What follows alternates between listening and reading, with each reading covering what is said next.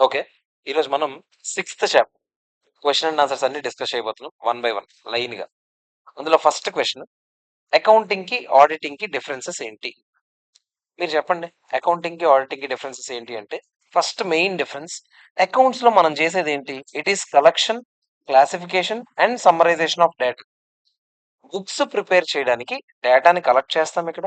Classify చేస్తాం. అంటే ఇప్పుడు ఫర్ ఎగ్జాంపుల్ ఇది ఏ అకౌంట్ కింద క్లాసిఫై చేయాలి, ఇది ఏ అకౌంట్ కింద క్లాసిఫై చేయాలి అదంతా చేస్తాం. సమ్మరైజ్ చేసి ఒక ట్రయల్ బ్యాలెన్స్ తయారు చేస్తామా లేదా? So and to make financial statements దీన్ని బేస్ చేసుకొని ఈ ట్రయల్ బ్యాలెన్స్‌ని బేస్ చేసుకొని మనం ఏం చేస్తాము? ఫైనాన్షియల్ స్టేట్మెంట్స్ అంటే P and L, balance sheet ఇవన్నీ తయారు చేస్తాం. ఇది అకౌంటింగ్‌లో మెయిన్ ఆబ్జెక్ట్. మరి ఆడిటింగ్‌లో ఏంటి? ఆల్రెడీ తయారైపోయిన books of accounts, financial records and financial statements ఏవైతే ఉన్నాయో వాటిని క్రిటికల్‌గా ఎగ్జామిన్ చేయాలి అండ్ అనలిటికల్‌గా ఎగ్జామిన్ చేయాలి. అనలిటికల్ ఎగ్జామినేషన్ అంటే ఏంటి? బేసిక్‌గా క్లియర్‌గా అనలిటికల్ ప్రొసీజర్స్ లాంటివి వాడి మనం ఇక్కడ అనలైజ్ చేసి దాని నుంచి ఏదైనా తప్పులున్నాయా ఏంటా అని మనం రివ్యూ చేయాలి. అది ఆడిటింగ్‌లో మన మెయిన్ ఆబ్జెక్టివ్. ఓకేనా? It is recording of transactions at the time of occurrence. Transaction జరిగిన వెంటనే రికార్డ్ చేయడాన్ని ఏమంటాం మనం? కౌంటింగ్ అంటాం. కానీ ఇదేంటిది పోస్ట్ మార్టం అంట. అంటే బేసిక్ ఏంటి? ఆల్రెడీ రికార్డ్ చేసిన ట్రాన్సాక్షన్స్ అన్ని ఎలా రికార్డ్ చేశారు? కరెక్ట్ గానే రికార్డ్ చేశారా లేదా? అది చెక్ చేయడం మొత్తం ఆడిటింగ్‌లో చేస్తాం. ఫస్ట్ వన్ రాయాలి, సెకండ్ వన్ రాయాలి ఖచ్చితంగా. నేను చెప్పిన పాయింట్స్ అయితే ఖచ్చితంగా రాయాలి. And accountant works for the management ఇది చాలా ఈజీ. ఈ పాయింట్ రాసేయండి. మేనేజ్మెంట్ కోసమే పనిచేస్తాడు అకౌంటెంట్ అనేవాడు. కానీ ఆడిటర్ అనేవాడు డిపెండ్స్. ఆడు ఏ ఆడిటరో చూడాలి. ఇంటర్నల్ ఆడిటర్ అనుకోండి మేనేజ్మెంట్ కోసం వర్క్ చేస్తాడు. కానీ స్టాట్యుటరీ ఆడిటర్ అనుకోండి షేర్ హోల్డర్స్ కోసం వర్క్ చేస్తాడు. సో ఆడిని ఎవరు అపాయింట్ చేశారు ఏంటి అనే దాన్ని బట్టి వాడు ఎలా ఆడిట్ చేయాలనేది డిపెండ్ అయి ఉంటుంది. Auditor is an independent person accountable to the owners or share holders and not to the management. కానీ గుర్తుపెట్టుకోండి. ఇంటర్నల్ ఆడిటర్ అయితే మాత్రం మళ్ళీ ఎవరికి ఆన్సర్ చేయాలి? మేనేజ్మెంట్‌కే ఆన్సర్ చేయాలి. ఓకేనా? తర్వాత చూడండి లాస్ట్ పాయింట్ ఒకటి రాయండి. ఏంటంటే ఆడిటర్ కొన్నిసార్లు లయబిలిటీ వహించాల్సొస్తాది. Could be held liable to third parties also. అంటే కొన్నిసార్లు ఆడిటర్ కరెక్ట్‌గా ఆడిట్ చేయకపోయినా, ఇలాంటివి ఏమైనా కావాలనే గ్రాస్ నెగ్లిజెన్స్ అనేది వాడు ఎక్సర్సైజ్ చేసాడనుకోండి బేసిక్‌గా ఆడు బుర్రెట్టి పని చేయకుండా ఎలా పడితే అలా ఆడిట్ చేస్తే ఆడు లయబిలిటీని వహించాలి. కానీ అకౌంటింగ్‌లో అయితే అలాంటివి ఉండదు. నువ్వు ఒక ఎంప్లాయీవి అంతే. నువ్విప్పుడు ఎవడికి లయబుల్ కాదు. నువ్వు తప్పు చేస్తే నీకు తీసి ఇంకోడిని నెడతారు అంతే. అర్థమైందా? బేసిక్ ఇది అకౌంటెంట్ చేసే పనిరా. ఇది క్వాలిఫికేషన్ వచ్చాక మనం చేసే ఆడిటింగ్ పనిరా. అర్థమైందా? ఇంకేమైనా ఉన్నాయేమో చూద్దాం ఆగండి మనం రాసుకోగలిగే పాయింట్స్. ఆడు an accountant is not expected to క్లియర్‌గా అకౌంటెంట్ మీరు నాకు చెప్పండి. జస్ట్ అన్ని కంపైల్ చేస్తాడు గానీ ఆడు ఒక రిపోర్ట్ తయారు చేస్తాడా? ఏం తయారు చేయడు. కానీ ఈడేం చేస్తాడు? అన్ని తయారు చేశాక అంటే తయారు చేసిన అకౌంట్స్ అన్ని చెక్ చేశాక ట్రూ అండ్ ఫెయిర్ వ్యూ చూపిస్తుందా లేదా? ఈ అకౌంట్స్ అన్ని, ఈ ఫైనాన్షియల్ స్టేట్మెంట్స్ అన్ని అని క్లియర్‌గా చెక్ చేస్తాడు. ట్రూ అండ్ ఫెయిర్ వ్యూ అంటే ఏంటి? అన్ని కరెక్ట్‌గా కంపెనీ పొజిషన్ ఎలా ఉందో అలానే రిఫ్లెక్ట్ చేస్తుందా లేదా? ఈ బ్యాలెన్స్ షీట్ గాని, పీ అండ్ ఎల్ గాని అని చెక్ చేసుకుంటాడు. ఓకేనా? నెక్స్ట్ ఇంకేమైనా పాయింట్స్ ఉన్నాయేమో చూద్దాం ఆగండి. ఫస్ట్ ఆడేమంటాడు చూడండి. ఫైనాన్షియల్ స్టేట్మెంట్స్ అన్నీ కూడా క్లియర్ గా మెయింటైన్ చేయడం అంతా ఎవరిది responsibility? Primary responsibility management they primary responsibility. Accounts తయారు చేసే రెస్పాన్సిబిలిటీ ఎవరిది? మేనేజ్మెంట్. మరి audit sir, auditor is an independent person. వాడు రివ్యూ చేస్తాడు, వాడు ఒపీనియన్ ఇస్తాడు అంతే. ఆడిటర్ రివ్యూ చేసేది కూడా ఏ ఫైనాన్షియల్ స్టేట్మెంట్స్? మేనేజ్మెంట్ తయారు చేసిన ఫైనాన్షియల్ స్టేట్మెంట్స్ మీద రివ్యూ ఇవ్వడానికి వచ్చాడు. అర్థమైందా? ఇది ఆన్సర్. ఓకే. సో బేసిక్ గా ఆన్సర్ ఏం రాస్తామంటే ఫస్ట్ అకౌంట్స్ కి ఆడిటింగ్ కి అకౌంట్స్ లో ఏం జరుగుతుంది? Collection of data, collection, classification and summarisation and to prepare financial statements కూడా. ఇక్కడ ఆడిటింగ్ లో తయారు చేసిన ఫైనాన్షియల్ స్టేట్మెంట్స్ ని అనలిటికల్ అండ్ క్రిటికల్ రివ్యూ, ఈ పదం వాడాలి. అనలిటికల్ అండ్ క్రిటికల్ రివ్యూ ఉండాలి ఖచ్చితంగా. తర్వాత వీళ్ళు ఎవరికి ఆన్సరబుల్, వీళ్ళు ఎవరికి ఆన్సరబుల్? వీళ్ళైతే ఓన్లీ మేనేజ్మెంట్ గా ఆన్సరబుల్. వాళ్ళైతే ఓనర్స్, షేర్ హోల్డర్స్, అదొక ఇండిపెండెంట్ పర్సన్ ఎవరికైనా ఆన్సర్ చేయాల్సిన అవసరం రావచ్చు. తర్వాత ఈ మెయిన్ రెస్పాన్సిబిలిటీ రివ్యూ రిపోర్ట్లు ఏమైనా తయారు చేస్తాడా? ఏం తయారు చేయడు, జస్ట్ కంపైల్ చేయడం వరకు మాత్రం. ఈడైతే ట్రూ అండ్ ఫెయిర్ వ్యూ చూపిస్తుందా లేదా అనే ఆ ముక్క వాడు చెప్పాలి. తర్వాత వీడు కొన్నిసార్లు లైబిలిటీ వహించాల్సి వస్తుంది థర్డ్ పార్టీస్ కి. అకౌంటెంట్ కి అలాంటివి ఏమైనా ఉంటాయా? ఏముండదు. తర్వాత ఏం చెప్పాను? అకౌంట్స్ లో ఇంకోటి ఏం చెప్పాను? ఆడు ట్రాన్సాక్షన్ జరిగిన వెంటనే అక్కడ రికార్డ్ చేయాలి. అకౌంటింగ్ అంటే ఇది పోస్ట్ మార్టం. అంటే బేసిక్ గా ఆల్రెడీ అయిపోయిన ట్రాన్సాక్షన్స్ అన్ని కరెక్ట్ గా అయ్యలేదు ఇలాంటివన్నీ చూసుకోవాలి. ఓకేనా? సో ఈ పాయింట్స్ రాసుకుంటే సరిపోతుంది. ఓకే. ఇంకో 2, 3 ఏమి ఉన్నాయి చూడండి. అకౌంట్స్ కి అకౌంటింగ్ స్టాండర్డ్స్ ఉంటాయి, ఆడిటింగ్ స్టాండర్డ్స్ ఉంటాయి. దిక్కుమాల పాయింట్ ఈజీగా రాసేయచ్చు. అకౌంట్స్ కి అకౌంటింగ్ స్టాండర్డ్స్ ఉంటాయి. అది ఇండియన్ అకౌంటింగ్ స్టాండర్డ్సే కాదు, అకౌంటింగ్ స్టాండర్డ్స్ కూడా ఉన్నాయి. ఏఎస్లు ఉన్నాయి, ఇండియస్లు ఉన్నాయి. ఆడిటింగ్ ఏమో ఎస్ఏలు ఉంటాయి, స్టాండర్డ్స్ ఆన్ ఆడిటింగ్ అవి పాటించాలి. ఎస్ఏ, ఇది ఏఎస్. ఇది అకౌంటింగ్ స్టాండర్డ్స్, అది స్టాండర్డ్స్ ఆన్ ఆడిటింగ్. ఓకేనా? ఇదేమంటాడు, అకౌంట్స్ కొన్నిసార్లు మ్యాండేటరీ కాకపోవచ్చు కొన్నిసార్లు. అదే ఇన్‌కమ్ టాక్స్ యాక్ట్‌లో మనం చదువుకుంటాం కదా! 44 మీరు ఇండివిడ్యువల్ అయితే లాస్ట్ ఇయర్ టర్నోవర్ ఎంత దాటితే మీరు అకౌంట్స్ మెయింటైన్ చేయాలి. ఇలాంటి రూల్స్ అన్నీ ఉంటాయి. సో, 44 యాక్ట్ ప్రకారం కొన్నిసార్లు మెయింటైన్ చేయాల్సొస్తది. కానీ కొన్నిసార్లు కంపెనీస్ యాక్ట్ కంపెనీ అనుకోండి ఇన్‌కమ్ టాక్స్ యాక్ట్ ప్రకారం నువ్వు తయారు చేయాల్సిన అవసరం రాకపోవచ్చు. కానీ కంపెనీస్ యాక్ట్ ప్రకారం తయారు చేయాల్సిన అవసరం రావచ్చు. సో, దాన్ని బట్టి ఆళ్ళు అకౌంట్స్ తయారు చేయాలా లేదా అనేది ఉంటది. ఆడిట్, ఆడిట్ టాక్స్ ఆడిట్ అయితే ఇన్‌కమ్ టాక్స్ వాడు చెప్తాడు. 44 ఏబీలో మీ టర్నోవర్ రూ. 1,00,00,000 దాటితే కొంతమంది రూ. 1,00,00,000 కాస్త 10,00,00,000 చేశారు. సో, వాళ్ళు మీ లిమిట్స్ దాటిన వెంటనే మీరేం చేయాలి? టాక్స్ ఆడిట్ చేపించుకోవాలి. అలాగే కొన్నిసార్లు కంపెనీస్ అనుకోండి, కంపెనీస్ యాక్ట్ ప్రకారం కొన్నిసార్లు స్టాట్యుటరీ ఆడిట్ చేపించుకోవాలి.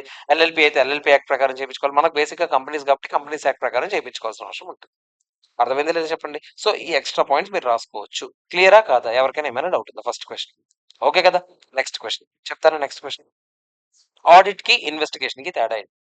మీరు నాకు చెప్పండి, ఆడిట్ అంటే అన్ని పైపైన చెక్ చేస్తారు. అన్ని డీటెయిల్‌గా చెక్ చేయరు. ఇన్వెస్టిగేషన్ అంటే అలా కాదు. ఏదైనా ఒక పర్టిక్యులర్ అంటే ఏదో ఒక పర్టిక్యులర్ డెటార్స్ విషయంలో ఫ్రాడ్ జరిగిందని అనిపించింది. ఆ డెటార్స్‌ని క్లియర్ కట్‌గా డీటెయిల్డ్‌గా రివ్యూ చేస్తే అది ఇన్వెస్టిగేషన్ అవుతుంది. ఓన్లీ ఒక పర్టిక్యులర్ సెట్ ఆఫ్ ఐటెమ్స్ మాత్రమే రివ్యూ చేస్తారు క్లియర్. ఓకేనా? సో, ఆడిటింగ్ అంటే మళ్ళీ అదే చెప్పేస్తున్నాడు. ఇండిపెండెంట్ ఒక systematic examination of underlying accounting and other data in accordance with the generally accepted accounting principles in order to ascertain whether they show true and fair view చూపిస్తున్నాయా లేదా అనేది ఇక్కడ ఇంపార్టెంట్. సో, ఇక్కడ మీరు బేసిక్ ఇదంతా రాయక్కర్లేదు. Auditor main responsibility ఏంటి? To show whether the accounts and financial statements show a true and fair view or not. Okay. అది రాస్తారు. కానీ investigation may be defined as an examination of accounts and records with a view to ascertain any fact. అక్కడ అసలు జరిగిందా జరగలేదా అని క్లియర్‌గా తెలుసుకోవడానికి. For some special purpose which varies from assignment to assignment. Investigation అంటే ఇలాగే ఉంటదని ఎక్కడ చెప్పలేం. ఒకడేమో డేటాస్ ఇన్వెస్టిగేట్ చేయడానికి మిమ్మల్ని వెళ్ళొచ్చు. ఒకడేమో ఇన్వెంటరీస్ ఇన్వెస్టిగేట్ చేయడానికి మిమ్మల్ని వెళ్ళొచ్చు. ఇక్కడ మీకు డిపెండ్స్. అసైన్‌మెంట్ టు అసైన్‌మెంట్ మారిపోద్ది. అర్థమైందా? ఆడిట్ కి వైడ్ స్కోప్ ఉంటది. క్లియర్ గా అంటే చాలా ఎక్కువ చాలా చెక్ చేయాల్సి ఉంటది. స్టాట్యుటరీ ఆడిట్ అయితే స్కోప్ ఎవరు డిటర్మైన్ చేస్తారు? స్టాట్యుటరీ ఆడిట్ కి అయితే లా డిసైడ్ చేస్తుంది స్కోప్. అంటే మీరు ఏమేమి చెక్ చేయాలి, ఏంటి చెక్ చేయకూడదు.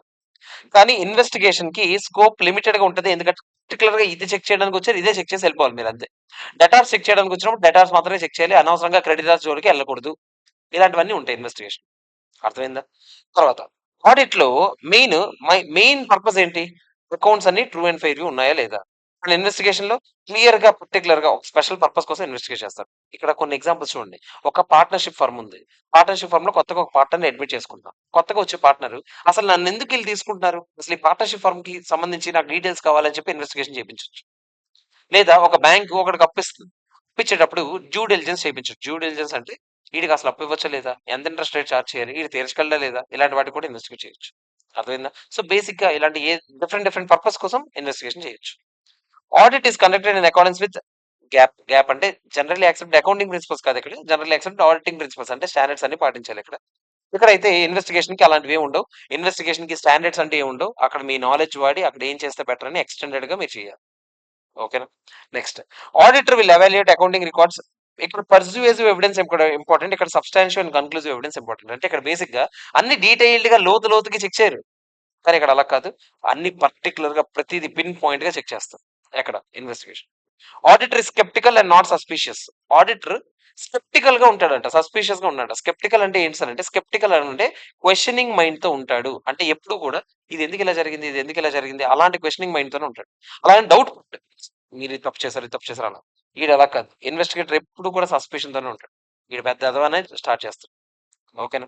తర్వాత ఆడిటింగ్ రొటీన్ గా చేస్తూనే ఉంటారు. ఇన్వెస్టిగేషన్ అలా చెప్పలేం. పర్టికులర్ గా ఒక ఇయర్ కోసం చేయొచ్చు, ఒక మంత్ కోసం చేయొచ్చు. ఆ ఇష్టం డిపెండ్స్. ఒక్కొక్కసారి ఒక్కొక్కలా చేస్తారు. అర్థమైందా? ఇది ఇన్వెస్టిగేషన్ మీరు రాయాల్సిన పాయింట్స్. చెప్పండి ఏం రాస్తారు? ఆడిట్ అంటే ఫస్ట్ మీరు ముందు audit is an independent examination books of accounts in order to show whether they in order to ascertain whether they show true and fair view or not. Investigation అలా కాదు.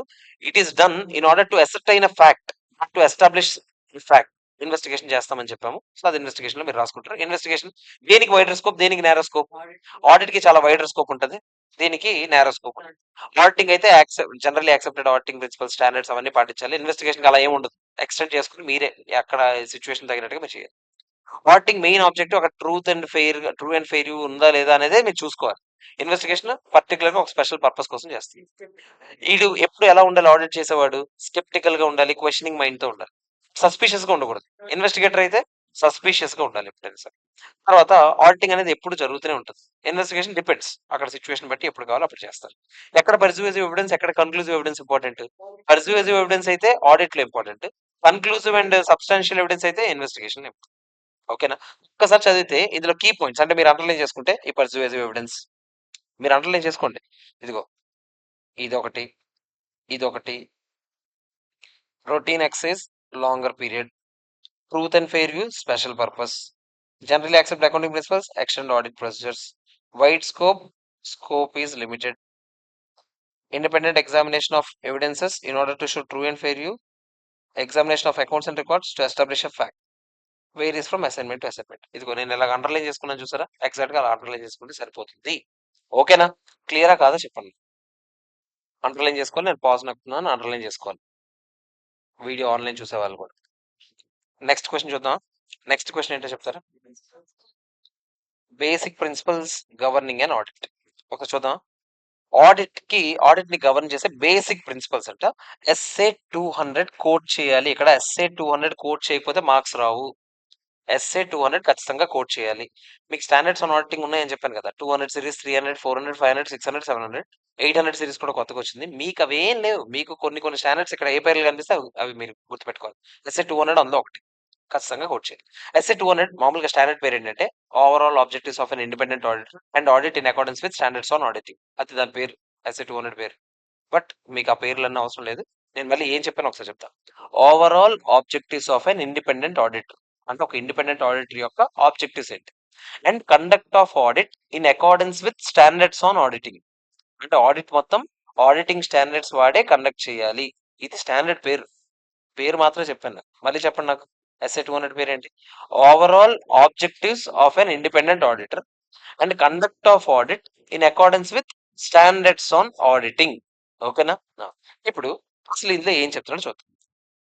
First అంట, when ever an audit is carry, audit జరిగిన ప్రతిసారి integrity, objectivity and independence చాలా చాలా important అండి. Sir integrity అంటే ఏంటి? నిజాయితీ. ఆబ్జెక్టివిటీ అంటే ఏంటి? చేసింది ఎప్పుడైనా నిజాయితీతో చేయాలి. అంటే బేసిక్ గా నువ్వు ఎవరికి రిపోర్ట్ చేయాలి వాళ్ళకే చేయాలి. నీ ఒపీనియన్ లో కాన్ఫ్లిక్ట్ ఆఫ్ ఇంట్రెస్ట్ ఉండకూడదు. అంటే బేసిక్ గా బయాస్డ్ గా ఒపీనియన్ ఇవ్వడం, ఎవడో ఒకటి కోసం ఇవ్వడం, అలాంటి చేయొచ్చా? చేయకూడదు. ఇండిపెండెంట్ గా వర్క్ చేయాలి. ఎవరికో తొత్తులాగా నువ్వు పని చేయకూడదు. అర్థమైందా? So basic auditor should be straight forward, honest, sincere and free from any influence. మీరు సైడ్ హెడ్డింగ్స్ చాలరా, సొల్లు ఈజీగా రాయొచ్చు. అర్థమైందా? కాన్ఫిడెన్షియాలిటీ అంటే ఏమైంటో చెప్పండి, మీరే చెప్పండి. కాన్ఫిడెంట్ గా ఉండాలి కాదు. కాన్ఫిడెన్షియాలిటీ అంటే కాన్ఫిడెన్షియాలిటీ అంటే ఏ ఇన్ఫర్మేషన్ అయినా సరే బేసిక్ గా సీక్రెట్ అనేది మెయింటైన్ చేయాలి. అర్థమైందా? సో ప్రతి ఇన్ఫర్మేషన్ ని అంటే ఒక ఆడిట్ ఒక క్లయింట్ కి ఆడిట్ చేస్తున్నంటే ఆ ఇన్ఫర్మేషన్ ఇంకో క్లయింట్ కి చెప్పడం అలాంటి చేయొచ్చా? చేయకూడదు. ప్రతిదీ జాగ్రత్తగా క్లయింట్ పర్మిషన్ లేకుండా ఏదైనా పంచొచ్చా? పంచకూడదు. లేదా కొన్నిసార్లు సిబిఐ వాళ్ళు వచ్చారు, ఇన్వెస్టిగేషన్ చేస్తున్నారు, ఆ క్లయింట్ తాలూకు డీటెయిల్స్ ఇవ్వమన్నారు, నేను అలా పంచనండి, నేను కాన్ఫిడెన్షియల్ గా ఉంచుతాను, ఇలాంటి ఓవర్ యాక్షన్ చేయకూడదు. కొన్నిసార్లు లాయర్ చెప్పినప్పుడు లేకపోతే రెగ్యులేటరీ రిక్వైర్మెంట్స్ ప్రకారం పంచాల్సిన అవసరం రావచ్చు. ఓకే. నెక్స్ట్ మూడోది, స్కిల్స్ అండ్ కాంపిటెన్సీ. ఎప్పటికప్పుడు అప్డేటెడ్ గా ఉండాలిరా నువ్వు. అంటే ట్యాక్స్ లాస్ మారుతున్నాయి, నువ్వు కూడా అప్డేటెడ్ గా ఉండాలి. బేసిక్ గా నువ్వు ఎప్పుడు కాంపిటెంట్ గా ఉండాలి. So should be adequately trained, experienced and competent person. వాళ్ళు మాత్రం ఆడిట్ చేయాలి. ఓకేనా? Next, work perform by others. అంటే నువ్వు ఆర్టికల్ అసిస్టెంట్ చేత ఏమైనా వర్క్ చేపిస్తే క్లియర్ గా ఆ వర్క్ కరెక్ట్ గా చేశారా లేదా చూసుకోవాల్సిన రెస్పాన్సిబిలిటీ నీదే. So auditor should carefully supervise the work perform by so and so so and so. Documentation. చేసిన ప్రతి ఎదవ పని నువ్వు ఏం చేసినా, అక్కడికి వెళ్ళి వాటర్ తాగినా, వాష్రూమ్కి వెళ్ళినా రాయాలి క్లియర్ గా. అంటే అది రాయకూడదు, ఏం పని చేసినా కూడా క్లియర్ గా రాయాలి. ప్రాపర్ వర్కింగ్ పేపర్స్ అనేది మెయింటైన్ చేయాలి. Working papers are the property of auditor. Auditor యొక్క ఆస్తి. వర్కింగ్ పేపర్ మీద ఎవడు ఏమీ చెయ్యడానికి సంబంధమే లేదు. క్లయింట్ కూడా అడగలేడు మీ వర్కింగ్ పేపర్స్. అర్థమైందా? ఇక్కడ మీరు కావాలంటే ఎస్ఏ 230 కోట్ చేయొచ్చు. ఎస్ఏ 230 అంటే ఆడిట్ డాక్యుమెంటేషన్.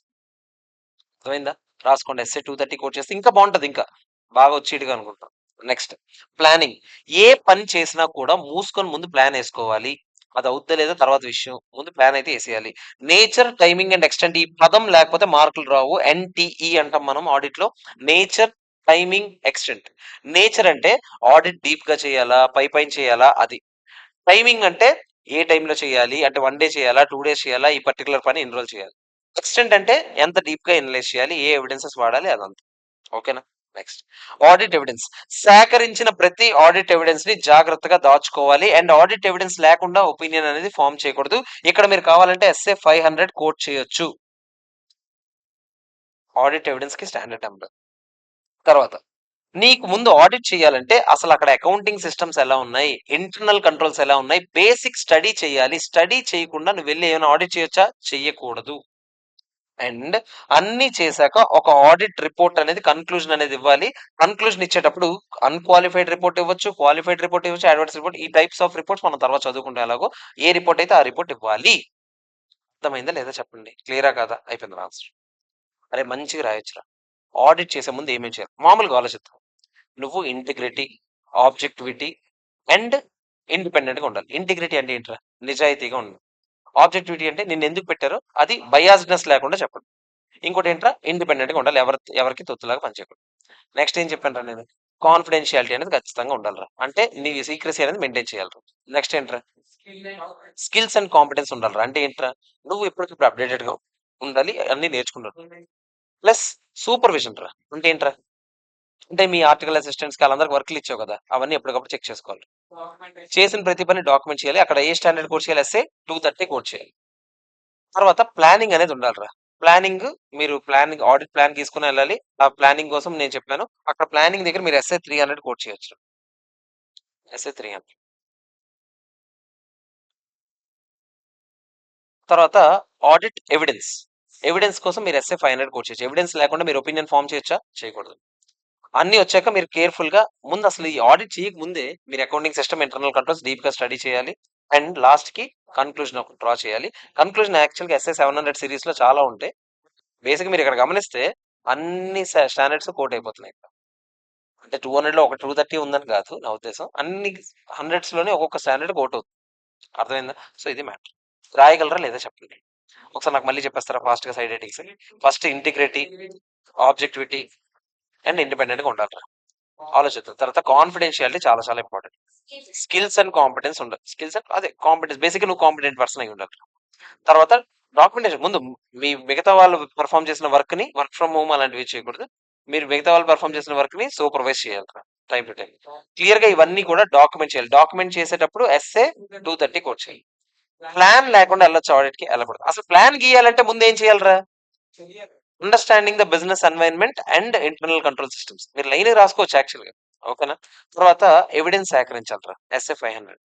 ఎవిడెన్స్ సేకరించిన తర్వాత ఫైనల్‌గా ఒక రిపోర్ట్ కన్క్లూజన్ ఇవ్వాలి. అర్థమైందా లేదా చెప్పండి. రాయగలరా లేదా? ఓకే కదా? నెక్స్ట్. నెక్స్ట్ క్వెషన్‌కెళ్దాం. Objectives of auditing. Objectives of auditing ఏంటో చూద్దాం. ప్రైమరీ ఆబ్జెక్టివ్, సెకండరీ ఆబ్జెక్టివ్ ఏంటో చూద్దాం first. Primary objective main audit ఎందుకు చేస్తారంటే అబ్బే! ఎన్ని సార్లు చెప్పానండి. ట్రూ అండ్ ఫెయిర్ వ్యూ చూపిస్తున్నాయా లేదా of the financial position and financial performance. గుర్తుపెట్టుకోండి. ఫైనాన్షియల్ పొజిషన్ అంటే nothing but balance sheet. Financial performance అంటే nothing but P and L. ఓకేనా? So balance sheet, P and L correct position correct గా represent చేస్తున్నాయా లేదా అని చెప్పి చెక్ చేయాలి. Balance sheet shows the financial position. ఇప్పుడు నేను చెప్పింది P and L shows the financial. అదేరా ఇప్పుడు నేను చెప్పింది అది మళ్ళీ దానికి ఒక స్టేట్మెంట్ లాగా రాసాడు ఇంకా మంచిది కదా. తర్వాత section 143 of the companies act requires auditor to state if in his opinion financial statements. మళ్ళీ సెక్షన్ నంబర్ కోట్ చేయండి. ఇక్కడ 143 ఇంపార్టెంట్ కోట్ చేయండి. 7 చాప్టర్ లో మీరు నేర్చుకుంటారు మళ్ళీ.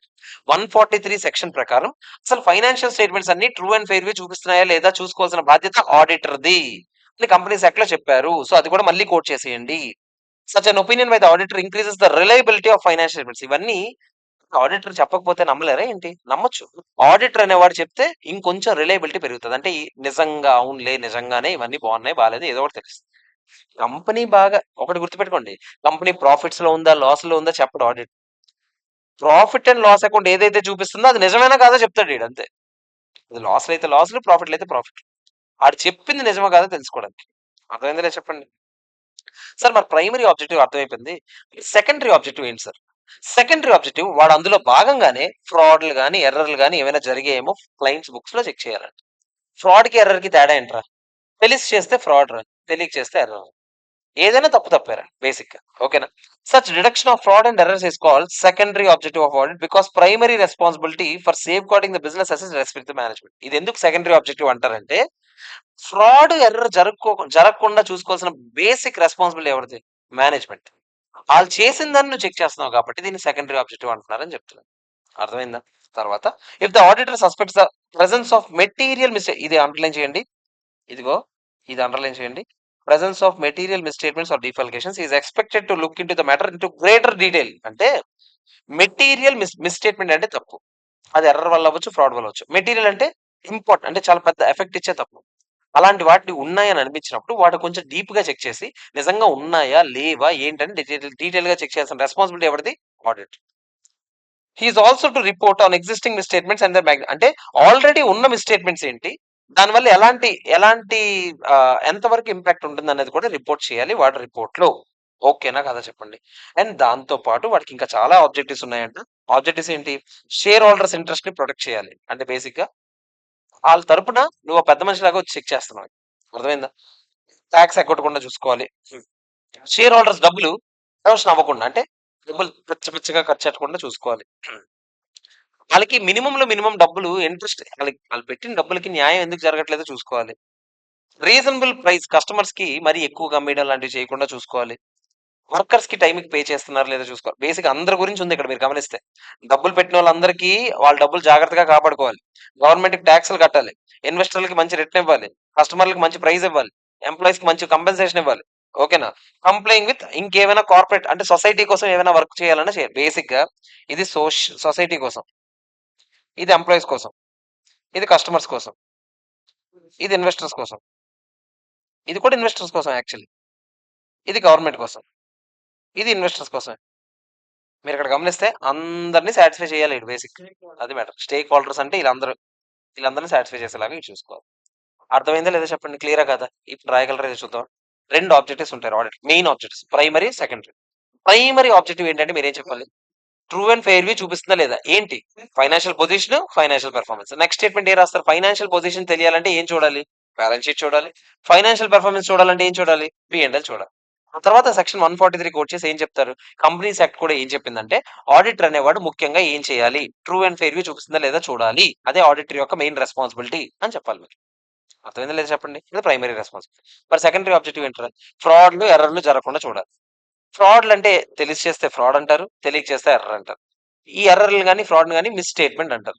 ఆ మిస్ స్టేట్మెంట్స్ మెటీరియల్ గా ఉన్నాయి అనుకోండి, ఇది ఇన్ డీటెయిల్ గా చెక్ చేసి అవి ఎందుకు జరిగాయి ఏంటని చూడాలి. అర్థమైందా? మెయిన్ మిస్ స్టేట్మెంట్స్ ఇది సెకండరీ ఆబ్జెక్టివ్ అని ఎందుకు అంటారు? ఎందుకంటే ఇది మెయిన్ మేనేజ్మెంట్ రెస్పాన్సిబిలిటీ. సెకండరీగా ఇది చెక్ చేస్తున్నారు కాబట్టి secondary objective. Other social objectives లో ఎవరెవరు సాటిస్ఫై చేయాలి చెప్పండి? గవర్నమెంట్ కి, షేర్ హోల్డర్స్ కి మంచి వాళ్ళ డబ్బులు ఎరోజన్ జరగకుండా చూసుకోవాలి. ట్యాక్స్ ఎవేషన్, ముందు షేర్ హోల్డర్స్ కి 3 ఉన్నాయి కదా, వాళ్ళ డబ్బులు ఎరోషన్ అవ్వకూడదు. వాళ్ళకి ప్రాపర్ రిటర్న్ ఇవ్వాలి. వాళ్ళ షేర్ హోల్డర్స్ వెల్త్ ప్రొటెక్ట్ చేయాలి. తర్వాత గవర్నమెంట్ కి ట్యాక్స్ ఇవ్వాలి. సొసైటీకి కార్పొరేట్ సోషల్ రెస్పాన్సిబిలిటీ ప్రకారం ఏం చేయాలి. వర్కర్స్ కి మంచి కంపెన్సేషన్ ఇవ్వాలి. ఇంకోటి కస్టమర్స్ కి మంచి ప్రైస్ ఇవ్వాలి. అంతేరా, హ్యాపీగా రాసుకుంటాం. అర్థమైందా లేదా చెప్పండి? క్లియరా కాదా? ఎవరికైనా ఏమైనా డౌట్? ఓకే కదా? Next question, significance of auditing. Auditing significance ఏంటి? ఆడిటింగ్ సిగ్నిఫికెన్స్ చాలా ఉన్నాయి, 3 ఉన్నాయి. మనం ఆ 3 సిగ్నిఫికెన్స్ ఏంటో చూద్దాం. Okay, first auditing significance. Legal point of వ్యూలో ఆడిటింగ్ ఎందుకు సిగ్నిఫికెంట్ చూద్దాం. అంటే ఆడిటింగ్ అనేది ఎందుకు important? Income tax return time కి జనరల్ గా income tax authorities P&L auditor తయారు చేస్తే పెద్దగా డీటెయిల్ గా చెక్ చేయరు, నమ్మకం ఉంటుంది వాళ్ళకి. బేసిక్ గా ట్యాక్స్ ఆడిట్ జరిగేవి అంత డీటెయిల్ గా చెక్ చేయరు. ఎందుకు? ఆడొక ఆడిటర్ ఆడ రెస్పాన్సిబుల్ గా తయారు చేసి ఉంటాడు అని ఒక నమ్మకం. And borrowing of money from external source. ఇప్పుడు ఎవరి దగ్గరికైనా ఒక బ్యాంక్ వెళ్ళి లోన్ తెచ్చుకోవాలన్నా కూడా వాళ్ళు మీ ఆడిటెడ్ ఫైనాన్షియల్ స్టేట్మెంట్స్ చూస్తే అప్పుడు ఒక నమ్మకం వస్తుంది వాళ్ళకి. ఓకే, ఆడిటర్ సంతకం పెట్టాడంటే ఓకే, ఇది జెన్యూన్ అయి ఉంటుంది. అర్థమైందా? తర్వాత ఇన్సూరెన్స్ లాంటివి లెక్కెట్టేటప్పుడు, ఇన్సూరెన్స్ క్లెయిమ్ పెట్టేటప్పుడు ఆడిటర్ లెక్క పెడితే కొంచెం జెన్యూన్ గా ఉందని అనుకుంటారు. అర్థమైందా? తర్వాత sales tax payments, basic GST. మీకు ఇప్పుడు ఒకప్పుడైతే సేల్స్ ట్యాక్స్, ఇప్పుడు జిఎస్టీ లాంటివన్నీ కూడా ఇన్కమ్ ట్యాక్స్ అథారిటీస్ కోసం ఇదిరా, జిఎస్టీ వాళ్ళ కోసం ఇదిరా. జిఎస్టీ వాళ్ళు కూడా మీ బుక్స్ ఆడిటర్ ఒకటి సంతకం పెడితే అది కొంచెం జెన్యూన్ అని. అండ్ బ్యాంక్ రప్సీ లాంటివి ఏమైనా అంటే ఇన్సాల్వెన్సీ టైంలో బేసిక్ గా మీ ఆడిటెడ్ ఫైనాన్షియల్ స్టేట్మెంట్స్ మంచి బేసిక్ గా ఆడిటెడ్ ఫైనాన్షియల్ స్టేట్మెంట్స్ అయితే వాటికి కొంచెం రెస్పెక్ట్ ఉంటుంది, దానికి కొంచెం నమ్మడానికి ఈజీగా స్కోప్ ఉంటుంది. అర్థమైందా? ఇవన్నీ లీగల్ పాయింట్ ఆఫ్ వ్యూలో మీరు రాయాల్సిన ఆన్సర్. సార్ మరి ఇంటర్నల్ కంట్రోల్ పాయింట్ ఆఫ్ వ్యూలో ఆడిటింగ్ వల్ల ఏం పనికి వస్తుంది? బాగా ఎర్రర్స్ ని, ఫ్రాడ్స్ ని ఫాస్ట్ గా కనుక్కోగలరు. అర్థమైందా? తర్వాత ఎంప్లాయీస్ మీద ఒక మోరల్ చెక్. వాళ్ళు ఫ్రాడ్ చేయకపోవచ్చు కానీ ఎవడో ఒకటి చెక్ చేస్తే తెలియకుండా ఆడికొక ఇంటర్నల్ గా ఆడికొక భయం ఉంటుంది. అర్థమైందా? అది మోరల్ చెక్ లాగా పనికొస్తుంది. మేనేజ్మెంట్ కి మంచి అడ్వైస్ ఇవ్వగలరు. వీళ్ళన్నీ చెక్ చేసి దీనికన్నా ఏం చేస్తే బెటర్, ఇంకేం చేస్తే బెటర్ అని ఆడిటర్ ఒక అడ్వైస్ కూడా ఇవ్వాలి. ఆడిటర్ అంటే బేసిక్ ఒపీనియన్ ఇచ్చి వెళ్ళిపోకూడదు, దానికి ఒక అడ్వైస్ కూడా ఇస్తారు. అర్థమైందా? తర్వాత అకౌంట్స్ అందరి అకౌంట్స్ అందరు ఆడిటింగ్ స్టాండర్డ్స్ ప్రకారం, అకౌంటింగ్ స్టాండర్డ్స్ ప్రకారం తయారు చేస్తే, అకౌంటింగ్ స్టాండర్డ్స్ ప్రకారం అకౌంట్స్ తయారు చేసి, ఆడిటింగ్ స్టాండర్డ్స్ ప్రకారం ఆడిట్ చేస్తే అన్ని అకౌంట్స్ యూనిఫామ్‌గా ఉంటాయిరా. ఇంకోళ్ళతో కంపేర్ చేయడానికి గాని, దేనికైనా ఈజీగా ఉంటది. సో, ఇక్కడ మీరు గమనిస్తే 1 ఇయర్‌ని ఇంకో ఇయర్‌తో కంపేర్ చేయొచ్చు. అండ్ వేరే వాళ్ళతో కావాలని కంపేర్ చేసుకోవచ్చు. ఏదైనా తేడా ఉన్నా కూడా ఈజీగా అర్థమవుద్ది మనకి. అర్థమైందా లేదా చెప్పండి? క్లియరా కదా? దానికి పనికొస్తది. ఇది ఇంటర్నల్‌గా మనకు పనికొస్తది. లీగల్‌గా దేనికి పనికొస్తది? జీఎస్టీ వాళ్ళకి, ఇన్‌కమ్ టాక్స్ వాళ్ళకి ఆడిట్ చేస్తే అదొక నమ్మకం. అప్పులు తెచ్చుకోవాలన్నా, ఇన్సూరెన్స్ క్లెయిమ్ పెట్టాలన్నా, బ్యాంక్రప్సీకి వెళ్ళాలన్నా అదొక నమ్మకం. ఇంటర్నల్ గా దేనికి పనికొస్తదిరా? మీ ఎర్రర్స్, ఫ్రాడ్స్ కి కనుక్కోవడానికి, మారల్ చెక్ లాగా పనికొస్తది. తర్వాత అడ్వైస్ ఏదైనా ఇవ్వాలన్నా పనికొస్తది. And last and final accounts అన్ని యూనిఫామ్ గా ఉండాలన్నా చెక్ చేస్తుంది. ఓకేనా కదా చెప్పండి. మరి ఎక్స్టర్నల్ గా దేనికి పనికొస్తుంది సార్? ఎక్స్టర్నల్ గా ఎవరికైనా ఒక పార్ట్నర్ చనిపోయాడు, ఆ డబ్బులు అడిగి ఇచ్చేయాలి. ఇప్పుడు వాడికి ఎంత ఇవ్వాలి ఏంటి అంటే, ఆడిటెడ్ ఫైనాన్స్ స్టేట్మెంట్స్ ఉంటే కొంచెం ప్రూఫ్. తర్వాత అసెట్స్ వాల్యూ చేయాలన్నా, గుడ్ విల్ వాల్యూ ఏదైనా కంపెనీకి అమ్మేయాలన్నా, ఇంకో కంపెనీని కొనుక్కోవాలన్నా, ఒక ఆడిటర్ ఉండి వాల్యూ చేస్తే అదొక నమ్మకం. గుడ్ విల్ వాల్యూ చేస్తే. ఓకేనా? తర్వాత ఫ్యూచర్ ట్రెండ్స్. బేసిక్ గా ఎవరైనా ఈ కంపెనీలో పెట్టాలన్నా, పెట్టకూడదన్నా ఆడు ఈ ఆడిటెడ్ ఫైనాన్స్ స్టేట్మెంట్స్ చూసి డిసైడ్ అవ్వచ్చు. అంటే from the audited books the future trend can be easily assessed and asset. అర్థమైందా లేదా చెప్పండి. అయిపోయింది ఆన్సర్. మూడే పాయింట్ ఆఫ్ వ్యూ. ఏంటంటే చెప్తారా ఒకటి? Legal point of view, internal point of view, external point of view. Legal point of వ్యూలో ఆలోచిస్తే ఇన్కమ్ ట్యాక్స్ అథారిటీస్ కి, జిఎస్టీ అథారిటీస్ కి, బయట ఇన్సూరెన్స్ క్లెయిమ్లకి, అప్పులకి, బ్యాంక్రప్సీకి ఐదింటికి పనికొస్తుంది. ఇంటర్నల్ పాయింట్ ఆఫ్ వ్యూలో అయితే ఫ్రాడ్స్ అండ్ ఎర్రర్స్ కి, ఆలికాల అడ్వైజర్లకి, తర్వాత moral check on employees, and ఇంకోటి ఏంటి యూనిఫామిటీ ఇన్ అకౌంట్స్ కోసం పనికొస్తుంది. ఎక్స్టర్నల్ పాయింట్ ఆఫ్ వ్యూలో నుంచి ఆలోచిస్తే మనకు దేనికి పనికొస్తుంది అని చెప్పాను. అంటే బయట ఒకడు ఎవరైనా ఫ్యూచర్ ట్రెండ్స్ ని ప్రిడిక్ట్ చేద్దాం అనుకున్నా, గుడ్ విల్ లాంటి వాల్యూ చేద్దాం అనుకున్నా, ఎవడైనా వెళ్ళిపోయేటప్పుడు డిసీజ్డ్ పార్ట్నర్ వెళ్ళిపోయేటప్పుడు వాల్యూ చేయాలన్నా కూడా ఇలాంటివి బాగా పనికొస్తాయి. అర్థమైందా లేదా చెప్పండి. క్లియరా కదా? ఇది మ్యాటర్. ఎవరికైనా ఏమైనా డౌట్ ఉందా? చెప్పాలి నాకు. ఎవరికైనా ఏమైనా డౌట్? ఓకే కదా? ఎన్ని క్వశ్చన్లు చేసాం మనం? ఆడిట్ వర్సెస్ అకౌంటింగ్ చేసాం, ఆడిట్ వర్సెస్ ఇన్వెస్టిగేషన్ చేసాం, తర్వాత ఏమో సెట్ ఓనట్ అదే ఆడిట్ చేసేటప్పుడు general principles governing the audit. ఓకేనా? తర్వాత సిగ్నిఫికెన్స్ ఆఫ్ ఆడిటింగ్ చేసాం. ఇప్పుడేమో ఇప్పుడు సిగ్నిఫికెన్స్ ఆడిటింగ్ చేసాం. ఇంకోటి ఏదో చేసాం మనం. ఏ ఆబ్జెక్టివ్స్ చేసాం? ప్రైమ్ అదే డిఫరెంట్ టైప్స్ ఆఫ్ ఆబ్జెక్టివ్స్ ఏంటో చూసాం. ఓకేనా కదా చెప్పండి. నెక్స్ట్ క్వశ్చన్కి వెళ్దామా? Next question, advantages of audit. Audit వల్ల అడ్వాంటేజెస్ అదే ఇప్పుడు చెప్పినవి ఉంటాయి చూడండి, సేమ్ ఉంటాయి చూడండి. కావాలంటే ఆడిట్ వల్ల stake holders different stake holders can use to protect them. అంటే బేసిక్ గా వాళ్ళకి ఏ స్టేక్ ఉంటే దాన్ని బట్టి అది ప్రొటెక్ట్ చేసుకోవడానికి ఆడిట్ పనికి వస్తుంది. అంటే డబ్బులు పెట్టినోడేమో ఆ డబ్బులు ఏమయ్యో తెలుస్తుంది, ఎంప్లాయీస్ కి వాళ్ళ జీతాలన్నీ కరెక్ట్ గా వస్తున్నాయో తెలుస్తుంది. ఇలాంటివన్నీ తెలుసుకోవడానికి పనికి వస్తుంది. డిఫరెంట్ స్టేక్ హోల్డర్స్ కి డిఫరెంట్ అడ్వాంటేజెస్ ఉంటాయి. Audit is not only corrective measure but has a different effect. అంటే ఇది ఒక మోరల్ చెక్ లాగా పనికి వస్తుంది. మళ్ళీ సేమ్ క్వశ్చన్ రా. ఎంబెజిల్మెంట్స్ అంటే దొంగతనాలు, ఏమైనా పట్టుకొని వెళ్ళిపోవడాలు లాంటివి చేయకుండా పనికి వస్తుంది. ఎంప్లాయీస్ అందరూ అలర్ట్ గా విజిలెంట్ గా ఉంటారండి. బుక్స్ అన్ని ఎప్పటికప్పుడు అప్డేట్ చేయాలి, లేకపోతే ఆడిటర్ వస్తాడు, చెక్ చేస్తారు, మనల్ని దొబ్బుతారు, ఇవన్నీ చూసుకుంటారు. ఆడిటెడ్ వన్నీ మంచి రిలయబుల్ ఆడిటర్ ఇచ్చిన అకౌంట్స్ ని రిలయబుల్ గా నమ్ముతారంట. బేసిక్ ఎవరైనా రిలే అవుతారు బేసిక్ గా దాని మీద. అంటే ఒక ట్యాక్స్, ఇన్కమ్ ట్యాక్స్ వాళ్ళు కానీ, జిఎస్టీ వాళ్ళు కానీ సేమ్ పాయింట్. ఇప్పుడు పైన చెప్పిన పాయింట్ సార్. తర్వాత ఏమంటాడు? వేస్టేజ్లు వచ్చినా, లాస్లు వచ్చినా దాని మీద ఏం చేయాలి ఏంటి అంటే మేనేజ్మెంట్ కి అడ్వైజ్ లాగా పనికి వస్తుందనే కదా మనం ఇందాక చదివాం. సేమ్ అదే. తర్వాత ఆడిటెడ్ ఫైనాన్స్ స్టేట్మెంట్స్ ఎప్పుడైనా కార్పొరేట్ రీస్ట్రక్చరింగ్ కి, వాల్యుయేషన్ కి ఇందాక చేసాం కదా, వాల్యుయేషన్, గుడ్ విల్ వాటికి పనికి వస్తుందని. కార్పొరేట్ రీస్ట్రక్చరింగ్ అంటే ఏంట్రా? మీరు ఇంకోళ్ళు కొనియడం, ఇంకోళ్ళు మిమ్మల్ని కొనియడం, వీటికి పనికి వస్తుంది. ఓకేనా? తర్వాత బ్యాంకులు వాటికి ఫైనాన్షియల్ అసిస్టెన్స్, ఇది కూడా చదివాం కదా ఇందాక, లోన్లు ఇచ్చే ముందు పనికి వస్తుందని. యాజ్ ఇట్ ఈజ్ రా. Last and final audited accounts partners ఏమైనా డిస్ప్యూట్ వచ్చినా, ఎవడైనా వెళ్ళిపోతున్నానన్నా, ఇది కూడా నాకు చదవ సెటిల్మెంట్ ఆఫ్ అకౌంట్స్. అంటే మీరు ఇది ఎక్స్ట్రాగా చదవక్కర్లేదు, యాజ్ ఇట్ ఈస్ పైన చదివింది రాసుకుంటే సరిపోతుంది. ఆ సైడ్ ఎడిటింగ్ అయితే ఇక్కడ అట్లేదు, అంతే తేడా. అర్థమైందా లేదా చెప్పండి. ఓకేనా కదా? ఈజీయే కదా చెప్పండి. ఈజీ. నెక్స్ట్ క్వశ్చన్ చెప్తారా? స్టాటరీ ఆడిట్ కి నాన్ స్టాటరీ ఆడిట్ కి తేడా ఏంటి? అంటే ఓన్లీ స్టాటరీ, నాన్ స్టాటరీ, లేకపోతే అడ్వాంటేజ్, డిసడ్వాంటేజ్ కింద ఉందా? ఈజీ క్వశ్చన్, చాలా ఇంపార్టెంట్ క్వశ్చన్ కూడా. ఒకసారి జాగ్రత్తగా చూద్దాం. ఓకేనా? స్టాట్యుటరీ ఆడిట్ అంటే ఇది కంపల్సరీగా చేయించాలి. పేరులో ఉంది స్టాట్యుటరీ. స్టాట్యూట్ చెప్పింది కాబట్టి చేపిస్తుంది. కానీ ఇంటర్నల్ ఆడిట్ అదే నాన్ స్టాట్యుటరీ ఆడిట్ అంటే voluntary. Non statutory audit example చెప్పండి sir. Stock audit, debtors audit. మీరు వెళ్తుంటారు కదా మామూలు స్టాక్ ఆడిట్ సరదాగా, అదే అది నాన్ స్టాట్యుటరీ ఆడిట్లు అవన్నీ. ఓకే, వాళ్ళ కోసం, వాళ్ళ అవసరం కోసం చేయించుకుంటారు అంతే. ఇంటర్నల్ ఆడిట్లు అలాంటివి. స్కోప్ ఎవరు చెప్తారు? స్టాట్యుటరీ ఆడిట్ కి పేరులోనుంది. స్టాట్యూట్ చెప్తుంది అంటే లా చెప్తుంది ఏం చేయాలి, ఏం చెక్ చేయకూడదు. నాన్ స్టాట్యుటరీ ఆడిట్ కి నేను ఎవరైతే అపాయింట్ చేస్తారో వాళ్ళు చెప్తారు. మేనేజ్మెంట్ అపాయింట్ చేస్తారు మేనేజ్మెంట్, బయట అపాయింట్ చేస్తారు బయట, ఎవరైతే. ఓకేనా? స్టాట్యుటరీ ఆడిటర్ కి క్వాలిఫికేషన్స్ ఇంపార్టెంట్. సిఐ ఉండాలి, అప్పుడే స్టాట్యుటరీ ఆడిట్ చేయాలి, ఇవన్నీ ఉంటాయి రూల్స్. కానీ నాన్ స్టాట్యుటరీ ఆడిట్ కి ఏ క్వాలిఫికేషన్స్ అవసరం లేదు. మీరు స్టాక్ ఆడిట్కి వెళ్తారు, మీకు ఏమైనా క్వాలిఫికేషన్స్ ఉంటాయి? ఏమి ఉండవు. దానికి ఏం క్వాలిఫికేషన్స్ అక్కర్లేదు. పవర్స్, రైట్స్, డ్యూటీస్ ఎవరు చెప్తారు? స్టాట్యూట్ చెప్తుంది స్టాట్యుటరీ ఆడిటర్లు. నాన్ స్టాట్యుటరీ ఆడిటర్లు అయితే బేసిక్ మేనేజ్మెంట్ వాళ్ళతో మాట్లాడుకొని చెప్పుకోండి. ఇండిపెండెన్స్, ఆడిటర్ అనేవాడు ఇండిపెండెంట్ గా ఉండాలి, క్లియర్ గా అసలు బయట వాళ్ళతో మేనేజ్మెంట్ ఎటువంటి సంబంధాలు పెట్టుకోకూడదు. కానీ నాన్ స్టాట్యుటరీ ఆడిటర్ అలా కాదు, వాళ్ళే పెట్టారు మిమ్మల్ని, వాళ్ళతోనే మీరు ఇండిపెండెంట్ గా ఉండడానికి అవ్వదు. బేసిక్ వాళ్ళు ఏం చెప్తే అలా చేయాలి. తర్వాత ఆడిటర్ ఏం తప్పు చేసినా కూడా ఆ స్టాట్యూట్ ప్రకారం ఏ పనిష్మెంట్స్ పడాలో అవన్నీ పడతాయి.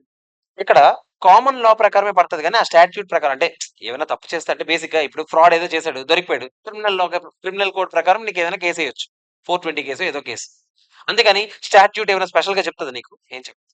బేసిక్ గా నార్మల్ గా ఏమైనా పనిష్మెంట్స్ ఉంటే ఆ పనిష్మెంట్స్ పడతాయి. సివిల్ కోడ్ ప్రకారమో క్రిమినల్ కోడ్ ప్రకారమో నీ మీద ఏమైనా పనిష్మెంట్స్ పడతాయి. అంతేగాని కంపెనీస్ యాక్ట్ ప్రకారం పనిష్మెంట్ అలాంటివి ఉండవు. తర్వాత నీ ఆడిట్ రిపోర్ట్ పబ్లిక్ అందరికీ ఇస్తారు, కానీ ఇక్కడ నాన్ స్టాట్యూటరీ రిపోర్ట్ పబ్లిక్ ఇచ్చారు, ఎవరైతే మిమ్మల్ని అపాయింట్ చేశారో వాళ్ళకి పంచుకోవడానికి పనికొస్తుంది. ఈజీరా, చెప్తారా నాకు ఒకసారి? స్టాట్యూటరీ ఆడిట్ అయితే మ్యాండేటరీ, ఇక్కడైతే వాళ్ళకి కావాలంటే చేసుకుంటే లేకపోతే లేదు. స్కోప్ ఎవరు చెప్తారా? స్టాట్యూట్ చెప్తుందిరా, ఇక్కడైతే వాళ్ళు డిసైడ్ చేస్తారు. క్వాలిఫికేషన్స్ ఉండాలి రా, ఇక్కడ ఇక్కడ ఉండాలి, అక్కడ అలాంటివి ఏమైనా ఉంటాయి? సిఏ అంటే చూడండి, స్టాట్యూటరీ స్టాట్యూటరీ ఆడిట్ అయితే సిఏ, కాస్ట్ ఆడిట్ అయితే సిఎం, ఎలా అయితే అలా. తర్వాత వీడు ఇండిపెండెంట్ గా ఉండాలిరా, వీడికి అలాంటివి ఉండవు. వీడికి రైట్స్, డ్యూటీస్ అన్ని ఎవరు చెప్తారా? స్టాట్యూట్ చెప్తుంది. వీడికి అలాంటివి ఏమైనా ఉంటాయి? ఉండవు. పనిష్మెంట్స్ లాంటివి ఉండొచ్చురా, ఏ యాక్ట్ ప్రకారం, కామన్ లా ప్రకారం ఉండొచ్చు, ఆ పర్టికులర్ స్టాట్యూట్ ప్రకారం ఉండొచ్చు. ఇక్కడ అలాంటివి ఉండవు, కామన్ లా ప్రకారం.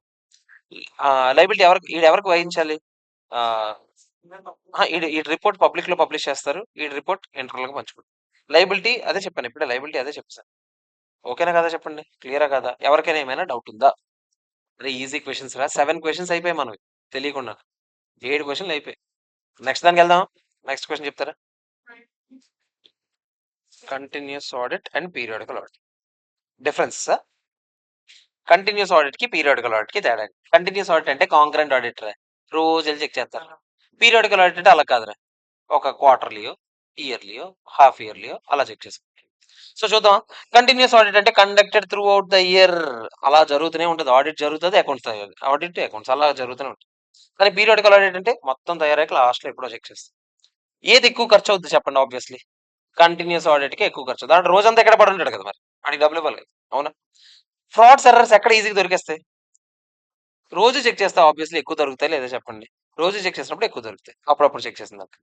స్కోప్ డీటెయిల్డ్ చెకింగ్ చేయొచ్చు, ఎక్కడ చేయొచ్చు, ఎక్కడ చేయలేరు? కంటిన్యూస్ ఆడిట్ లో అయితే డీటెయిల్ చెకింగ్ చేయగలరు, అప్పుడప్పుడు పీరియాడికల్ ఆడిట్ లో డీటెయిల్ చెకింగ్ చేయగలరా? చేయలేరు. డివిడెండ్స్ లేకపోతే ఇంటరిమ్ డివిడెండ్ ఇవ్వాలనుకుంటుంది కంపెనీ, అంటే ఇయర్ మధ్యలో మధ్యలో డివిడెండ్ ఇద్దాం అనుకుంటుంది, ఎలాంటి దగ్గర అయితే ఈజీగా ఇవ్వగలదు? కంటిన్యూస్ ఆడిట్ ఉంటే క్లియర్ గా ఎప్పటికప్పటికి క్లియర్ గా తెలుస్తుంది, లేదా చెప్పండి? అకౌంట్స్ ప్రిపేర్ అయిపోతే అన్ని కరెక్ట్ గా తెలిసిపోతుంది. కానీ అలాంటి దగ్గర అయితే పీరియాడికల్ ఆడిట్ అయితే కొంచెం కష్టం. తర్వాత దీనివల్ల ఏమవుతుందంట? మోనోటనీ వచ్చేస్తుందంట. ఎందులో మోనోటనీ వచ్చేస్తుంది? కంటిన్యూస్ ఆడిట్ లో మోనోటనీ ఉంటుంది. ఎందుకు చెప్పండి? ఒకటే పని రోజు చేసి చేసి ఆడు కొంచెం స్కెప్టికల్ గా ఉన్న మానేస్తాడు ఇంకా, ఎంత చెక్ చేస్తాం, రోజు జరిగేది ఇదే కదా అని. కానీ పీరియాడికల్ ఆడిట్ లో అలా కాదు, మోనోటనీ అనేది ఉంటుందా? ఉండదు, వెళ్ళేదా 10 రోజులు కదా. ఓకేనా? నెక్స్ట్ అకౌంటింగ్ స్టాఫ్ ఎక్కడ ఎఫిషియెంట్ గా పనిచేస్తారు? కంటిన్యూస్ గా చేస్తే ఆబ్వియస్లీ వాళ్ళు రోజు చెక్ చేస్తున్నారు కాబట్టి వాళ్ళకి కొంచెం ఎఫిషియన్సీ ఉంటుంది, వీళ్ళు కొంచెం లేజీ ఇన్ఎఫిషియెంట్ గా పనిచేస్తారు. ఇక్కడ ఎక్కడ కుమ్మక్క అయిపోవడం ఛాన్స్ ఉంది? కంటిన్యూస్ ఆడిట్ లోనే కుమ్మక్క అయిపోవడం ఛాన్స్ ఉంది. ఎందుకు చెప్పండి? రోజు వస్తున్నాడు కాబట్టి ముఖం ముఖం పరిచయం పెరుగుతుంది, అటు ఈజీగా కుమ్మక్క అయిపోవచ్చు. కానీ ఇక్కడైతే కుమ్మక్క అవడం కొంచెం కష్టం. ఎక్కడైతే మోరల్ ప్రెషర్ ఎక్కువ ఉంటది, అంటే ఎక్కడైతే ఐ మీన్ మోరల్ చెక్ ఉంటది, కంటిన్యూస్ వాటిలో రోజంతా ఆడు ఉంటాడు కాబట్టి ఆబ్వియస్లీ ఆడు కరెక్ట్ గా చేయాలి, చెక్ చేస్తారు అని ఉంటుంది. ఇక్కడ అలాంటివి ఏమైనా ఉంటాయా? ఉండవు. నెక్స్ట్ పెద్ద పెద్ద ఆర్గనైజేషన్స్ కంటిన్యూస్ ఆడిట్ పెట్టుకుంటే, చిన్న చిన్నవి అయితే పీరియాడికల్ ఆడిట్ పెట్టుకుంటాయి. రిపోర్ట్ ఎప్పుడు సబ్మిట్ చేస్తారు? ఏది టైంకి ఇచ్చేయగలరు రిపోర్ట్? కంటిన్యూస్ ఆడిట్ అయితే టైంకి రిపోర్ట్ ఇచ్చేస్తుంది, కానీ ఇది కొంచెం టైం పడుతుంది, ఎందుకంటే ఎప్పుడో ఒకసారి వస్తారు, 10 రోజులు టైం సరిపోవచ్చు, సరిపోకపోవచ్చు, ఏదైనా చెప్పచ్చు. అరే ఈజీగా రాయగలమా లేదా చెప్పండి? కంటిన్యూస్ ఆడిట్ కి పీరియాడికల్ ఆడిట్ చెప్తారా నాకు ఒకసారి? ఇది త్రూ అవుట్ ద ఇయర్ జరుగుతుంది, ఇది అప్పుడప్పుడు జరుగుతుంది. ఇది కాస్ట్ ఎక్కువరా, అది కాస్ట్ తక్కువ, అందుకే ఇది పెద్దోళ్ళు పెట్టుకుంటారు, ఇది చిన్న వాళ్ళు పెట్టుకుంటారు. ఇక్కడ రిపోర్ట్ ఫాస్ట్ గా వచ్చేది, ఇక్కడ రిపోర్ట్ లేట్ అవుతుంది. ఇంకా ఆలోచించండి. ఇక్కడ మోనోటనీ ఉంటుంది, ఎక్కడ ఇక్కడ రోజు చేస్తాం కానీ మోనోటనీ ఉంటుంది, అక్కడ మోనోటనీ ఉంటుందా? ఉండదు. ఇక్కడ కొమ్మకి అయ్యే ఛాన్సెస్ ఉన్నాయి, అక్కడ కొల్యూషన్ వచ్చే ఛాన్స్ ఉందా? లేదు. మిస్టేక్స్ ఫాస్ట్ తెలిసిపోతాయి ఎందులో, కంటిన్యూస్ అవ్వట్లేదు. పీరియడికల్ అయితే కొంచెం కష్టం. రిపోర్ట్ ఇక్కడ ఫాస్ట్గా ఇచ్చేస్తారు, అక్కడ కొంచెం లేట్ అవుతుంది. ఇంకా డివిడెండ్స్ లాంటివి ఏమైనా ఇవ్వాలంటే ఇంటర్మ్ డివిడెండ్స్, ఇయర్ మధ్యలో డివిడెండ్స్ ఇవ్వాలంటే కంటిన్యూస్ బెటర్, పీరియడికల్ కన్నా. ఇంకా మారల్ ప్రెషర్ ఎక్కడ ఎక్కువ ఉంటుంది అంటే మారల్ చెక్ ఎక్కడ ఎక్కువ ఉంటుంది, కంటిన్యూస్ వాటిలో ఉంటుంది, అక్కడైతే ఉంటుంది. ఇంకా చాలరా కుప్పడరా ఎంత రాసారా, హ్యాపీగా రాసుకోవచ్చురా, ఎలా ఆడుతూ పాడుతూ రాసుకోవచ్చురా. ఆడిట్ అయితే హ్యాపీగా చదువుకోవచ్చు మీరు, లా లాగా ఇవే రాయాలని కూడా ఎక్కడ ఉండదు, హ్యాపీగా రాసుకోవచ్చు. ఓకేనా, క్లియర్ కదా? నెక్స్ట్ నెక్స్ట్ క్వశ్చన్ చెప్తారా? లిమిటెడ్ రివ్యూ అంటే ఇది కొంచెం టెక్నికల్ క్వశ్చన్ రా, ఇది ఒకసారి చూడండి. లిమిటెడ్ రివ్యూ అంటే a company shall submit its quarterly LODR regulations ప్రకారం. ఎల్ఓడిఆర్ అంటే listing obligations and disclosure requirements. SEBI LODR regulations listed company కోసం తీసుకొచ్చారు. ఇది లిస్టెడ్ కంపెనీ అంటే ఏంటి? స్టాక్ ఎక్స్చేంజ్ లో దాని షేర్స్ లిస్ట్ అయి ఉంటాయి. ఓకేనా, లిస్టెడ్ కంపెనీస్ మాత్రం submit quarterly and year to date. Quarterly అంటే ఏంటి? ప్రతి క్వార్టర్కి ఒకసారి, ఏప్రిల్ మే జూన్కి ఒకసారి, జూలై ఆగస్ట్ సెప్టెంబర్కి ఒకసారి తయారు చేయాలండి. And year to date, year to date అంటే ఏంటి తెలుసా? ఏప్రిల్ మే జూన్ కి ఒక క్వార్టర్ ఇస్తావు, జూలై ఆగస్ట్ సెప్టెంబర్ కి సెకండ్ క్వార్టర్ ఇస్తావు, ఇయర్ టు డేట్ ఇస్తావు. ఇయర్ టు డేట్ అంటే ఏప్రిల్ నుంచి ఇప్పటి వరకు ఏం జరిగింది, అంటే 6 నెలలకి ఏం జరిగింది. థర్డ్ క్వార్టర్ డీటెయిల్స్ ఇస్తావు, ఇయర్ టు డేట్ అంటే 9 మంత్స్ ఇస్తావు. ఫోర్త్ క్వార్టర్ కి ఇయర్ టు డేట్ అంటే మొత్తం. ఓకేనా, so and annual financial results to the stock exchange కి సబ్మిట్ చేయాలి. స్టాక్ ఎక్స్చేంజ్ అంటే Bombay stock exchange, national stock exchange, మీరు ఎక్కడ లిస్ట్ అయితే అక్కడ సబ్మిట్ చేయాలి. Accordingly company has an option to submit audited or unaudited. Audit చేయాలి అని ఎక్కడ చెప్పలేదు, సబ్మిట్ చేయాలని చెప్పాను. ఫైనాన్షియల్స్ అవి ఆడిటెడ్ అయి ఉండొచ్చు, అన్ఆడిటెడ్ అయి ఉండొచ్చు. కానీ ఎన్ని రోజుల్లో సబ్మిట్ చేయాలి? With in 45 days from the end of each quarter. చాలా చాలా ఇంపార్టెంట్, లాస్ట్ క్వార్టర్ కాకుండా. ఎందుకు? లాస్ట్ క్వార్టర్ అయిపోయాక ఎలాగో యాన్యువల్ అయిపోయినట్టేనా కదా, ఇప్పుడు యాన్యువల్ ఫైనాన్షియల్ స్టేట్మెంట్స్ వస్తాయి. లాస్ట్ క్వార్టర్ కాకుండా మిగతా క్వార్టర్స్ కి క్వార్టర్ అయిన 45 రోజుల లోపల సబ్మిట్ చేయాలి stock exchange. Under most of the circumstances, auditor finds little time to conduct through examination. Moreover, it may also be noted that it may also not be possible for a client to balance books and provide all document evidence. అంటే quarter చేయడం అంత easy కాదు, కొంచెం కష్టం, దోలు తీరిపోద్ది అని చెప్తున్నాడు. So instead of conducting A full fledged auditor ఏం చేస్తాడు? అప్పుడు అన్ని చెక్ చేయడం కుదరదు కదా, టైం సరిపోదు కదరా, కొన్ని చెక్ చేస్తారు. అందుకే దాని పేరు లిమిటెడ్ రివ్యూ. దాని పేరు ఎందుకు అలా పెట్టారో అర్థమైందా? టైం చాలా తక్కువ ఉంటుంది కాబట్టి అన్ని చెక్ చేయడం కుదరదు కాబట్టి లిమిటెడ్ గా కొన్ని ఐటమ్స్ చెక్ చేస్తారు. అందుకే దీని పేరు లిమిటెడ్ రివ్యూ అంటారు. It is noted that limited రివ్యూలో ఆడిటింగ్ స్టాండర్డ్స్ అన్ని ఫాలో అవుతారా? అవరు, కొన్నే కదా చెక్ చేస్తారు. So the scope of limited review is very narrow when compared to an audit. Audit scope కన్నా లిమిటెడ్ రివ్యూలో స్కోప్ చాలా తక్కువ ఉంటుంది. అయితే ఆన్సర్ అంతే, ఇంకేం లేదు. రాయగలరా లేదా? ఈజీరా. ఎవరికి చెప్పండి అసలు లిమిటెడ్ రివ్యూ అనే కాన్సెప్ట్ వచ్చింది? ఎవరికోసం అసలు లిమిటెడ్ రివ్యూ అంటే? మామూలుగా ఏంటి, పూర్తిగా చెక్ చేయకుండా కొంచెం చెక్ చేస్తాం. స్కోప్ ఎక్కువ ఉంటుందా తక్కువ ఉంటుంది? ఇక్కడ స్కోప్ తక్కువ ఉంటుంది. అసలు ఎందుకు లిమిటెడ్ రివ్యూ చేయాల్సిన సందర్భాలు రావచ్చు? లిస్టెడ్ కంపెనీస్ అన్ని స్టాక్ ఎక్స్చేంజ్ కి క్వార్టర్ రిపోర్ట్స్ ఇవ్వాలి, ఇయర్ టు డేట్ రిపోర్ట్స్ ఇవ్వాలి, యాన్యువల్ గా రిపోర్ట్స్ ఇవ్వాలి. క్వార్టర్ రిపోర్ట్స్ ఎప్పటికల్లా ఇవ్వాలి? క్వార్టర్ అయిపోయినా 45 days లోపల ఇవ్వాలి. కానీ లాస్ట్ క్వార్టర్కి ఇవ్వాల్సిన అవసరం ఉందా? లేదు. ఇవి ఇచ్చేటప్పుడు టైం పడుతుంది ఆడిటర్కే కాదు టైం పడుతుంది, మేనేజ్మెంట్ కి కూడా అన్ని తయారు చేసి డాక్యుమెంట్స్ అన్ని సబ్మిట్ చేయాలంటే టైం పడుతుంది. సో ఇద్దరు గురించి టైం పడుతుంది అని చెప్పేసి అందుకనే ఇలాంటి దగ్గర అన్ని చెక్ చేయరు, కొన్ని చెక్ చేస్తారు. అందుకే దాని పేరేంటి? లిమిటెడ్ రివ్యూ అని రాసాడు. అంతే. రాయగలరా లేదా చెప్పండి నాకు. ఓకేనా కదా? క్లియర్? ఓకే, నెక్స్ట్ క్వశ్చన్ చెప్తారా?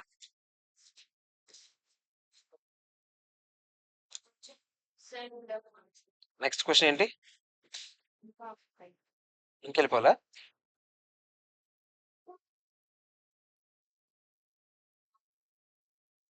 Objectives and functions of auditing and assurance standards board అంటే మీకు ఆడిటింగ్ స్టాండర్డ్స్ డిసైడ్ చేస్తారు కదా. మీకు చెప్పాను ఎస్ఏ 200, ఇందాక ఏ స్టాండర్డ్స్ చెప్పాను నాకు ఒకసారి చెప్పండి. ఎస్ఏ 200 ఏంటి? Overall objectives of an independent auditor and conduct of audit in accordance with standards on auditing. SA 230 ఏంటి? Audit documentation. ఎస్ఏ 300 ఏంటి? అదే ప్లానింగ్. SA 300 planning. 500 ఏంటి? ఎవిడెన్స్. అర్థమైందా? ఇప్పుడు ఏం చెప్పాను మళ్ళీ చెప్పండి. 200 ఏంటి? Overall objectives of an independent auditor and conduct of audit in accordance with standard. రాసుకోండి నేను చెప్పిన ఫాస్ట్ గా. SA 200 overall objectives of independent auditor and conduct of audit in accordance with SS అంటే ఏంట్రా? Standards on auditing. ఏమైంది? Overall objectives of independent audit. SA 230 audit documentation. SA 500 audit evidence. SA 300 planning.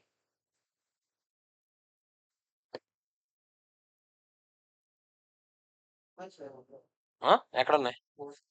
470లో ఉన్నాయండి, చూడండి ఒకసారి. ఇక్కడ ఉంది, ఇదిగో చూడండి. ఎస్ఏ 200 ఒకటి నేను చెప్పాను, తర్వాత 230 చెప్పాను, ఇదిగో 300 చెప్పాను, ఇదిగో 500 చెప్పాను. ఎలా ఇచ్చాను అది? ఓకేనా? అసలు అవే చెప్పాను నేను ప్రస్తుతం. మీకు చెప్పాను 700 సిరీస్ మొత్తం ఏం చెప్పాను నేను? ఆడిట్ రిపోర్ట్ గురించి ఉంటుందని చెప్పాను, చూడండి. Audit conclusion reporting SA 700. ఓకేనా?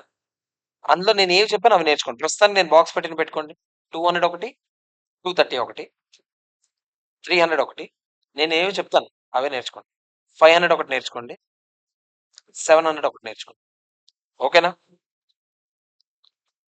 నెక్స్ట్ చెప్తారా ఏంటి? క్వశ్చన్ ఏంటి? ఇప్పుడు ఏంటి, ఈ ఆడిటింగ్ స్టాండర్డ్స్ డిసైడ్ చేసేటప్పుడు ఆడిటింగ్ వేరు, ఎష్యూరెన్స్ వేరు. సరే ఏంటి సార్ తేడా ఆడిటింగ్ ఎష్యూరెన్స్ అంటే? ఆడిట్ అంటే ఇప్పుడు చెప్పాను ఇండిపెండెంట్ ఎగ్జామినేషన్ ఇదంతా. ఎష్యూరెన్స్ అంటే ఒక గ్యారంటీ లాగా. పర్లేదు ఇందులో డబ్బులు పెట్టొచ్చు, పర్లేదు ఇందులో ఏదైనా చేయొచ్చు, అలా ఒక ఎష్యూరెన్స్ ఇవ్వడం. అర్థమైందా? So auditing assurance standards. Assurance కూడా కొన్ని స్టాండర్డ్స్ ఉన్నాయి, మీకు లేవు. ఓకేనా? ఇంట్రోల్ కూడా లేవు, సిఏ ఇంట్రోల్ కూడా లేవు. Assurance final note. Assurance standards auditing standards కి అసలు అవి డిసైడ్ చేసేటప్పుడు వాళ్ళ ఆబ్జెక్టివ్స్ ఏంటి? To review the existing and emerging auditing practice world wide and basic గా పక్క కంట్రీలు అన్ని చూస్తారంట, తస్కరిస్తారంట ఇండియాలో. అది మ్యాటర్. అదే చెప్తున్నాడు. To review existing and emerging auditing practices world wide and identify the areas in which standards on quality control needs to be developed. మన కంట్రీలో standards ఎలా డెవలప్ చేయాలో బయట కంట్రీ చూసి డిసైడ్ అవుతారంట. అదే తస్కరించడం అంటే. ఓకేనా? Next, to formulate. వీళ్ళే స్టాండర్డ్స్ డిసైడ్ చేసేది కూడా ఎవరు? వీళ్ళే. స్టాండర్డ్స్ దేని మీద ఉంటది? ఎంగేజ్మెంట్ స్టాండర్డ్స్ ఉంటాయి, క్వాలిటీ కంట్రోల్ స్టాండర్డ్స్ ఉంటాయి, ఆడిటింగ్ స్టాండర్డ్స్ ఉంటాయి. మూడు రకాలు రే, మూడు కోట్ చేయాలి. Auditing standards, engagement standards, quality control standards.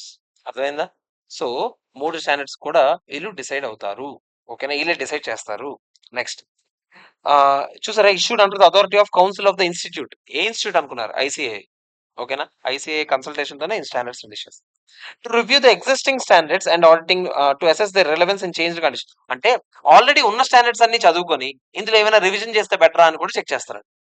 First దేమో international standards అన్ని చదివి మనం దానికి తగినట్టుగా తస్కరించి ఏదో ఒకటి చేస్తారు. నెక్స్ట్ ఏమో కొత్త స్టాండర్డ్స్ ఇంట్రడ్యూస్ చేస్తారు. ఏంటవి? Engagement standards, auditing standards, quality control standards. మూడోది, ఆల్రెడీ మన స్టాండర్డ్సే ఒకసారి చదువుకొని ఏమైనా రివైజ్ చేస్తే బెటర్ ఏమో అని మనమే రివైజ్ చేస్తాం. నాలుగోది, ప్రతి స్టాండర్డ్స్ కి గైడెన్స్ నోట్స్ ఇస్తారు. ఇవన్నీ అవసరం లేదు, ఇది ఒకటి రాసుకో. గైడెన్స్ నోట్స్ అంటే ఏంటి? ఆ స్టాండర్డ్ అర్థం కాకపోతే ఆ స్టాండర్డ్ యొక్క అంతరార్థం ఏంటో ఎక్స్ప్లెనేషన్ లాగా. అర్థమైందా? దానికి గైడెన్స్ నోట్స్ ఇస్తారు. తర్వాత ఎగ్జిస్టింగ్ గైడెన్స్ నోట్ చదివి మళ్ళీ దానికి ఏమైనా రివైజ్ చేస్తారు. అరే సేమ్ తిప్పి అదే ఆన్సర్. స్టాండర్డ్స్ ఇందాక చదివాము, కొత్త స్టాండర్డ్స్ ఇచ్చాము, ఉన్న స్టాండర్డ్స్ రివైజ్ చేసాం. కొత్త గైడెన్స్ నోట్స్ ఇచ్చాము, ఉన్న గైడెన్స్ నోట్స్ రివైజ్ చేసాం. అంతే. తర్వాత టు ఫార్ములేట్ జనరల్ క్లారిఫికేషన్స్ ఏమైనా కావాలంటే ఇస్తారంటే ఎప్పటికప్పుడు.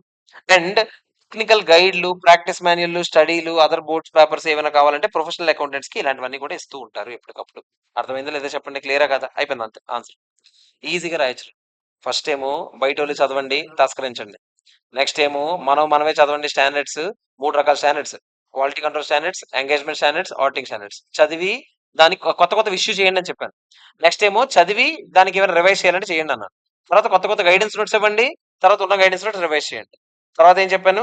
ఏమైనా క్లారిఫికేషన్స్ కావాలన్నా ఇవ్వండి, గైడ్లు, ప్రాక్టీస్ మాన్యువల్ లాంటివి ఏమైనా కావాలన్నా కూడా ఎప్పటికప్పుడు ఇష్యూ చేయండి. అర్థమైందా లేదా చెప్పండి? క్లియరా కదా? ఎవరికైనా ఏమైనా డౌట్ ఉందా? ఓకే, క్లియర్, అందరికి ఓకే కదా? నెక్స్ట్ చెప్తారా? Procedures for issuing standards on audit ఎక్కడ ఉంది? ఇదే కదా. ఆడిటింగ్ స్టాండర్డ్స్ ఇచ్చేటప్పుడు ప్రొసీజర్స్ కొన్ని ఉన్నాయి. ఆ ప్రొసీజర్స్ ఏంటో చూద్దాం. అరే ఎవరు ఇస్తారని చెప్పాను? ఇందాక చెప్పాను కదా, ఆడిటింగ్ స్టాండర్డ్స్ బోర్డు ఇస్తుందని చెప్పాను. In consultation with ICI. అది బోర్డు ఐసీఐతో కన్సల్ట్ అవుతారు. Auditing and assurance standards board of institute formulates auditing standards. Auditing standards ఏముంటాయి చూడండి.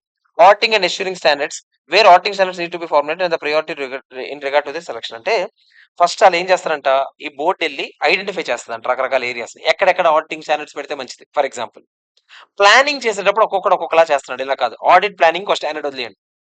డాక్యుమెంటేషన్ ఎవరికి నచ్చినట్టుగా ఆడు చేస్తున్నాడు, ఇలా కాదు. డాక్యుమెంటేషన్ ఒక స్టాండర్డ్ వదిలేయండి. ఇందాక మనం చదివాం కదా కొన్ని స్టాండర్డ్స్, అవే అవి. రిపోర్ట్ ఎవరికి నచ్చినట్టుగా ఆడు తయారు చేస్తాడు, రిపోర్టింగ్ ఒక స్టాండర్డ్ వదిలేయండి. అలా ఏడికి ఏది ఏ ఏరియాలో అవసరం అనిపిస్తే ఆ ఏరియాలో. In preparation of auditing standards ఈ బోర్డ్ ఏం చేస్తుందంట, is assisted by the study groups and task force. Study groups members of the institute ఉంటారంట, సిఏలు సిఎంఎల్ అందరూ కలిసికట్టుగా కూర్చొని అందరూ సిట్టింగ్ వేసుకొని ఏవేవి చేద్దాం ఏమేమి చేయకూడదు ఇలాంటివన్నీ డిసైడ్ అవుతారు. Based on the work of the study group, a draft report is prepared by the committee and issued for the comments by the members of ICA. ఎప్పుడైనా తెలుసా, స్టాండర్డ్స్ ఇష్యూ చేసే ముందు ఫస్ట్ ఏం చేస్తారు తెలుసా, మా అందరికి మెయిల్ వస్తుంది, సీఏ పాస్ అయిపోయిన వాళ్ళందరికీ కొత్త స్టాండర్డ్స్ వస్తున్నాయి, మీ ఒపీనియన్స్ ఏమైనా ఉంటే చెప్పండి అని. అంటే మనం ఏమైనా ఒపీనియన్స్ ఇవ్వాలనుకుంటే ఇవ్వచ్చు, ప్రతి మెంబర్ ఇంపార్టెంటే. అర్థమైందా, ప్రైస్కి ఎవడిచ్చినా తీసుకోరలే. మన ఒపీనియన్స్ మనం ఇవ్వాలనుకుంటే మనం అందరి ఒపీనియన్స్ తీసుకుంటారు డ్రాఫ్ట్ రిపోర్ట్ నుంచి. అందరు ఒపీనియన్స్ తీసుకున్నాక అందరు కమెంట్స్ తీసుకున్నాక ఫైనలైజ్ చేసి సబ్మిట్ చేస్తారు కౌన్సిల్ కి. ఓకేనా, కౌన్సిల్ ఏం చేస్తుంది, అన్ని రివ్యూ చేసి ఏమైనా చేంజెస్ చేయాలంటే అవన్నీ చేసి ఆ తర్వాత ఫైనల్ స్టాండర్డ్స్ రిలీజ్ చేస్తారు. చేసేటప్పుడు ఇంటర్నేషనల్ స్టాండర్డ్స్ ని దృష్టిలో పెట్టుకొని applicable laws, usages, business environments అన్నిటిని దృష్టిలో పెట్టుకొని స్టాండర్డ్స్ ని రిలీజ్ చేస్తారు. అర్థమైందా లేదా? బేసిక్ గా తయారీ చేసే విధానం ఫస్ట్ ఏం చేస్తారు, ముందు అందరూ కూర్చొని ఆడిటింగ్ స్టాండర్డ్స్ బోర్డు కూర్చొని డిసైడ్ చేస్తారు. దానికన్నా ముందు ఏ ఏరియాస్ లో అవసరమో స్టాండర్డ్స్ ఆలోచించి డిసైడ్ చేస్తారు. దానికోసం వాళ్ళు డిసైడ్ చేయరు, స్టడీ గ్రూప్ ని పిలిపిస్తారు, కొంతమంది సీఏలు అందరూ కూర్చొని మీటింగ్ పెట్టుకొని వాళ్ళందరూ కలిసి ఒక డ్రాఫ్ట్ రిపోర్ట్ తయారు చేస్తారు. ఈ డ్రాఫ్ట్ రిపోర్ట్ ని అందరు మెంబర్స్ పంపిస్తారు. వాళ్ళందరూ ఏమైనా కమెంట్స్ ఇవ్వాలనుకుంటే అందరు మెంబర్స్ కమెంట్స్ ఇస్తారు. ఆ కమెంట్స్ ని కూడా పరిగణలోకి తీసుకున్నాక ఫైనల్ రిపోర్ట్ తయారు చేసి కౌన్సిల్ సబ్మిట్ చేస్తారు. ఫైనల్ రిపోర్ట్ తయారాక వాళ్ళు మళ్ళీ ఏమైనా చేయాలంటే చేంజెస్ అవన్నీ చేసి ఫైనల్ గా ఒకటి ఇష్యూ చేస్తారు. అప్పుడు స్టాండర్డ్స్ బయటకు వస్తాయి. అలా వచ్చిన స్టాండర్డ్స్ ఇవన్నీ స్టాండర్డ్స్. అర్థమైందా లేదా చెప్పండి, క్లియరా కాదా? నెక్స్ట్ క్వశ్చన్ చెప్తారా? నెక్స్ట్ క్వశ్చన్ చూద్దాం. ఆడిట్ ఎంగేజ్మెంట్ కోసం ఒక షార్ట్ నోట్స్ రాయమని చెప్తాడు, లేదా ఆడిట్ ఎంగేజ్మెంట్ లెటర్ లో ఉండాల్సిన కంటెంట్స్ ఏంటి? ఏం లేదురా, ఆడిట్ ఎంగేజ్మెంట్ అంటే మిమ్మల్ని ఆడిటర్ గా పెట్టుకుంటున్నారు. పెట్టుకునేటప్పుడు వాళ్ళు తీసుకోవాల్సిన జాగ్రత్తలు ఏంటి, మీరు తీసుకోవాల్సిన జాగ్రత్త. బేసిక్ వాళ్ళు కాదు, మీరు తీసుకోవాల్సిన జాగ్రత్తలు ఎక్కడ ఉంటాయి. మీరు ఒక ఆడిట్ ఎంగేజ్మెంట్ లెటర్ లో ఏమేమి ఉంటాయో సంతకం పెట్టాలో చెప్తున్నాను. అర్థమైందా? ఇక్కడ మీరు కోట్ చేయాల్సిన స్టాండర్డ్ SA-210 కంపల్సరీగా కోట్ చేయాలి. ఇదిగో ఇక్కడ ఉంది SA-210. SA-210 పేరేంటి తెలుసా? Agreeing to the terms of audit engagement అంటే ఏంటి తెలుసా? ఎంగేజ్మెంట్ యాక్సెప్ట్ చేసే ముందు టర్మ్స్ అండ్ కండిషన్స్ ఏమేమి చూడాలి చూద్దాం. ఆడిట్ ఎంగేజ్మెంట్ ఎంగేజ్ అయ్యే ముందు ఆడిటర్ క్లయింట్ కూర్చొని టర్మ్స్ ఆఫ్ ఎంగేజ్మెంట్ మాట్లాడుకోవాలి. అవన్నీ ఒక ఎంగేజ్మెంట్ లెటర్ లో రాసుకొని రిటర్న్ అగ్రిమెంట్ లో సంతకం పెట్టుకోవాలి. కానీ లా అండ్ రెగ్యులేషన్స్ ప్రకారం అవన్నీ సఫిషియెంట్ ప్రిస్క్రైబ్స్ అంటే ఇప్పుడు కొన్నిసార్లు రిటర్న్ అగ్రిమెంట్ అవసరం లేదని లాయే చెప్పింది అనుకోండి, అలాంటప్పుడు అక్కర్లేదు. ఫస్ట్ పాయింట్ ఓకేనా కదా? ఇది రాయకండి టైం వేస్ట్. ఆ నెక్స్ట్ రాయండి, ఏం రాస్తారు? ఎంగేజ్మెంట్ లెటర్ SA-210 ప్రకారం ఒక ఆడిట్ స్టార్ట్ అయ్యే ముందు క్లయింట్ ఆడిటర్ కూర్చొని ఒక ఎంగేజ్మెంట్ లెటర్ రాసుకోండి. ఎంగేజ్మెంట్ లెటర్ లో క్లియర్ గా టర్మ్స్ అండ్ కండిషన్స్ మాట్లాడుకోండి. ఎంగేజ్మెంట్ లెటర్ కొన్నిసార్లు రిటర్న్ అగ్రిమెంట్ లోనే ఉండాలి మామూలుగా అయితే, కొన్నిసార్లు అక్కర్లేదని ఆలే చెప్తే రిటర్న్ అగ్రిమెంట్ ఇక్కర్లేదు. సార్ అసలు ఏముంటాయి సార్ ఎంగేజ్మెంట్ లెటర్? చాలా బాగుంటుంది చూడండి. Objectives and scope of engagement. అసలు నువ్వు ఎందుకు వచ్చావు, నువ్వేం చేయాలి ఇక్కడ మా దగ్గరకు వచ్చి? నువ్వు ఆడిటర్వి, నేను మేనేజ్మెంట్ అనుకుందాం. నువ్వు నీ ఆబ్జెక్టివ్స్ ఏంటి, నీ స్కోప్ ఏంటి? స్టాట్యుటరీ ఆడిట్ కి అయితే స్కోప్ నేను డిసైడ్ చేస్తానా? స్టాట్యూట్ డిసైడ్ చేస్తా. అర్థమైందా? మేనేజ్మెంట్ గా మా రెస్పాన్సిబిలిటీ ఏంటి? అకౌంట్స్ తయారు చేయడం మా రెస్పాన్సిబిలిటీ, అకౌంట్స్ చెక్ చేయడం నీ రెస్పాన్సిబిలిటీ. అది రాస్తాం. ఇన్హెరెంట్ లిమిటేషన్స్ ఏమైనా ఉంటే ముందే రాసుకుంటారంట. అంటే ఇన్హెరెంట్ లిమిటేషన్స్ అంటే కొంచెం ఈ ఏరియాస్ అన్ని వీక్ అండి, ఈ ఏరియాస్ అన్ని వీక్, ఇక్కడ ఇంటర్నల్ కంట్రోల్స్ తక్కువ ఉంటాయి, ఇలాంటివన్నీ ముందే రాసుకుంటారు. తర్వాత ఇంటర్నల్ ఆడిటర్ హెల్ప్ కావాలంటే ముందే చెప్పేస్తాను, నువ్వు నాకు ఇంటర్నల్ ఆడిటర్ హెల్ప్ కావాల్సి వస్తుంది, వాళ్ళ కాంటాక్ట్ ఇవ్వండి, ఇవన్నీ మాట్లాడేస్తాం. తర్వాత మేనేజ్మెంట్ కన్ఫర్మేషన్ లెటర్ అంటే కొన్నిసార్లు మీరే ఈ అకౌంట్స్ అన్ని కరెక్ట్ అయినా కదా అన్ని చెక్ చేయడం కుదరదు, మీరు రిటర్న్ కన్ఫర్మేషన్ ఇవ్వండి అని మేమైనా అడిగితే మీరు ఇవ్వాలి ఎప్పటికప్పుడు, అది కూడా ముందే రాసుకోవాలి. మీకు రిస్ట్రిక్షన్స్ అండ్ లిమిటేషన్స్, మీరు అలా అక్కడికి వెళ్ళకూడదు, ఇల్లు ఇక్కడికి వెళ్ళకూడదు, లాంటివి ఏమైనా చెప్తే స్టాట్యుటరీ ఆడిట్ లో ఇలాంటి రిస్ట్రిక్షన్స్ పెడితే మీరు అసలు యాక్సెప్ట్ చేయకూడదు. మిగతా ఆడిట్కి అయితే మీరు రాసుకోవచ్చు. ఫీజు, ఎంత ఫీజు, ఆ ఫీజు ఎలా కట్టాలి, బిల్లింగ్ అరేంజ్మెంట్. రిపోర్ట్ ఏ ఫామ్ లో ఇస్తారు, ఇంకేమైనా కమ్యూనికేషన్ రిపోర్ట్స్ ఇస్తారు. ఆ రిపోర్ట్ ఎన్ని రోజుల వరకు వ్యాలిడ్ గా ఉంటుంది ఆ రిపోర్ట్. అండ్ లిమిట్, ఆ రిపోర్ట్ ఎవరికి పడితే వాళ్ళకి సబ్మిట్ చేయొచ్చా, లేకపోతే ఎవరికి సబ్మిట్ చేయాలి ఏంటని ముందే మాట్లాడుకుంటారు. అయిపోయింది ఆన్సర్. ఈజీ క్వశ్చన్ రా, ఈజీ క్వశ్చన్.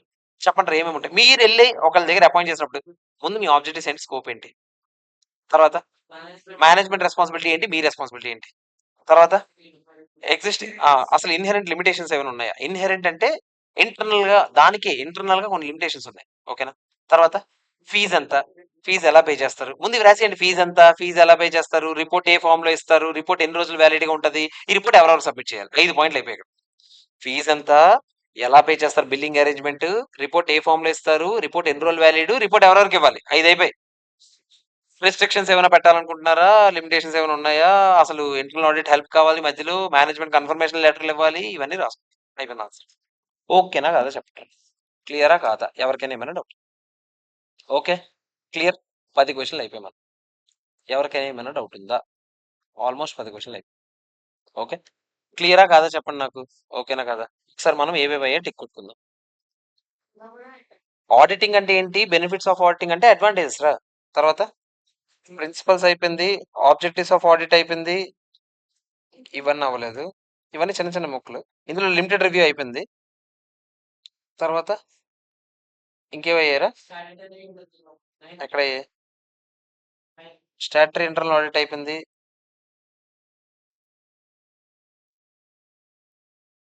ఇవన్నీ అవ్వలేదు మనం. నెక్స్ట్ ఆడిట్ ఎంగేజ్మెంట్ లెటర్ అయిపోయింది. ఎక్కడుంది? Objectives and functions of auditing assurance standards board అయిపోయింది. అడ్వాంటేజ్ ఆఫ్ ఆడిట్ అయిపోయింది, సిగ్నిఫికెన్స్ ఆఫ్ ఆడిట్ అయిపోయింది. అంతే కదా? అది అవ్వలేదు. ఇంతే. అంటే బేసిక్గా 1 2 3 4 5 6 7 7 7 14 15 16 17 18 19 ఒక 19 క్వశ్చన్స్ ఉన్నాయి. ఇంకొక 5 క్వశ్చన్స్ చేసి బ్రేక్ తీసుకో. ఓకేనా? నెక్స్ట్ క్వశ్చన్ చెప్తారా నాకు? నెక్స్ట్ క్వశ్చన్ చూడండి. ఆడిట్ ప్రోగ్రామ్ అంటే ఏంటి? Advantages of audit programme. Audit programme కి మళ్ళీ కోట్ చేయాలి ఎస్ఏ 300, ఎందుకంటే మీకు చెప్పాను ఆల్రెడీ. ఇది ఎస్ఏ 300 ఏంటి? ప్లానింగ్ ఏది. సో ఆడిట్ ప్రోగ్రామ్ అంటే it is a detailed plan of auditing work to B performed. అంటే పెర్ఫార్మ్ ఏదైతే చేయాలో ముందుగానే ప్లాన్ వేసుకుంటాం. అర్థమైందా? Specifying the procedures to be followed in verification of each item and the financial statements and estimation time required.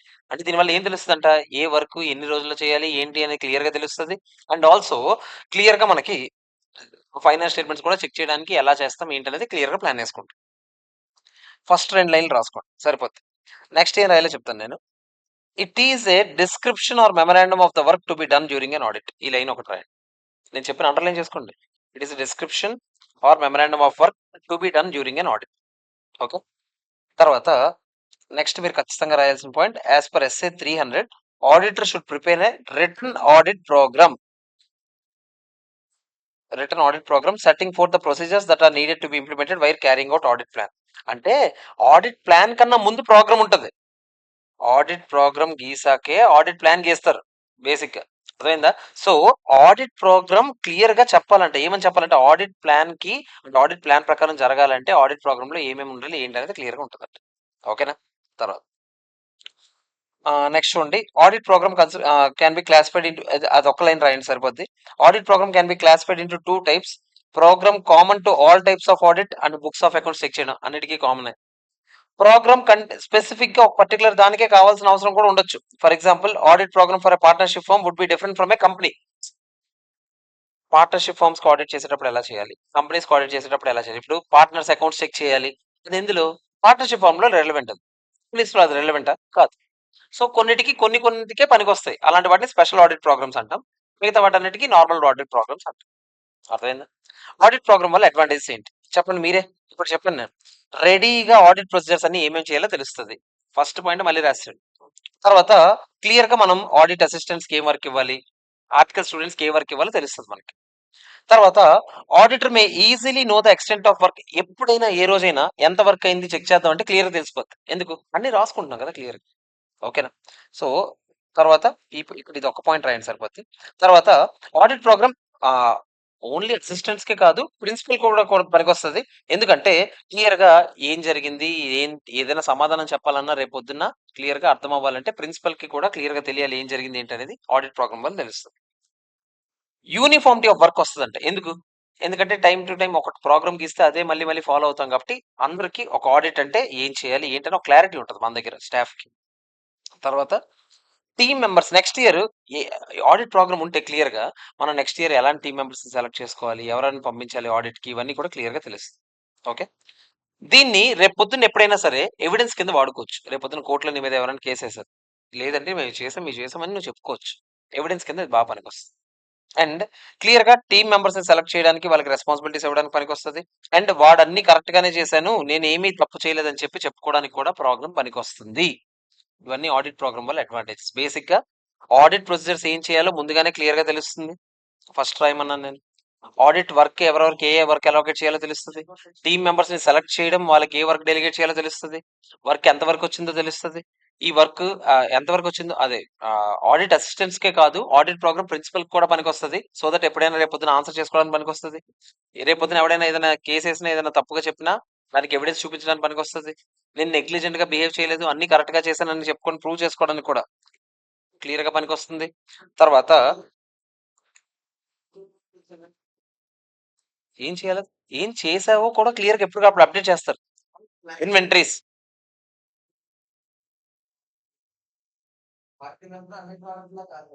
అవును. అవును. కొత్తగా చేసినప్పుడు అప్పటికప్పుడు ముందు ప్లానింగ్ గీసుకుంటాం. అయినా కూడా ప్లాన్ గీసుకో మేం చేయలేదు. ప్రోగ్రామ్ బేస్ చేసుకునే ప్లాన్ గీస్తాం. ప్లాన్ గీసాక స్టార్ట్ చేస్తాం వర్క్.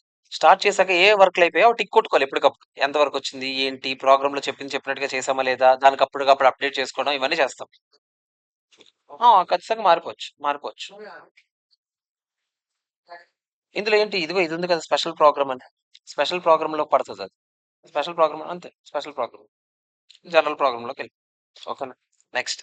ఇది అడ్వాంటేజెస్‌లో రాస్తారు. పొరపాటున డిసడ్వాంటేజ్ అడగడు. అడిగాడనుకోండి అది కూడా రాసి ఒకసారి చూసుకుందాం. మెకానికల్ అయిపోద్ది వర్క్. ఇంట్రెస్ట్ ఉండదు ఎవడికి. ఇప్పుడు నేను మీకు హెరిటేజ్ గురించి చెప్పాను. హెరిటేజ్ గురించి చెప్పాను. హెరిటేజ్ గురించి చెప్పినప్పుడు నేనేం చెప్పాను? "ఏముండదురా! ఇలాగెళ్తావు, ఇలా టిక్ కొట్టేస్తావు, ఇలా ఎందుకు? బేసిక్‌గా ప్రోగ్రామ్ ఉండడం వల్ల ఏం చేయాలి, ఏంటని క్లియర్ తెలియడం వల్ల ఆడికి ఒక ఇంట్రెస్ట్, ఒక కుతూహలం ఏమి ఉండదు. అర్థమైందా? ఆడిట్ ప్రోగ్రామ్ కొన్నిసార్లు చిన్న చిన్న పనులకు కూడా ఆడిట్ ప్రోగ్రామ్ గీద్దాం, ప్లాన్ గీద్దాం ఇదంతా అవసరం లేదు. ఇప్పుడు లిఖిత్ స్టాక్ ఆడిట్ చేయడానికెళ్ళాడు. స్టాక్ ఆడిట్ ముందు ఒక ప్రోగ్రామ్ గీద్దాం, ప్లాన్ ఏద్దాం అంత అవసరం లేదు దానికి. చిన్న చిన్న వర్క్స్‌కి అవసరం లేదు. తర్వాత ఆడిట్ ప్రోగ్రామ్ వల్ల కొన్నిసార్లు ఆడేమంటున్నాడు, ఆడిట్ ప్రోగ్రామ్ వల్ల క్లియర్‌గా రెస్పాన్సిబిలిటీస్ తెలుస్తాయి కదా! అంటే ఇనెఫిషియెంట్ స్టాఫ్ ఏం చేస్తారు, ఆ ప్రోగ్రామ్‌లో నాకు ఇది చెప్పలేదండి. నాకు చెప్పిందే చేస్తానండి. అని క్లియర్‌గా కొన్నిసార్లు చెప్పకపోయినా కూడా చిన్న చిన్నవి చేయాలి. అర్థమైందా?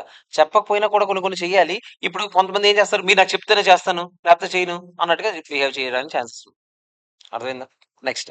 కొన్నిసార్లు రిజిడ్ ప్రోగ్రామ్స్ అంటే ప్రోగ్రామ్ లాంటిది గీయడం వల్ల కంజెస్టెడ్‌గా అయిపోయి కొన్నిసార్లు కాంప్రమైజ్ అవ్వాల్సొస్తది చాలా విషయాల్లో. మనం చేయాల్సిన ప్లాన్ ప్రకారం అవుతదా? అవ్వకపోవచ్చు అక్కడ. సో, అన్ని సార్లు ప్లాన్ ఎలా గీసి ఎళ్ళిపోదాం సింపుల్‌గా అనంటే అవ్వదు. అంత ఈజీగా అక్కడ అవ్వదు. అర్థమైందా? సో, ఈ డిసడ్వాంటేజ్ అడిగితే పొరపాటున ఒకసారి మీరు రాసిపెట్టండి. ఓకే. నెక్స్ట్. నెక్స్ట్ చెప్తారా?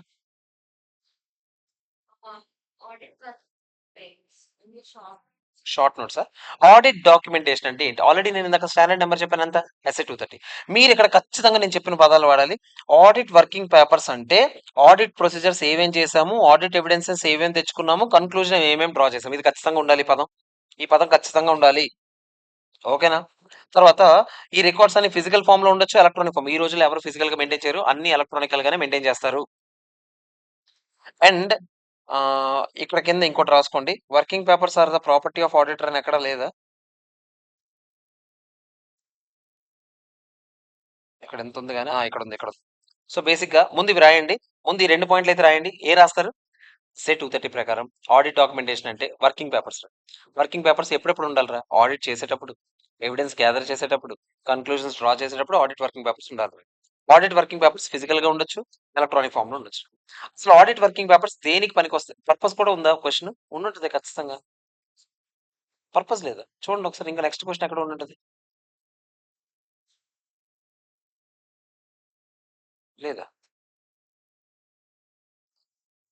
అసలు ఈ వర్కింగ్ పేపర్స్ గురించయితే ఇది రాస్తారు.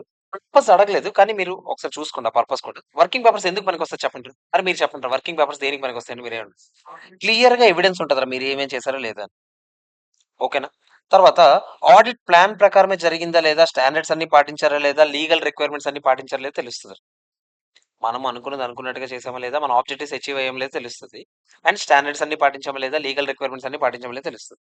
ఎంగేజ్‌మెంట్ టీమ్‌కి క్లియర్‌గా ఏదైనా రేపు పొద్దున్న ఏదైనా చెప్పాలన్నా కూడా లాస్ట్ టైమ్ జరిగిన వర్కింగ్ పేపర్స్ తీసి నెక్స్ట్ టైమ్ ప్లానింగ్ ఏం చేయాలి? నెక్స్ట్ టైమ్ పెర్ఫార్మన్స్ ఎలా చేయాలి అని చెప్పొచ్చు. అర్థమైందా?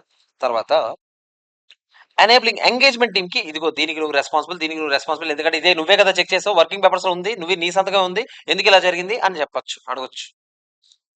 తర్వాత రేపు పొద్దున్న ఫ్యూచర్ ఆడిట్స్ కి కూడా ఇది పనికొస్తుంది. ఓకే, అంతే. ఇవి రాసుకొని చాలు, ఇవి రాసుకొని చాలు. ఓకేనా. లాస్ట్ ఒకటి రాసుకోండి, ఎక్స్టర్నల్ ఇన్స్పెక్షన్స్. అంటే రేపు పొద్దున్న సిబిఐ వాళ్ళు మీకు చెప్పాను కదా, ఎవరైనా ఇన్వెస్టిగేషన్ ఏదైనా చేస్తున్నారు అనుకోండి, ఏదైనా రెగ్యులేటరీ డిపార్ట్మెంట్ వాళ్ళు వచ్చి మీకు ఏదైనా అడిగితే రేపు పొద్దున్న చెప్పుకోవడానికి పనికొస్తుంది. అర్థమైందా? సో ABCEFH ఈ పాయింట్స్ రాయాలి. ఓకేనా. చెప్పండి, ఏమేమి రాస్తారా? ఓవరాల్ ఆబ్జెక్టివ్స్ అన్ని అచీవ్ అయ్యారా లేదా, తర్వాత ప్లాన్ ప్రకారమే జరిగిందా లేదా, స్టాండర్డ్స్ అన్ని పాటించారు లేదా, లీగల్ రిక్వైర్మెంట్స్ అన్ని పాటించారు లేదా, రేపు టీమ్ మెంబర్స్ కి గైడ్ చేయడానికి, వాళ్ళకి అకౌంటబుల్ చెప్పడానికి కూడా, అంటే బేసిక్ గా అకౌంట్ బాధ్యత వహించాలి దేనికి ఎవరైతే చేస్తారు. రేపు పొద్దున్న ఫ్యూచర్ ఆడిట్స్ కి కూడా పనికొస్తుంది.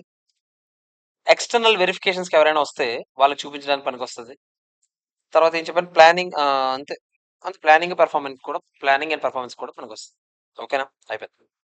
ఇప్పుడు ఆడిట్ వర్కింగ్ పేపర్ లో క్లియర్ గా చూడండి. వర్కింగ్ పేపర్ లో types of working papers, permanent audit file, current audit file. ఇది కూడా ఇంపార్టెంటే, చాలా చాలా ఇంపార్టెంట్. ఇది స్టార్ మార్క్ పెట్టుకోండి. Difference between permanent audit file and current audit file అని అడగొచ్చు, లేదా టైప్స్ ఆఫ్ వర్కింగ్ పేపర్స్ అని అడగొచ్చు. ఓకేనా. ఏంటో చూద్దాం. టైప్స్ ఆఫ్ వర్కింగ్ పేపర్స్, నిద్ర వస్తుంది ఏంటి? Types of working papers, permanent audit file, current audit file. మీరు ఏమై ఉంటుంది చెప్పండి, మీరు మీరు ఆలోచించండి, ఇది ఏమై ఉంటుంది. పర్మనెంట్ ఆడిట్ ఫైల్ అంటే ఏంటి తెలుసా? ఈ క్లయింట్ తాలూకు హిస్టరీ నేను తెలుసుకున్నాను, నెక్స్ట్ 5 years పాటు వీడికి నేనే ఆడిటర్. నెక్స్ట్ 5 years ఇది మారుతుందా? హిస్టరీ మారుతుందా? మారదు. సో పర్మనెంట్ ఆడిట్ ఫైల్ అంటే ఆడ ఎంఓఏ, ఏఓఏ ఇలాంటివన్నీ అవి మళ్ళీ మళ్ళీ మారుతాయా? మారు. కానీ కరెంట్ ఆడిట్ ఫైల్ అంటే బేసిక్ గా ఆడి ఈ సంవత్సరానికి సంబంధించిన ఎక్స్ట్రాక్ట్స్ మాత్రం ఇందులో ఉంటాయి. అంటే యాన్యువల్ రీఅపాయింట్మెంట్, ప్రతి సంవత్సరం వాడికి అపాయింట్ చేసినప్పుడు అపాయింట్మెంట్ లెటర్, రీఅపాయింట్మెంట్ నన్నే చేసేటప్పుడు అవి మాత్రం ఉంటాయి. ఇక్కడ లీగల్ డాక్యుమెంట్స్, అగ్రిమెంట్స్ అన్ని ఆడిట్ కి సంబంధించినవన్నీ ఉంటాయి. ఇక్కడ బోర్డ్ మీటింగ్స్ ఏం జరిగాయి ఈ సంవత్సరం, ఏ మీటింగ్స్ జరిగాయి, అవన్నీ కూడా ఇందులో ఉంటాయి. ఇది ఇంటర్నల్ కంట్రోల్స్ ఎంత బాగా పనిచేస్తున్నాయి, ఇవన్నీ ఉంటాయి. ఇంటర్నల్ కంట్రోల్స్ గురించి మళ్ళీ మళ్ళీ రాయక్కర్లేదు నేను రిపోర్ట్. పర్మనెంట్ ఆడిట్ ఫైల్ ఇది ఒకసారి తయారు చేస్తే వీటి గురించి నాకు క్లారిటీ ఉంటుంది. ఇక్కడ బట్ చిన్న చిన్న చేంజెస్ ఉండొచ్చు, కానీ మేజర్ గా చేంజెస్ ఉంటాయా? ఉండవు. ఇక్కడ మేనేజ్మెంట్ దగ్గర నుంచి ఎప్పటికప్పుడు కాపీస్ తెచ్చుకోవడం ఇలాంటివన్నీ ఉంటాయి. రేషియో, సిగ్నిఫికెంట్ రేషియోస్, ట్రెండ్స్ అంటే సేల్స్ పెరుగుతూ ఉందా తగ్గుతుందా, ఇలా ట్రెండ్స్ అండ్ ట్రెండ్ అనాలిసిస్ మొత్తం ఇందులో ఉంటుంది. ఇందులో ఈ సంవత్సరం ఏం జరిగింది, బ్యాలెన్సెస్ ఏమున్నాయి, ఇలాంటివన్నీ తెలుస్తుంది. ఓకే. ఇది ప్రీవియస్ ఇయర్ ఫైనాన్స్ స్టేట్మెంట్స్ అని ఇందులో సేవ్ చేస్తారు. ఇందులో ఈ సంవత్సరం సంబంధించిన కమ్యూనికేషన్స్ మాత్రం ఉంటాయి. ఇది అకౌంటింగ్ పాలసీస్ ఏం ఫాలో అవుతున్నారు ఇవన్నీ ఉంటాయి. ఎందుకంటే అకౌంటింగ్ పాలసీ ఎప్పటికప్పుడు మార్చొచ్చా? మార్చకూడదు. అకౌంటింగ్ పాలసీ మార్చాలంటే బోర్డు అయినా చెప్పు ఉండాలి, మోర్ అప్రోప్రియేట్ ప్రెజెంటేషన్ కోసం అయినా మార్చాలి. ఓకే. ఇక్కడ ఆడిట్ ప్రోగ్రామ్స్ లాంటివి ఉంటాయి. పాత అబ్జర్వేషన్స్ ఇందులో ఉంటాయి, కొత్త అబ్జర్వేషన్స్ ఇందులో ఉంటాయి. సో బేసిక్ ఇది మీరు ఏం డీటెయిల్ గా చదివి అక్కర్లేదు, బట్ ఒక మాదిరిగా మీకు అర్థం అవ్వాలి. అలా చెప్పలేం. పర్మనెంట్ ఆడిట్ ఫైల్ అంటే మళ్ళీ మళ్ళీ చేంజెస్ జరగవు. ఏదైనా ఒకటి జరిగిందంటే స్టోర్ చేస్తారు, అది మళ్ళీ మళ్ళీ మార్చరు, అప్డేట్ చేయరు పెద్దగా. కరెంట్ ఆడిట్ ఫైల్ అలా కాదు, ఏ ఇయర్ ఆ ఇయర్ కొత్త కొత్తగా జరిగినవి ఏంటి, అసలు ఈ సంవత్సరం కొత్తగా చూడాల్సినవి ఏంటి, ఇలాంటివన్నీ ఇందులో ఉంటాయి. అర్థమైందా? ఇది ఒక్కటి తెలుసుకోండి చాలు. ఒక ఆర్గనైజేషన్ కి రెండు ఉంటాయి. ఒకే ఆర్గనైజేషన్ రెండు ఉండొచ్చు కాదు, ఒక ఆర్గనైజేషన్ కి రెండు ఉంటాయి.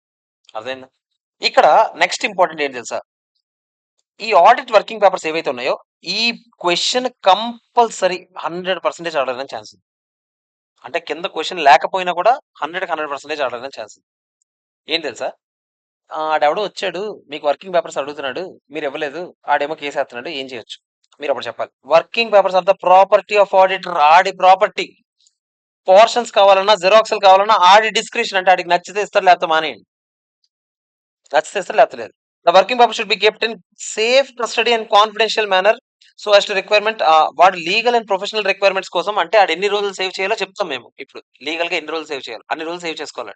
అది ఎవ్వడు అడగడానికి కూడా లేదు. కానీ కొన్నిసార్లు రెగ్యులేటరీ అథారిటీస్ అడిగితే మీరు ఏం చేయాలని చెప్పాను, ఆడు చెప్తున్నాడు, కొన్ని కేసులో సజెస్ట్ చేస్తున్నాడు, అవన్నీ అవసరం లేదు. రెగ్యులేటరీ అథారిటీస్ అంటే మీకు ఎవరికైనా రేపు దొరికితే అలాంటప్పుడు లాయే చెప్పినప్పుడు మీరు ఇవ్వాలా లేదా? ఇవ్వాలి. లాస్ట్ అండ్ ఫైనల్, ఎన్ని రోజులు సేవ్ చేయాలి సార్ అంటే 7 years పాటు సేవ్ చేయాలి. ఇది బిట్. ఆడి దగ్గర వర్కింగ్ పేపర్స్, ఒక సంవత్సరానికి సంబంధించిన వర్కింగ్ పేపర్స్ 7 years ఉంచాలి. ఆ తర్వాత ఆడు ఏం చేసుకున్నా పర్లేదు.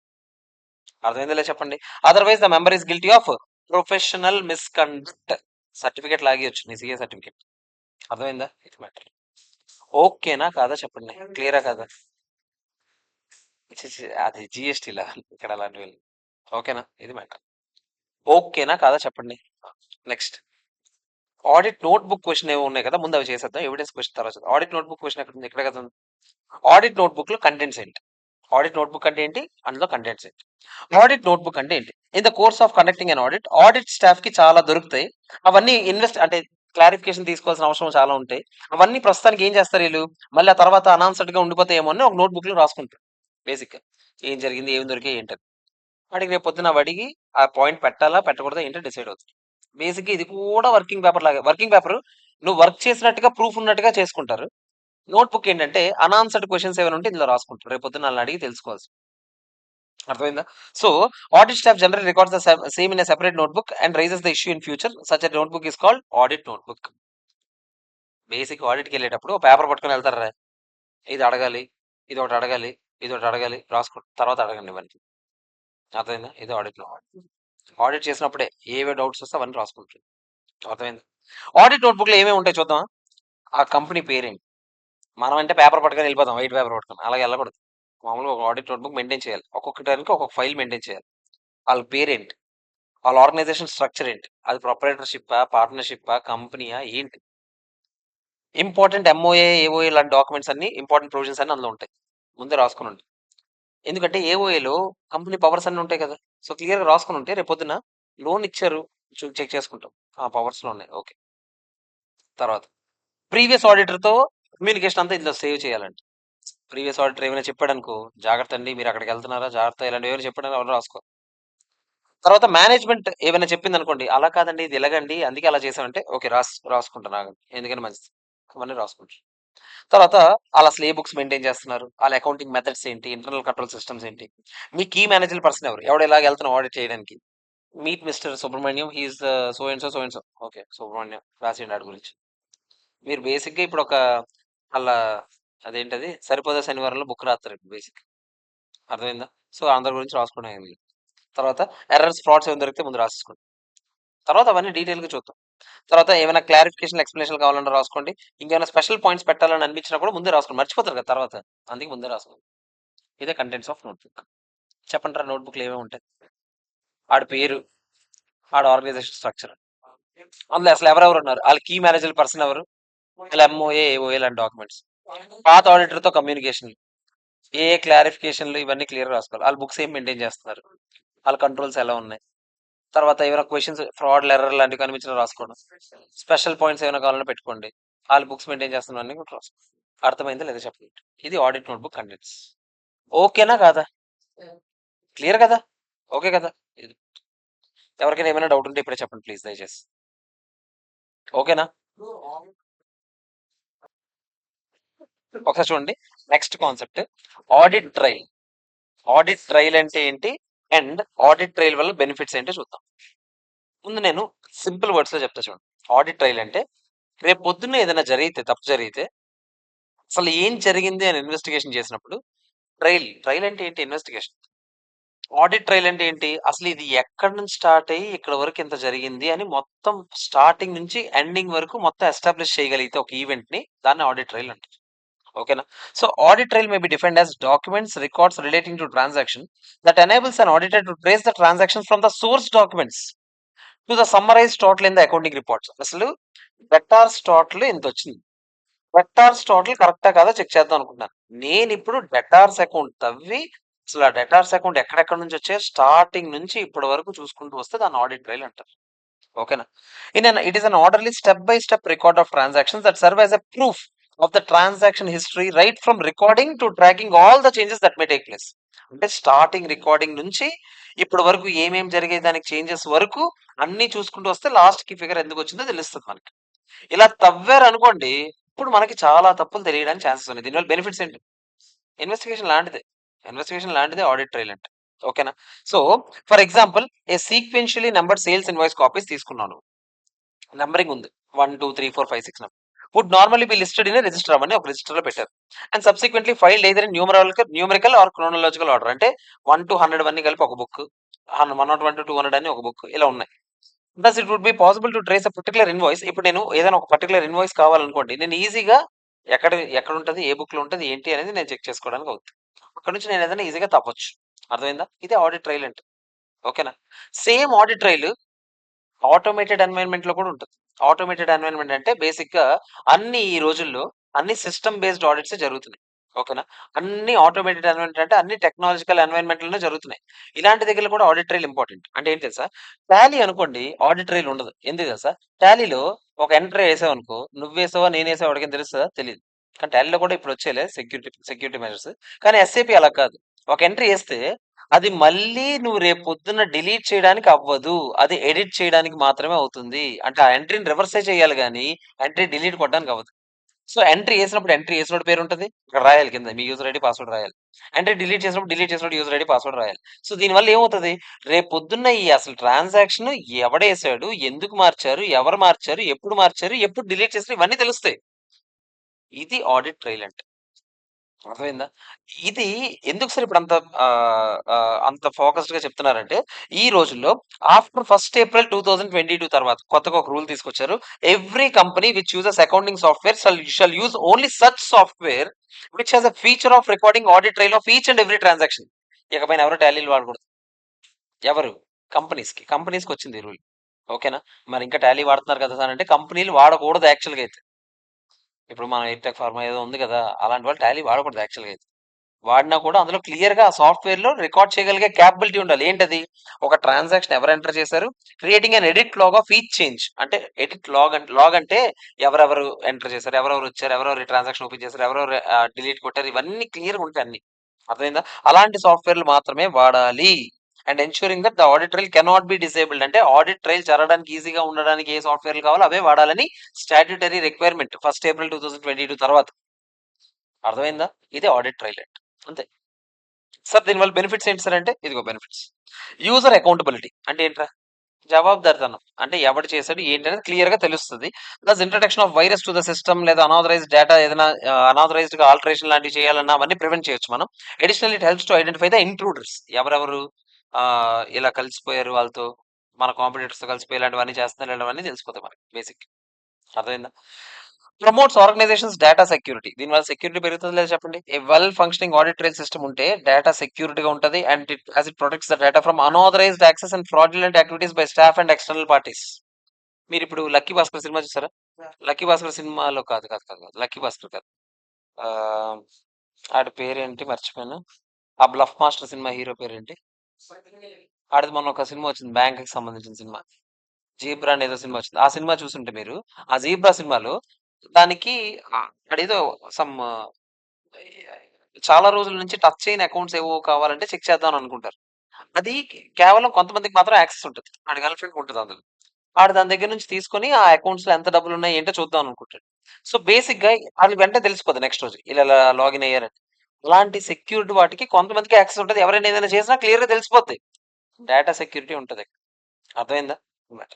Allows reconstruction of events. ఏదైనా తప్పు జరిగినా కూడా మళ్ళీ రీకన్‌స్ట్రక్ట్ చేయగలం మొత్తం. అసలు ఏం జరిగింది? స్టార్టింగ్ అసలు ఎక్కడి నుంచి ఇదంతా జరిగింది? ఎవరెవరు ఇందులో ఇన్వాల్వ్ అయ్యారు? అన్నీ తెలిసిపోతాయి ఈజీగా. అర్థమైందా? And detection of system interference and errors. అంటే ఎవడైనా మధ్యలో సిస్టమ్‌లో ఫెయిల్యూర్స్ వచ్చినా, ఇంటర్ఫరెన్స్‌లు జరిగినా, ఇలాంటివి ఏవి జరిగినా కూడా క్లియర్‌గా వెంటనే కనుక్కోవడానికి అవుతుంది ఆడిట్ ట్రైల్ మంచిగా ఉంటే.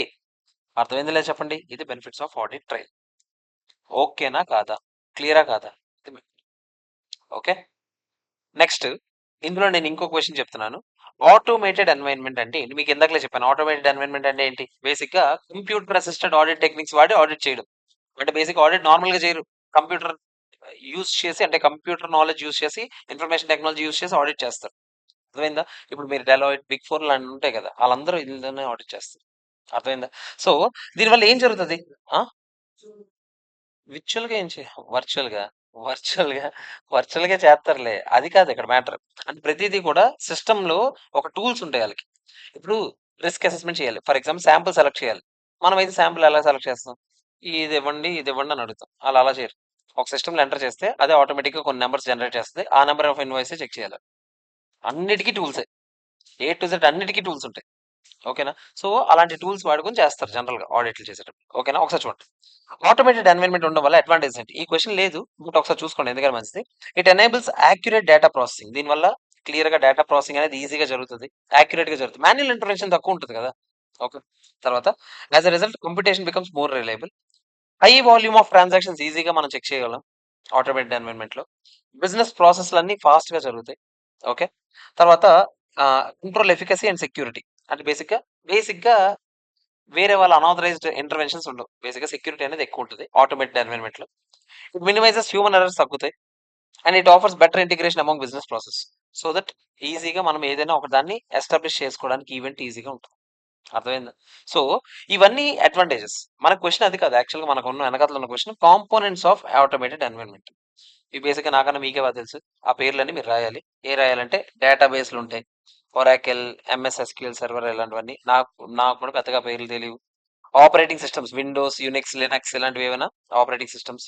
హార్డ్‌వేర్‌లు, స్టోరేజ్ డివైస్‌లు కావాలి. సర్వర్‌లు, డిస్క్‌లు, టేప్‌లు, నెట్వర్క్ స్టోరేజ్‌లు ఇలాంటివన్నీ. అర్థమైందా? తర్వాత నెట్వర్క్ డివైసెస్. రౌటర్‌లు, ఫైర్ వాల్స్ ఇలాంటివన్నీ ఉంటాయి. నెట్వర్క్ స్విచెస్ అని ఉంటుంటాయి. నెట్వర్క్స్ వాన్, లాన్ అదే wide area network, local area network ఇలాంటివన్నీ ఉంటాయి. ఫిజికల్ అండ్ ఎన్విరాన్మెంట్ అంటే ఐటీ ఫెసిలిటీ మీకు ఒక డేటా సెంటర్ ఉండడం సెపరేట్‌గా. సర్వర్ స్టోరేజ్ ఫెసిలిటీ ఉండడం. అలాంటివన్నీ ఫిజికల్‌గా ఉండే ఇవి బేసిక్‌గా. సో సీసీటీవీలు ఇలాంటివన్నీ మీకు ఇందులోకొస్తాయి. అర్థమైందా లేదా చెప్పండి? ఇలాంటివన్నీ మీరు రాసుకోవాలి. Components of automated environment. Okay. Clear? నేను ఇంకొక 2 చిన్న క్వెషన్ షార్ట్ ఆన్సర్స్ 2 ఉన్నాయి. అవి చెప్పేసి ఆపేస్తాను. ఏంటంటే short answers? First short answer cut off examination. Second short answer walk through test. Cut off టెస్ట్‌లు అంటే ఏంటి తెలుసా? బేసిక్‌గా ప్రతి ఆడిట్‌కెళ్ళేటప్పుడు ఒక కట్ ఆఫ్ డేట్ పెట్టుకోవాలి. అంటే ఒక డేట్ పెట్టుకొని, ఈ డేట్ కన్నా ముందు జరిగినవి మాత్రం మీరు చెక్ చేయాలి. ఈ డేట్ కన్నా ముందు జరిగినవి మాత్రం ఇందులో రికార్డ్ చేయాలి. ఈ డేట్ కన్నా తర్వాత జరిగినవన్నీ నీకు సంబంధం లేదు. అర్థమైందా? దాన్ని కట్ ఆఫ్ అంటారు. For some entities there may be number of items especially at the end of the accounting period that may have their impact carry to the next accounting period. కొన్ని items year ending లో జరిగే items చాలా ఉంటాయి. వాటిని ఈ year లో record చేయాలి, next year లో రికార్డ్ చేయాలి. ఒక కట్ ఆఫ్ డేట్ పెట్టుకోవాలి. 31st March cut off date అయితే 31st మార్చ్ కన్నా ముందు జరిగినవి వెనక్కి జరిగినవి కరెక్ట్ గా ఈ ఇయర్ కి ఆ ఇయర్ కి చేశారా లేదో చూడాలి. అలాంటి వాటిలోనే పెద్ద పెద్ద కేసులు జరుగుతాయి, ఫ్రాడ్లు. బేసిక్‌గా నెక్స్ట్ ఇయర్ జరిగేవన్నీ ఈ ఇయర్ చూపించి కొంతమంది సేల్స్ పెంచేస్తారు. ఈ ఇయర్ ప్రాఫిట్స్ పెంచడానికి ఇలాంటివన్నీ చేస్తుంటారు. సో కట్ ఆఫ్ ప్రొసీజర్స్ కరెక్ట్‌గా ఫాలో అవ్వాలి. అర్థమైందా? సో ఆళ్ళు ఫాలో అయ్యట్లేదు, మనం చూడాలి. ఓకే. తర్వాత work in progress, goods in transit, goods sent on sale or approval basis ఇలాంటివన్నీ కూడా prepaid items, outstanding items ఇవన్నీ కరెక్ట్‌గా చెక్ చేయాలి. Or only a few. ఇవి కొన్ని మాత్రం ఇంకా చాలా ఉంటాయి ఇలాంటివి. ఓకేనా? సో అలాంటివన్నీ చెక్ చేయాలి. Even purchase and sale transactions కూడా ఇయర్ ఎండింగ్‌లో జరిగితే కరెక్ట్‌గా చూసుకోవాలి. అది ఈ ఇయర్‌వా, నెక్స్ట్ ఇయర్‌వా ఏంటో చూడాలి. దాన్ని బట్టి ఏ ఇయర్‌లో రికార్డ్ చేయాలో చూసుకోవాలి. అర్థమైందా? Improper treatment of these items and inclusion of items relating to 1 year in the next year May seriously distort the financial results and mislead the decision makers. ఆ ఇయర్‌లో ఎయ్యాల్సినవి ఈ ఇయర్‌లో ఎయడం, ఈ ఇయర్‌లో ఎయ్యాల్సినవి ఆ ఇయర్‌లో ఎయడం ఇలాంటివి చేయడం వల్ల డెసిషన్ మేకర్స్‌కి చాలా ఎక్కువ ఇంపాక్ట్ ఉంటది. ప్రాఫిట్స్ మారిపోతాయి దానివల్ల. చిన్న చిన్న ఐటమ్స్ కాదవి. ఓకేనా? Hence an auditor during the course of his audit should apply definite procedures to separate the transactions at the end of one accounting period from another accounting period. A year ఆ year separate చేయడానికి నువ్వు చూసుకోవాలి కరెక్ట్‌గా. ఆ ప్రొసీజర్‌ని ఏమంటాం మనం? Cut off examination లేదా cut off procedures అంటాం. ఓకేనా? తర్వాత here the auditor first decides A cut off date. జనరల్‌గా డిసైడ్ అవుతారు. జనరల్‌గా balance sheet డేటే cut off date. అంటే ఏంటి? 31st మార్చే cut off date. And then examines all the transactions that occur within that period and post such cut off ఏవున్నాయి క్లియర్‌గా identify చేసి, pre ఉన్నవే రికార్డ్ చేసి, పోస్ట్ ఉన్నవి నెక్స్ట్ ఇయర్ రికార్డ్ చేసేలాగా చూసుకుంటాడు. This is essential to eliminate any scope for manipulation in accounts. అర్థమైందా లేదా చెప్పండి కట్ ఆఫ్ ప్రొసీజర్స్ అంటే? ఇది కట్ ఆఫ్ ప్రొసీజర్స్. ఓకేనా? మరి సర్ప్రైజ్ చెకింగ్ అంటే ఏంటి? సడెన్‌గా కొన్ని టెస్ట్ చేయడం మంచిది. క్యాష్ వెరిఫికేషన్, ఇన్వెంటరీ వెరిఫికేషన్‌కి సర్ప్రైజ్ టెస్ట్‌లు ఉంటే బెటర్. చెప్పకుండా వెళ్ళిపోతే బెటర్. దీనివల్ల డిసడ్వాంటేజెస్ ఉంటాయి. కొన్ని అరేంజ్‌మెంట్స్ చేయలేం, బేసిక్ అరేంజ్‌మెంట్స్. సడెన్‌గా ప్రొడక్షన్ ఆపాల్సిన అవసరం ఉండొచ్చు. ఇలాంటివన్నీ జరగడం వల్ల కొన్ని సార్లు ఇబ్బందవుతది. మెయిన్ అడ్వాంటేజెస్ ఎక్కువుంటాయి. ఎవరు ఈజీగా తప్పించుకోలేరు. వెంటనే మనం అప్పటికప్పుడు మానిప్యులేట్ చేసేయలేరు. ఇలాంటివన్నీ చేయొచ్చు. ఇదంతా సర్ప్రైజ్ చెకింగ్. ఇది లేదు క్వెషన్ మీకు. వాక్ త్రూ టెస్ట్ ఉంది. వాక్ త్రూ టెస్ట్ అంటే ఏంటి చూడండి. బేసిక్‌గా ఇలాగెళ్తాను నేను. ఒక పర్చేజ్ జరిగింది అని చెప్పాడు. ఒక పర్చేజ్ ఇన్వాయిస్ చూసాను. ఒకసారి నాకు ఒక పర్చేజ్ జరిగే ముందు ఏం జరుగుతది మీ కంపెనీలో చెప్పండి అని అన్నాను. అప్పుడు ఆడన్నాడు, "సార్ ముందు నాకు ప్రొడక్షన్ డిపార్ట్‌మెంట్ చెప్తది సార్." ఒకసారి కాదు. నాకు మార్కెటింగ్ డిపార్ట్‌మెంట్ వాళ్ళు ఒకటి చెప్తారు సార్. నెక్స్ట్ ఇయర్ ఇన్ని ప్రొడక్ట్స్ అమ్ముతామని. వెంటనే ఆ విషయం ప్రొడక్షన్ డిపార్ట్‌మెంట్‌కి చెప్తాం సార్. ప్రొడక్షన్ డిపార్ట్‌మెంట్ వాడప్పుడు దానికి తగినట్టుగా ఎన్ని తయారు చేసుకోవాలో చెప్తాడు సార్. అప్పుడు నాకు ఎంత రా మెటీరియల్ కావాలో ప్రొడక్షన్ డిపార్ట్‌మెంట్ వాడు చెప్తాడు సార్. అప్పుడు స్టోర్స్ ఓడి దగ్గరికి వెళ్తాం సార్. స్టోర్స్ ఓడిని అడిగితే నాకు ఎంత రా మెటీరియల్ కావాలో ఆడు చెప్తాడు సార్. ఎందుకంటే స్టోర్‌లో కొన్ని ఉండొచ్చు కదా! ఇంకా ఎక్స్‌ట్రా ఎంత కావాలో ఆడు చెప్తాడు సార్. అప్పుడు పర్చేజ్ డిపార్ట్‌మెంట్‌కి చెప్తే పర్చేజ్ డిపార్ట్‌మెంట్ టెండర్‌లకు పిలుస్తది సార్. ఆళ్ళందరూ వస్తారు సార్. టెండర్‌లకొచ్చిన వెంటనే టెండర్‌లో మనం అందరిని ఒకళ్ళని సెలెక్ట్ చేస్తాం సార్ జెన్యూన్‌గా. సెలెక్ట్ చేసిన తర్వాత ఆడి దగ్గర నుంచి తెప్పిస్తాం సార్ మెటీరియల్. అప్పుడు ఇన్స్‌పెక్షన్ టీమ్ ఎళ్లి అన్నీ చెక్ చేస్తది సార్. కరెక్ట్ క్వాలిటీ వచ్చాయా లేదా? అన్నీ ఓకే అనిపిస్తే ఆళ్ళెళ్లి ఫైనాన్స్ డిపార్ట్మెంట్‌కి చెప్తారు సార్. ఫైనాన్స్ డిపార్ట్మెంట్ వాళ్ళు అప్పుడు బిల్ రిలీజ్ చేస్తారు సార్. బిల్ రిలీజ్ చేసిన తర్వాత అకౌంట్స్ డిపార్ట్మెంట్‌కి చెప్తాం సార్. అకౌంట్స్ డిపార్ట్మెంట్ వాళ్ళు అప్పుడు అకౌంటింగ్ ఎంట్రీ ఏస్తారు సార్. అలా మీ చేతికి ఈ ఇన్వాయిస్ వచ్చింది సార్ అని చెప్తారు. ఓకే. ఇంత జరిగిందా అని వాక్ త్రూ టెస్ట్‌లో తెలుసుకుంటారు. ఇది తెలుసుకొని ఓకే. ఎక్కడెక్కడ ల్యాబ్స్ జరగడానికి ఛాన్సెస్ ఉన్నాయి. అప్పుడు నాకు అర్థమయ్యి అప్పుడు ఎక్కడెక్కడ చెక్ చేస్తే మంచిదని నేను చెక్ చేసుకున్నాను. ఇది వాక్ త్రూ టెస్ట్. అర్థమైందా? ఒక ప్రాసెస్ నుంచి నాకు మొత్తం చెప్పండి అసలు ఏం జరుగుతది? స్టార్టింగ్ నుంచి ఎండింగ్ వరకు. ఇది వాక్ త్రూ టెస్ట్. సో, ఇక్కడ మీరు గమనిస్తే walk through test May be defined as tracing one or more transactions through the accounting system and observing how it is actually passed through the internal controls. అన్నీ నేనెంత చెప్పినా అసలు యాక్చువల్‌గా ఎంత జరుగుతది వెనకాతల. వాక్ త్రూ టెస్ట్ అంటే అంత ఈజీ కాదు. For example auditor may decide to trace a purchase నేను అదే చెప్పాను. Purchase transaction from initiation to completion. Starting నుంచి ఎండింగ్ వరకు చదువుతారు. This will require him to see how the requisitions are generated. అంటే ఎంత మెటీరియల్ కావాలో ఎలా రిక్వెస్ట్ చేశారు? నేను మీకు చెప్పాను. సొల్లంతా అక్కడ నుంచి జరుగుతది. ఆర్డర్స్ ఎలా ప్లేస్ చేశారు? గూడ్స్ ఎలా వచ్చాయి? స్టోర్స్‌కి ఎలా వచ్చాయి? బిల్స్ ఎలా ప్రాసెస్ చేశారు? ఫైనల్ అకౌంటింగ్ స్టేట్‌మెంట్ ఎలా జరిగింది? నేను చెప్పిన స్టోరీ రాసేయొచ్చు మీరు. వాక్ త్రూ టెస్ట్‌లో నేను చెప్పిన స్టోరీ రాసేయండి అలాగా. ఓకేనా? If the auditor is satisfied about the appropriateness of all stages, he may conclude that internal controls బాగున్నాయి. అకార్డింగ్‌లీ ఆడిటర్ అప్పుడు ఓకే. అంతగా చెక్ చేయక్కర్లేదు. కొన్ని చెక్ చేస్తే సరిపోద్ది. కానీ కొంచెం డౌట్ వచ్చినా ఇప్పుడు ఇంటర్నల్ కంట్రోల్స్ వీక్‌గా ఉన్నాయి. ఇప్పుడు ఏమేమి చెక్ చేయాలో డీటెయిల్‌గా చెక్ చేస్తాం. అదే వాక్ త్రూ టెస్ట్. రాయగలరా లేదా చెప్పండి? రాయగలరా లేదా? ఇది వాక్ త్రూ టెస్ట్. ఓకేనా? కాదా? చెప్పండి. క్లియరా కాదా? ఇది కూడా. ఓకే. సో, మీరిక్కడ గమనిస్తే మనం ఎన్ని క్వెషన్స్ అయిపోయాయి నేను టిక్ కొట్టాను. ఆహ్, సో, ఆల్రెడీ అయిపోయినవి నేను టిక్ కొట్టేసాను. ఇంకా ఇవున్నాయి. ఇదుంది. ఇదుంది. ఈ ఒక పాయింట్ ఉంది. ఈ పాయింట్ యాక్చువల్‌గా మనం కింద క్వెషన్‌లో చెక్ చేస్తాం. అది అయిపోద్దప్పుడు. రిలయబిలిటీ ఆఫ్ ఆడిట్ ఎవిడెన్స్ ఎక్కడుందో చెప్పవా? హర్ష చేసేద్దాం ఇప్పుడు. 7, 8, 10 ఉంటది. 11, 12, 13, 15, 16 ఇక్కడ ఒక 5 ఉన్నాయి. 6, 7, 8, 9, 10 ఇక్కడ 10 ఉన్నాయి. 11, 12, 13 రిలయబిలిటీ ఆఫ్ ఆడిట్ ఎవిడెన్స్ ఎక్కడుందో చెప్తే అది చెప్పేస్తాను నేను. అండ్ ఆడిట్ శాంప్లింగ్‌లో రిస్క్ కూడా చెప్పేస్తాను. సారీ ఇది కూడా ఎక్కడుందో చెప్పరా నాకు? ఇంటర్నల్ ఆడిటర్ ఉండడం వల్ల స్టాట్యుటరీ ఆడిటర్ రిస్క్ తగ్గిపోద్ది అనే క్వెషన్ కూడా చెప్పేస్తాను.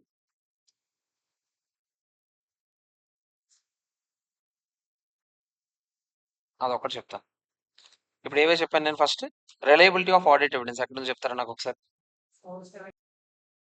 ఒకసారి ఈ క్వెషన్ చూడండి. రిలయబిలిటీ ఆఫ్ ఆడిట్ ఎవిడెన్స్ అంటే ఏంటి? ఆడిట్ రిపోర్ట్‌లో ఫైనల్‌గా ఒక ఒపీనియన్ ఇవ్వాలంటే ముందు మీరు ఎవిడెన్సెస్ సేకరించాలి కదా! దాన్నే ఆడిట్ ఎవిడెన్స్ అంటారు. మీకు ఇక్కడ ఏ స్టాండర్డ్ కోట్ చేయాలని చెప్పాను? SFI. SA 500 relevance of audit evidence deals with logical connection. అసలు ఆ ఎవిడెన్స్ అవసరమా? అవసరం లేదా? ఏంటని డీల్ చేస్తదంట. అసలు రిలయబులా కాదా అని ఎలా డిసైడ్ అవుతారు? ఎలా డిసైడ్ అవుతారంటే external evidence is more reliable than internal evidence. అంతే కదరా! ఇప్పుడు డెటార్ బ్యాలెన్స్ చెక్ చేస్తున్నారు.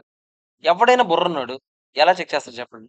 ఆ కస్టమర్‌ని అడుగుతాడు. "నువ్వు నిజంగా ఈడికి ఇంత ఇవ్వాలా?" అని అడిగితే సరిపోద్ది కదా! ఆడు యెస్ ఆర్ నో చెప్తే అదే మోర్ రిలయబులా? మనోళ్ళని అడిగితే అది మోర్ రిలయబులా? ఆళ్ళని అడిగితేనే better. So, external evidence is more reliable than internal evidence. Internal evidence is ah, more reliable when internal controls are satisfactory. Internal ఎవిడెన్స్‌ని ఎప్పుడు నమ్ముతాను నేను? ఇంటర్నల్ కంట్రోల్స్ అన్ని స్ట్రాంగ్‌గా ఉన్నాయనుకోండి. ఇప్పుడు ఇంటర్నల్‌గా వచ్చిన ఎవిడెన్స్ కూడా మంచి కరెక్ట్ ఎవిడెన్స్ అనే అనుకుంటా. ఎవిడెన్స్ ఓరల్ రిప్రజెంటేషన్ అంత రిలయబుల్ కాదు. రిటన్ రిప్రజెంటేషనే మోర్ రిలయబుల్. అంతే కదరా! ఏదైనా రాతపూర్వకంగా చెప్తేనే అది మోర్ రిలయబుల్. మాటలతో చెప్తే కన్నా. అంతేనా కదా! అదొకటి రాస్తారు. ఎవిడెన్స్ ఆడంతట ఆడే తెచ్చుకుంటే అది మోర్ రిలయబులా? ఎవడో తీసుకొచ్చిస్తే అది మోర్ రిలయబులా? ఆడంతట ఆడే తెచ్చుకుంటే మోర్ రిలయబుల్. అయిపోయింది నా ఆన్సర్. బేసిక్‌గా ఆడిట్ ఎవిడెన్స్ ఎప్పుడు రిలయబుల్ అంటే బయట నుంచి తెచ్చుకోండి. రిటర్న్‌లో తెచ్చుకోండి. ఇంటర్నల్ కంట్రోల్స్ బాగుంటే ఇంటర్నల్ ఎవిడెన్స్ ఓకే. ఇంకోటి ఏదో చెప్పాను. మీరే ఎళ్లి తెచ్చుకుంటే బెటర్. ఎంటిటీ వచ్చి తెచ్చివ్వడం కన్నా. అంతే. ఇది అయిపోయింది ఆన్సర్. ఓకేనా కాదా చెప్పండి? క్లియరా కాదా? ఇంకో క్వెషన్ ఏదో చెప్తానన్నాను కదరా! ఏంటది? ఇంకో క్వెషన్ మీకు లేదు గాని methods to obtain audit evidence మీకు ఉందో లేదో నాకు తెలీదు. బట్ ఇది ఖచ్చితంగా చాలా ఇంపార్టెంట్ క్వెషన్ ఇది. స్టార్ మార్క్ పెట్టుకోండి. అంటే ఒక ఆడిట్ ఎవిడెన్స్ సేకరించడానికి ఏ పద్ధతులున్నాయి? నేను మీకు చెప్తా చూడరా! అరే ఒకసారి చూడండి. ఫస్ట్ పద్ధతి ఏంట్రా? ఇన్స్‌పెక్షన్. అంటే ఏంటి తెలుసా? స్టాక్ చెక్ చేద్దాం అనుకున్నారు. స్టాక్ ఆళ్ళు లెక్కెడుతున్నారు. ఎళ్ళండి. నైస్. నేను ఒకటి లెక్కెడతాను ఆగండి. అనిల్ ఒకటి లెక్కెట్టు. అది ఇన్స్‌పెక్షన్. అబ్జర్వేషన్. మీరు లెక్కెట్టండి చూస్తాను. ఆహా! ఓకే. ఇలా జరుగుతుందన్నమాట. అది అబ్జర్వేషన్. ఓకేనా? ఎంక్వైరీ. ఏంటి మరి ఎలా లెక్కెడుతుంటారు? ఓకే. ఇలా జరుగుతదా మీ దగ్గర? ఆడితో కూర్చోండి, మాట్లాడండి, ఎంక్వైరీ చేయండి, తెలుసుకోండి. అది ఎంక్వైరీ. కంప్యూటేషన్. ఒకసారి ఇవ్వు. ఏదో లెక్కెట్టావు కదా! అర్థమెటికల్ యాక్యురసీ సరిపోయిందా లేదా? ఇది computation. Last and final analytical review. On an యావరేజ్‌గా ఈరోజు స్టాక్ 31 మార్చ్‌కి ఇంత ఉందంటే స్టాక్. ఇంత సేల్స్, ఇంత పర్చేస్ డైలీ జరిగితే ఆన్ అన్ యావరేజ్‌గా ఇన్ని కేజీలు ఉండాలి గదా! ఏంటి అంత మరీ ఇంత దారుణంగా తేడా ఉంది? స్టార్ట్. ఆ! ఒకసారి చెప్పండి నెక్స్ట్ క్వెషన్ ఏంటి? క్వెషన్ చెప్తారా నాకొకసారి? ఆ! ఫస్ట్ క్వెషన్ అసలు ఇంటర్నల్ ఆడిట్‌కి, స్టాట్యుటరీ ఆడిట్ రిలయన్స్ గురించి. అంటే బేసిక్‌గా statutory auditor internal audit work మీద రిలై అవ్వచ్చా అంత కాన్ఫిడెంట్‌గా? అంటే స్టాట్యుటరీ ఆడిట్‌కి వచ్చాడు ఒకడు. ఈడేమో ఇంటర్నల్ ఆడిట్ ఆల్రెడీ జరిగింది గదా! ఆ ఇంటర్నల్ ఆడిట్ రిపోర్ట్ తీసుకురండి అన్నాడు. ఆ ఇంటర్నల్ ఆడిట్ రిపోర్ట్‌ని ఎంతవరకు నమ్మొచ్చు ఈడు? అనేది ఫస్ట్ మన డిస్కషన్. ఓకే. సో, ఇక్కడ ఎస్ఏ 16 ఖచ్చితంగా కోట్ చేయాలి. తీసుకోండి. ఇదొకటి ఇంపార్టెంట్ స్టాండర్డ్. మన స్టాండర్డ్స్ లిస్ట్ ఉంది కదా! ఇక్కడ స్టాండర్డ్ లిస్ట్‌లో రాసుకోండి. SA 16 using the work of an internal auditor. Internal auditor work వాడేటప్పుడు ఎక్స్టర్నల్ ఆడిటర్‌గా మీ బాధ్యత ఏంటో చూడండి. ఎక్స్టర్నల్ ఆడిటర్ కావాలంటే వాడుకోవచ్చు. ఇంటర్నల్ ఆడిటర్ వర్క్ తప్పేమీ కాదు. కానీ అకార్డింగ్‌లీ ఎక్స్టర్నల్ ఆడిటర్ ఎంతవరకు రిలై అవ్వచ్చంటే, whether the internal audit is undertaken by an outside agency or by a separate audit department within the entity first చూడాలంట. ఏ అసలు మీ దాంట్లో ఇంటర్నల్ ఆడిట్‌కొచ్చారు కదా! ఆ ఇంటర్నల్ ఆడిటర్స్ ఎవరు? మీ కంపెనీలోని పనిచేసేవాళ్ళా? లేకపోతే బయటోళ్ళొచ్చేసారా? ఎవరు చేస్తే మనకి ఎక్కువ రిలయబిలిటీ ఉంటది? బయటోళ్ళొచ్చేస్తే రిలయబిలిటీ ఉంటది. తర్వాత ద స్కోప్ అసలు ఆ ఇంటర్నల్ ఆడిట్ రిపోర్ట్‌కి స్కోప్ ఏంటి? ఎంతవరకు చెక్ చేసారు ఆళ్ళు? ఆళ్ళు ఏమేమి చెక్ చేసారు? అండ్ ఆళ్ళ రిపోర్ట్ ఏంటి? ఒకసారి మొత్తం చూడాలంట. అండ్ వాళ్ళ క్వాలిఫికేషన్స్ ఏంటి? వాళ్ళ ఎక్స్‌పీరియన్స్ ఏంటి? ఎందుకంటే ఆళ్ళు సీఏలు అవ్వాల్సిన అవసరం లేదు ఇంటర్నల్ ఆడిట్‌కి. సో, వాళ్ళ క్వాలిఫికేషన్ ఏంటి? వాళ్ళ ఎక్స్‌పీరియన్స్ చూడాలంట. కంప్లైంట్స్ ఏం ఫాలో అయ్యారంటే వాళ్ళ స్టాండర్డ్స్ ఫాలో అయ్యారా? ఆడు సీఏ అనుకోండి. స్టాండర్డ్స్ ఆన్ ఆడిటింగ్ మొత్తం ఫాలో అయ్యే చేసాడా? లేపోతే ఆడు సీఏ కాదనుకోండి. ఇంకేదైనా ప్రొఫెషన్ అనుకోండి. వాడు ఏ స్టాండర్డ్స్ ఫాలో అయ్యాడు? అవన్నీ కూడా చెక్ చేయాలి. తర్వాత వాళ్ళకి ఎంతవరకు పవర్స్ ఇచ్చారు? అండ్ వాళ్ళు ఎవరికి అకౌంటబుల్? అది కూడా చెప్పాలండి మనం క్లియర్‌గా. మనకు చెప్తే అప్పుడు దాన్ని బట్టి మనం డిసైడ్ అవుతాం. అండ్ వాళ్ళు ప్రొఫెషనల్ కేర్ అంతా తీసుకున్నారా లేదా? అంటే ప్రొఫెషనల్ స్టాండర్డ్స్ ఏమైనా పాటించాల్సిన అవసరం ఉంటే అవన్నీ పాటించారా లేదా? అవన్నీ చూడాలంట. And after the evaluation if the external auditor is satisfied with all the above criteria and he can decide అంటే ఆడన్నీ సాటిస్ఫై అయితే ఇప్పుడు దాన్ని బట్టి వాడు వీడి వర్క్ యూజ్ చేసుకోవచ్చా లేదా అనేది డిపెండ్ అయ్యి ఉంటుంది. ఓకేనా? సో, బేసిక్‌గా ఫస్ట్ ఏం చూసారా? ఆడు బయటోడా? మీవోడా? తర్వాత ఆడి రిపోర్ట్ ఏంటి? వాడి స్కోప్ ఏంటి? వాడు ఏమేమి ఫాలో అయ్యాడు? వాడి టెక్నికల్ స్టాండర్డ్స్ ఏమేమి ఫాలో అయ్యాడు? వాడికి ప్రొఫెషనల్ కేర్ తీసుకున్నాడా లేదా? చేసినప్పుడు వాడి ఎక్స్‌పీరియన్స్ ఏంటి? వాడి పాస్ట్ క్లయింట్స్ ఎవరు? ఇవన్నీ చూడాలి. ఇవన్నీ చూసాకనే మనం దాన్ని బట్టి వాడి మీద రిలై అవ్వచ్చా లేదా అనేది డిపెండ్ అయ్యి ఉంటుంది. ఓకేనా కాదా? ఇది మ్యాటర్. తర్వాత ఆడేమంటున్నాడంటే, మీరు ఎప్పుడైనా సరే ఇంట్లో ఈ ఈ పారా రాసుకోవాలి. ఇప్పుడు నేను అండర్‌లైన్ చేస్తుంది. మీరు వాళ్ళ వర్క్ యూజ్ చేసుకున్నా కూడా ఎక్స్‌టర్నల్ ఆడిటర్ అనేవాడు ఒపీనియన్ ఇవ్వడానికి ఫైనల్ రెస్పాన్సిబిలిటీ ఎవరిది? వాడిదే. ఫైనల్‌గా రిపోర్ట్ ఇవ్వాల్సింది ఎక్స్‌టర్నల్ ఆడిటరే. సో, ఎక్స్‌టర్నల్ ఆడిటర్ రెస్పాన్సిబిలిటీ ఉంటుంది ఒపీనియన్ ఇవ్వడానికి. ఓకేనా? హిస్ రిలయన్స్ అంటే నేను ఇంటర్నల్ ఆడిటర్ రిపోర్ట్ నమ్మాను సార్ అని అంటే కుదరదు. It is no way reduce his responsibility అంటే చెప్పినంత మాత్రాన నీ రెస్పాన్సిబిలిటీ పోయిందని నువ్వు అనుకుంటే మాత్రం అది నీ మూఢనమ్మకమే. బేసిక్‌గా అలా ఏం జరగదు. నువ్వు వాడి రిపోర్ట్ వాడినా, వాడకపోయినా ఫైనల్‌గా ఒపీనియన్ ఇవ్వాల్సిన రెస్పాన్సిబిలిటీ ఎవరిది? వాడిదే. ఓకేనా? తర్వాత ఏమంటాడు చూడండి. An external auditor cannot be relieved by law అదే ఇప్పుడు నువ్వు కోర్ట్‌కెళ్ళి రేపొద్దున్న లేదండి ఇంటర్నల్ ఆడిటర్ అండి వాడు వేరే రిపోర్ట్ ఇచ్చాడండి. అది చూసి నేను నమ్మానండి అంటే కుదురుతుందా? కుదరదు. నువ్వే ఫైనల్‌గా ఒపీనియన్ ఇవ్వాలి. ఓకేనా? ఇది మ్యాటర్. క్లియరా? ఎవరికైనా ఏమైనా డౌట్ ఉందా ఈ క్వెషన్? అందరికి ఈ క్వెషన్ ఓకేనా? చాలా ఈజీ క్వెషన్ ఇది. ఓకే. తర్వాత ఇంటర్నల్ ఆడిట్‌కి, ఇంటర్నల్ కంట్రోల్‌కి, ఇంటర్నల్ చెక్‌కి తేడా ఏంటి? మీకు ముందు బేసిక్‌గా మీరు చెప్పండి. ఇంటర్నల్ ఆడిట్ అంటే మీకు చెప్పాను. మేనేజ్‌మెంట్ వాళ్ళే వాళ్ళ రెస్పాన్సిబిలిటీస్ అన్ని కరెక్ట్‌గా జరుగుతున్నాయో లేదో చూసుకోవడానికి వాళ్ళలో వాళ్ళే ఒక మనిషిని పెట్టుకొని లేకపోతే బయటోడిని పెట్టుకొనో ఇంటర్నల్ ఆడిట్ చేపించుకుంటారు. ఎవరికీ రిపోర్ట్ చేయక్కర్లేదు ఆడ. మేనేజ్‌మెంట్‌కి రిపోర్ట్ చేస్తే చాలు. అది ఇంటర్నల్ ఆడిట్ అంటే. ఇంటర్నల్ కంట్రోల్ అంటే ఏంటి? మన ఏదైనా ఒక వస్తువుకి అది ఏదో ఒక పర్టిక్యులర్ ట్రాన్సాక్షన్‌కి కంట్రోల్స్ ఎలా ఉన్నాయి మన కంపెనీలో? క్యాష్ ఒక రూపాయి ఖర్చు పెట్టాలంటే ఎంతమంది పర్మిషన్ కావాలి? ఎవరెవరి దగ్గర నుంచి పర్మిషన్ తీసుకోవాలి? అది ఇంటర్నల్ కంట్రోల్. క్యాష్ అనే కాదు ఏదైనా. ఒక ట్రాన్సాక్షన్ జరగాలంటే దానికి ఎంతమంది అథారిటీ ఉంది? ఎవరెవరు కంట్రోల్ చేస్తున్నారు? ఇవన్నీ చూసుకోవాలి. మనీ పరంగా కాదు. ఇప్పుడు ఫర్ ఎగ్జాంపుల్ ఇప్పుడు స్టాక్ తీసుకెళ్ళి ప్రొడక్షన్ డిపార్ట్‌మెంట్‌కి ఇష్యూ చేయాలి. స్టోర్స్‌లో ఉన్న స్టాక్ తీసుకెళ్ళి ప్రొడక్షన్‌కి ఇష్యూ చేయాలి. ఎవరెవరి పర్మిషన్‌లు ఉండాలి? ఎవరెవరి సంతకాలు ఉండాలి? ఇవన్నీ కూడా చూడొచ్చు. అర్థమైందా? అన్నీ ఇందులోనే ఉంటాయి. ఓకే. మరి ఇంటర్నల్ చెక్ అంటే ఏంటి సార్ అంటే ఇంటర్నల్ చెక్ అంటే కంటిన్యూయస్‌గా చెక్ చేస్తూనే ఉంటారు. బేసిక్‌గా ఎప్పుడైనా ట్రాన్సాక్షన్ రికార్డ్ చేసినప్పుడే చెక్ చేస్తూ ఉంటారు. ఏదైనా తప్పులున్నా కూడా రొటీన్ చెకింగ్ ఇది. అర్థమైందా? ఇది ఇంటర్నల్ చెక్ అంటే. సో, డిఫరెన్స్ చూద్దామా? ఇంటర్నల్ ఆడిట్‌లో each component of work is checked. అంటే ఒకసారి సేల్స్ ట్రాన్సాక్షన్స్ చెక్ చేద్దాం. పర్చేస్ ట్రాన్సాక్షన్ అలా చూస్తారు. ఇంటర్నల్ కంట్రోల్ అంటే మీకు చెప్పాను work of one person is automatically checked by another. Internal control అంటే ఎప్పుడు బావుంటది ఇంటర్నల్ కంట్రోల్ అని చెప్పాను. ఒకటి పని ఇంకోటి చెక్ చేయడం. ఆడి పైన ఇంకోటి చెక్ చేయడం, ఆడి పైన ఇంకో అథారిటీ ఉండడం, వీటి పైన ఇంకో అథారిటీ ఉండడం, అదంతా ఇంటర్నల్ కంట్రోల్. ఓకేనా? మరి ఇంటర్నల్ చెక్ అంటే it operates in routine to doubly check every part of transaction at the time of occurrence and recording the same. అంటే ఒక ట్రాన్సాక్షన్ రికార్డింగ్ స్టేజ్ లోనే దానికి 2-3 సార్లు ఒకసారి చెక్ చేసుకుంటే దాన్ని ఏమంటారు? ఇంటర్నల్ చెకింగ్ అంటారు. ఓకేనా? మెయిన్ ఆబ్జెక్టివ్ ఏంటి? ఇంటర్నల్ ఆడిట్ యొక్క మెయిన్ ఆబ్జెక్టివ్ ఏంటి చెప్పండి? ఫ్రాడ్స్, ఎర్రర్స్ ఇవన్నీ ఇంటర్నల్ కంట్రోల్స్ ఎంత బాగున్నాయా బాలేదా ఇవన్నిటి మీద ఒక ఒపీనియన్ ఇవ్వడమే ఇంటర్నల్ ఆడిట్ యొక్క రెస్పాన్సిబిలిటీ. ఓకేనా? మరి ఇంటర్నల్ కంట్రోల్ రెస్పాన్సిబిలిటీ ఏంటి? కరెక్ట్ గా ఫ్రాడ్స్ ఎర్రర్స్ జరగకుండా ఉండడం, నెక్స్ట్ అసెట్స్ అన్ని కాపాడుకోవడం, తర్వాత క్యాష్ మేనేజ్ చేసుకోవడం, ఇవన్నీ కరెక్ట్ గా చూసుకునే రెస్పాన్సిబిలిటీ ఎవరిది? Internal control. సో ఇక్కడ మీరు గమనిస్తే safeguarding the assets, prevention and detection of frauds and errors, accuracy in accounting records, ఇవన్నీ ఇంటర్నల్ కంట్రోల్స్ యొక్క మెయిన్ లక్ష్యం. మరి ఇంటర్నల్ చెక్ ఏంటి మీకు చెప్పాను? To ensure that no one employee, అంటే ఎవడు కూడా ట్రాన్సాక్షన్ ఎవడైతే చేశాడో వాడే రికార్డ్ చేయకూడదు అనే బేసిక్ ఆబ్జెక్టివ్ ఇంటర్నల్ చెకింగ్. అంటే ఏం తెలుసా? ఇప్పుడు నువ్వే క్యాష్ నీకు ఇచ్చి నువ్వే ఎంట్రీస్ కూడా వెయ్యి అని చెప్తే నీకు నచ్చినట్టుగా నువ్వు ఖర్చు పెట్టుకొని నీకు నచ్చినట్టుగా ఎంట్రీస్ వేసుకుంటావు. అప్పుడు చెకింగ్ ఉండదు. నువ్వు ఒకటి చేస్తే ఇంకో పని ఇంకోటి చేయాలి. నువ్వు చేయకూడదు ఇక బేసిక్. అర్థమైందా?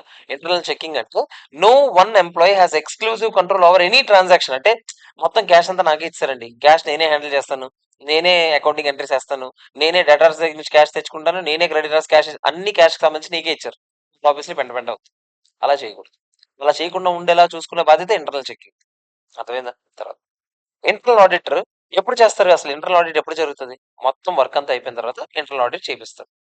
మరి ఇంటర్నల్ కంట్రోల్ అంటే అది సైమల్టేనియస్ గా జరుగుతుంది. ఇంటర్నల్ కంట్రోల్స్ అంటే మీకు చెప్పాను కదా, controls basic. Every transaction is checked as soon as it is entered. Internal checking ఏం చెప్తున్నారు చూడండి? Methods of recording the transactions are devised where work of an employee is checked continuously by correlating it with the work of others. అంటే ఇప్పుడు ఒకడేమో stock పంపించానని చెప్తున్నాడు, ఇంకోటేమో stock కొన్నానని చెప్తున్నాడు. ఇలా బేసిక్ గా ఒక్కొక్క డిపార్ట్మెంట్లు ఉన్నాయి. వీటితో అంతా చెక్ చేసుకుంటే మ్యాచ్ అవ్వాలి ఎప్పుడైనా. ప్రొడక్షన్ డిపార్ట్మెంట్ ఏమో ఇంత రా మెటీరియల్ ఇష్యూ చేశారు, స్టోర్స్ డిపార్ట్మెంట్ అని చెప్పారు. స్టోర్స్ వాడు ఇష్యూస్ లో ఎంత రాసాడో చూడాలి, ప్రొడక్షన్ లో రిసీట్స్ లో ఎంత రాసాడో చూడాలి. రెండు మ్యాచ్ అవ్వాలి. మ్యాచ్ అయితేనే కుదురుతుంది, లేకపోతే కుదరదు. అర్థమైందా లేదా చెప్పండి? క్లియరా కాదా? తర్వాత చూడండి, the thrust of internal system is to basic, మళ్ళీ అదే చెప్తున్నాడు. మెయిన్ మీరు ఇక్కడ main responsibility errors, frauds detect చేయడం. ఇక్కడేమో అసలు ఎర్రర్స్ జరగకుండా ఉండేలాగా చూసుకోవడం. ఇక్కడ ఏం చెప్తున్నాడు? మీరు వర్క్ డివైడ్ చేసుకోవడం, ఎవరికి డూప్లికేషన్ అవ్వకూడదు, అంటే ఒకే వర్క్ ఇద్దరు చేయకూడదు, అలాగని ఒకటే అన్ని వర్క్లు చేయకూడదు. ఈ రెండు ఉండేలాగా చూసుకునే బాధ్యత ఇంటర్నల్ చెకింగ్. ఓకేనా? తర్వాత ఏం చెప్తున్నాడు చూడండి, కాస్ట్. ఇంటర్నల్ కాస్ట్ కి కొంచెం అవుతుంది ఇంటర్నల్ ఆడిట్ కి. ఎందుకు? అకౌంటింగ్ అంతా చేశాక ఇంటర్నల్ ఆడిట్ కి వేరే వాడిని పిలిపించారు. ఇంటర్నల్ కంట్రోల్స్ ఇది చాలా కాస్ట్ అవుతుంది. ఎందుకంటే బేసిక్ గా ఎంత స్ట్రాంగ్ గా ఉంటే ఇంటర్నల్ కంట్రోల్స్ అంత బాగా మనం ఆడిట్ అంత ఈజీగా అయిపోతుంది. ఇంటర్నల్ కంట్రోల్ స్ట్రాంగ్ గా ఉండాలి కదా మరి ఆడిట్ బాగా అవ్వాలంటే. తర్వాత ఇంటర్నల్ చెకింగ్ మళ్ళీ సెపరేట్ ఖర్చు ఏమి ఉండదు. సో అది పని, అంటే ఇంకో పని చేస్తున్నాడు, ఇంకోటి పని చేస్తున్నాడు, ఈ పని డివైడ్ చేయాలి బేసిక్. అదే ఇక్కడ మెయిన్ రెస్పాన్సిబిలిటీ. రిపోర్ట్ ఎవరికి ఇవ్వాలి? ఇంటర్నల్ ఆడిట్ రిపోర్ట్ ఏమో మేనేజ్మెంట్ కి ఇస్తాడు. ఇంటర్నల్ కంట్రోల్స్ ఏమో జస్ట్ ఎంఐఎస్ రిపోర్ట్స్ అంటే ఏంటి? Management information system reports. అంటే బేసిక్ గా ఇంటర్నల్ కంట్రోల్ రిపోర్ట్స్ అన్ని ఎంఐఎస్ రిపోర్ట్స్ పనికి వస్తాయి. ఇంటర్నల్ చెకింగ్ దేనికి పనికి వస్తుంది? సీనియర్ కి ఎప్పటికప్పుడు సీనియర్ జూనియర్ వర్క్లు చెక్ చేసుకోవడానికి, ఇలాంటి వాటికి పనికి వస్తుంది ఇంటర్నల్ చెకింగ్. ఇది కొంచెం సోది క్వశ్చనే, ఒప్పుకుంటాను, బట్ తప్పదు, ఈ క్వశ్చన్ నుంచి చదువుకోవాలి మనం. ఓకే, ఇందులో 3 క్వశ్చన్లు ఉన్నట్టు బేసిక్ గా. ఎందుకంటే చెకింగ్ కి ఆడిట్ కి తేడా ఏంటి, ఆడిట్ కి కంట్రోల్ కి తేడా ఏంటి, అన్నిటికీ అలాగే ఉంది. సో ఒక్క దాంట్లోనే అన్ని కవర్ అయిపోతుంది. ఓకేనా? తర్వాత ఒక్క నిమిషం అండి, ఒక్క నిమిషం ఒక్క నిమిషం ఒక్క నిమిషం ఒక్క నిమిషం. ఆ, మనం ఇందాక ఆడిట్ ఎవిడెన్స్ చేసాం కదా, ఏది ఉంది? టెక్నిక్స్ ఫర్ ఎవాల్యుయేషన్, అది కాదు, ఒక్క నిమిషం. ఆడిట్ ఎవిడెన్స్ క్వశ్చన్ ఎక్కడ చేసాం మనం?